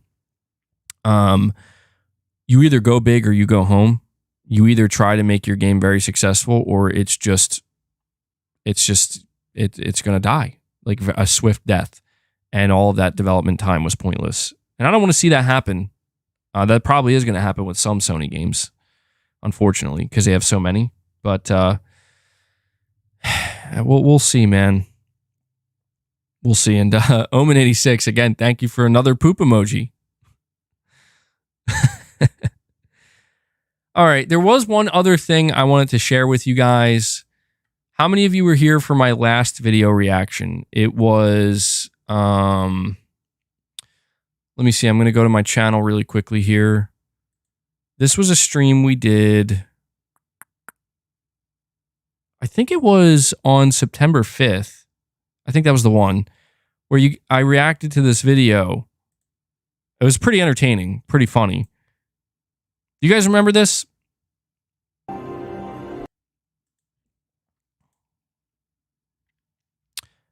Shelly, you're heading out now? All right. Appreciate you stopping by and hanging out. Appreciate everybody. Jay Shako deleted Shelly's. It's all good. It's all good. Shelly, stop spamming. No, it's all good. I appreciate you guys being here. Dude, Jay Shako in the chat right now is like, ain't no one gonna spam. I don't care how dedicated of a community member you are. No spam. But check this out. So I reacted to this video and I got a comment. Let me go to his channel really quick.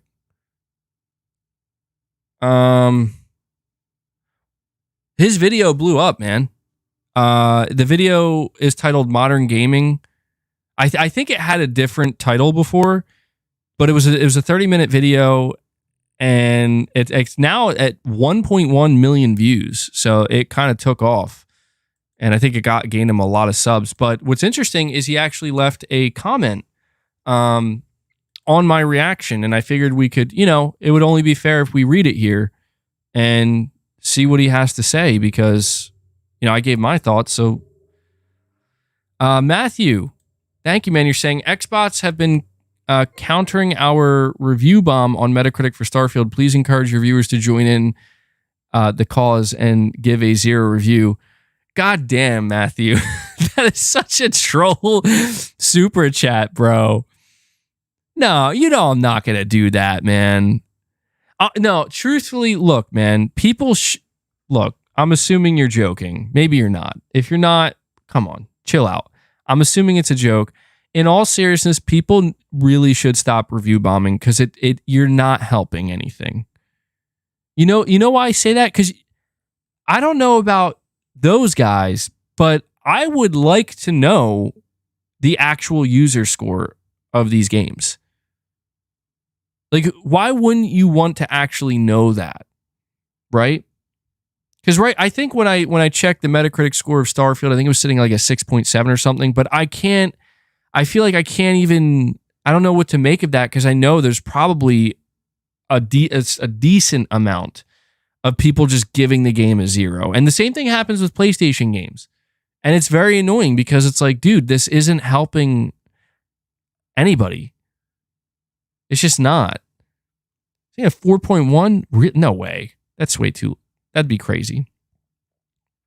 I mean, honestly, the only people who should be giving user scores are people who play the game. I mean, look, could somebody play the game and still decide to troll and be like, I'm still going to give it a 0? Yeah, at least you played the game. But that's still not helpful. I mean, just try to avoid doing that, man. It doesn't help. It really doesn't.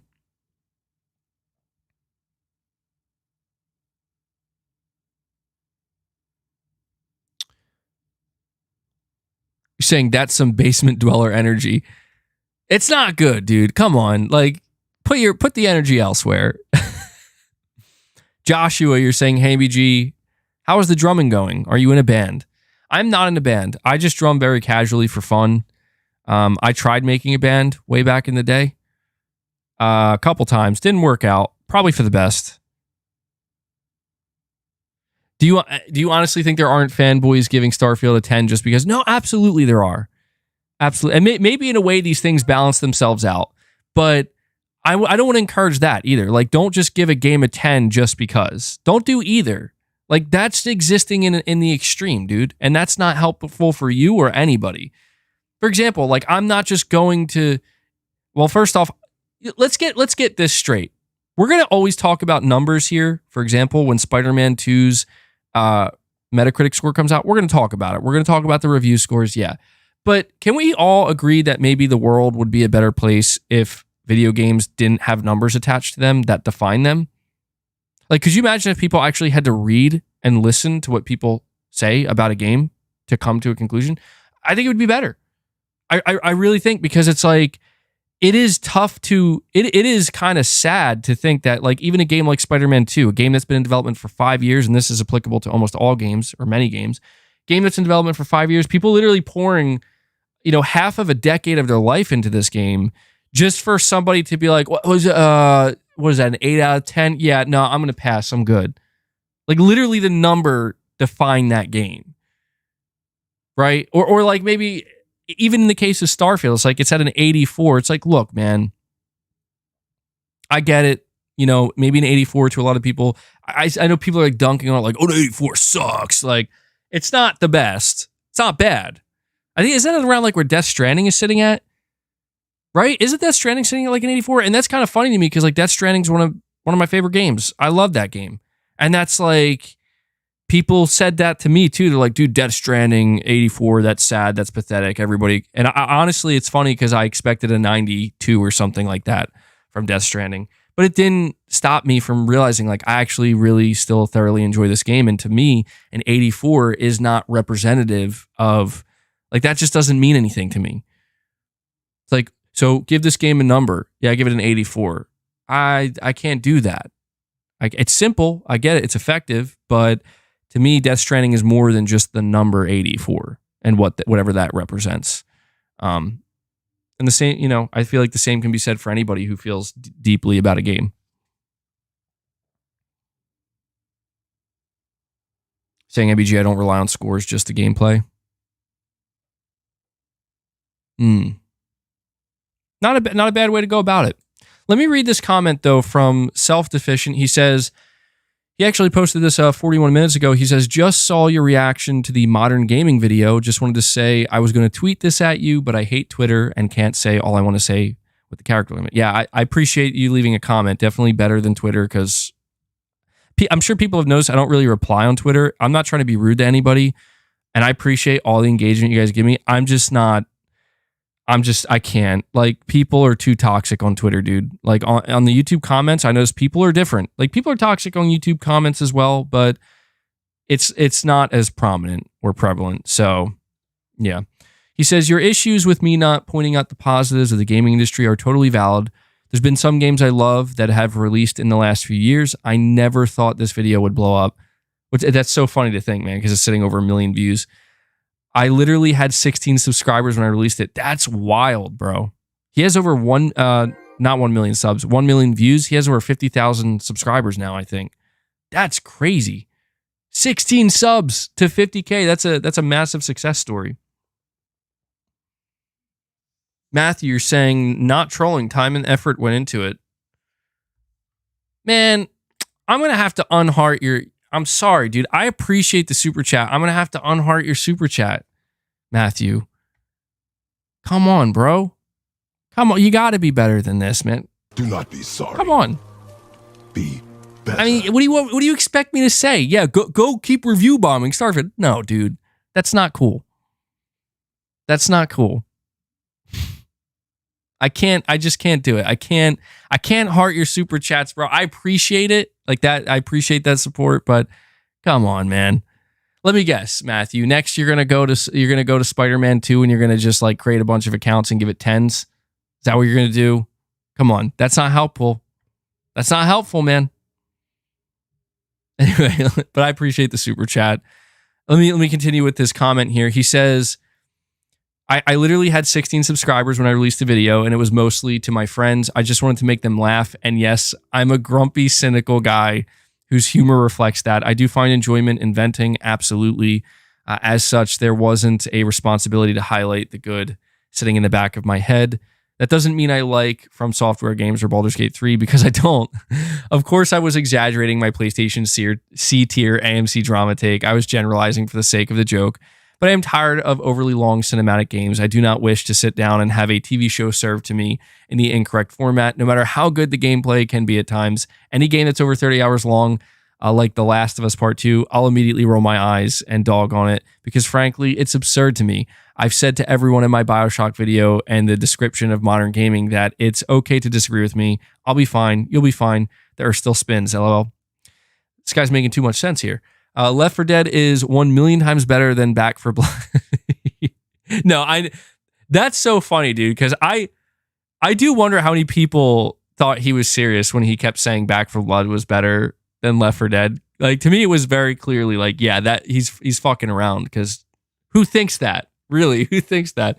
Saying I was being ultra facetious to my friends while drunk in that clip. And he concludes here by saying, while there are some positives to modern gaming, I actually have moved on from a majority of the hobby. Most of the footage I captured was reluctantly for the video. I have no desire to grind in a lot of those AAA games anymore. Anyway, you're the first channel I saw reacting to a video I made, and that's fucking wild. I never expected this ever. Probably won't write a response like this for anyone else. So, yippee. Thank you so much for giving the video a shot, and no hard feelings. Enjoy PlayStation. See, I appreciate that, man. I appreciate that comment. I gave it a thumbs up. No, I would heart it, but I don't like doing that because I feel bad I can't heart everybody's comments. Devil Shooter gets the heart on the comments for doing the timestamps, but Self-Deficient, that was a nice comment of you to leave, man. And dude, you know, it's cool to get more context, because I think a lot of people share that sentiment with gaming, where they, you know, modern gaming to them really isn't that great. And I think that's fine. And I think it's, you know, being cynical about it and having a certain type of humor. I will say the video was incredibly entertaining. So, I mean, probably more entertaining than videos I make. Like, I make like news-based videos. But, you know, it is cool to see that people like that are willing to, you know, elaborate and just, in this case, show some appreciation for me reacting to his video, which he definitely didn't have to do, which was cool of him. I mean, again, this video is sitting over 1.1 million views, you know, but it was a good video nonetheless. Like, it was well made, had some comedy in there, and I think that's what's so interesting to me is I get so many comments from people, obviously, here, because we share a similar mindset where we love these cinematic movies. We love movies, these cinematic games that are inspired by the movie format, right? And they have cutscenes, and some of them can be pretty long.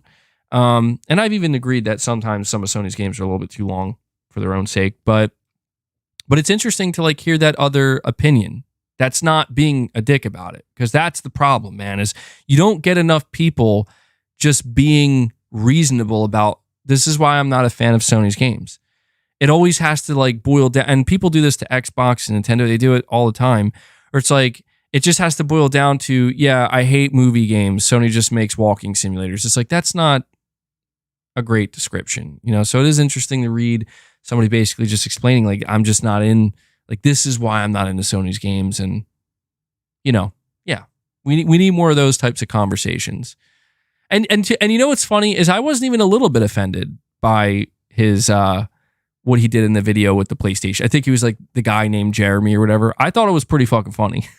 I didn't feel offended by it at all. Just because I that's how I took it. It's silly. It's a little over the top, but I kind of get the message it's conveying. But yeah, man, it's interesting to come across that comment and kind of circle back to that video after watching this video that we saw today of Bungie and their live service approach. And, you know, MBG file a missing person report for Herman Holst. Is Herman Holst missing? No way. That's not good. You know, I just want to give some conclusive thoughts here. I think the stream's going to be coming to an end. We're rapidly approaching the 4.5 hour mark, and I'm losing steam. I want to come to some conclusive thoughts really quick. Number one, I said hopefully Sony changes this soon. This was something we talked about way earlier in the stream, and what I'm referring to is I hope Sony starts to communicate more. We don't really know exactly why Sony is not communicating in the way that we would hope. I've speculated earlier why that could be. Maybe it's because they're doing just fine. They don't feel any pressure. Maybe they're just not ready. It could be a myriad of different things. But I really hope that they talk soon. There's a lot of hope that they're going to announce some kind of state of play, maybe this week, if not this week, next week, but basically sometime in September. Yeah, I mean, I feel like Sony, it's been long enough. We're all waiting. Maybe that announcement will still come later tonight. I doubt it, but you never know. when it comes to our conversation about the live service games and whatnot, I always enjoy talking about this because it truly is one of the biggest unknown factors regarding PlayStation. And for people who actually really do care about the PlayStation platform and, you know, are into PlayStation Studios and a lot of the things that Sony does, it's gonna have major long-term implications when these games are fully revealed and Sony really decides, okay, it's time to talk and it's time to roll out these live service games.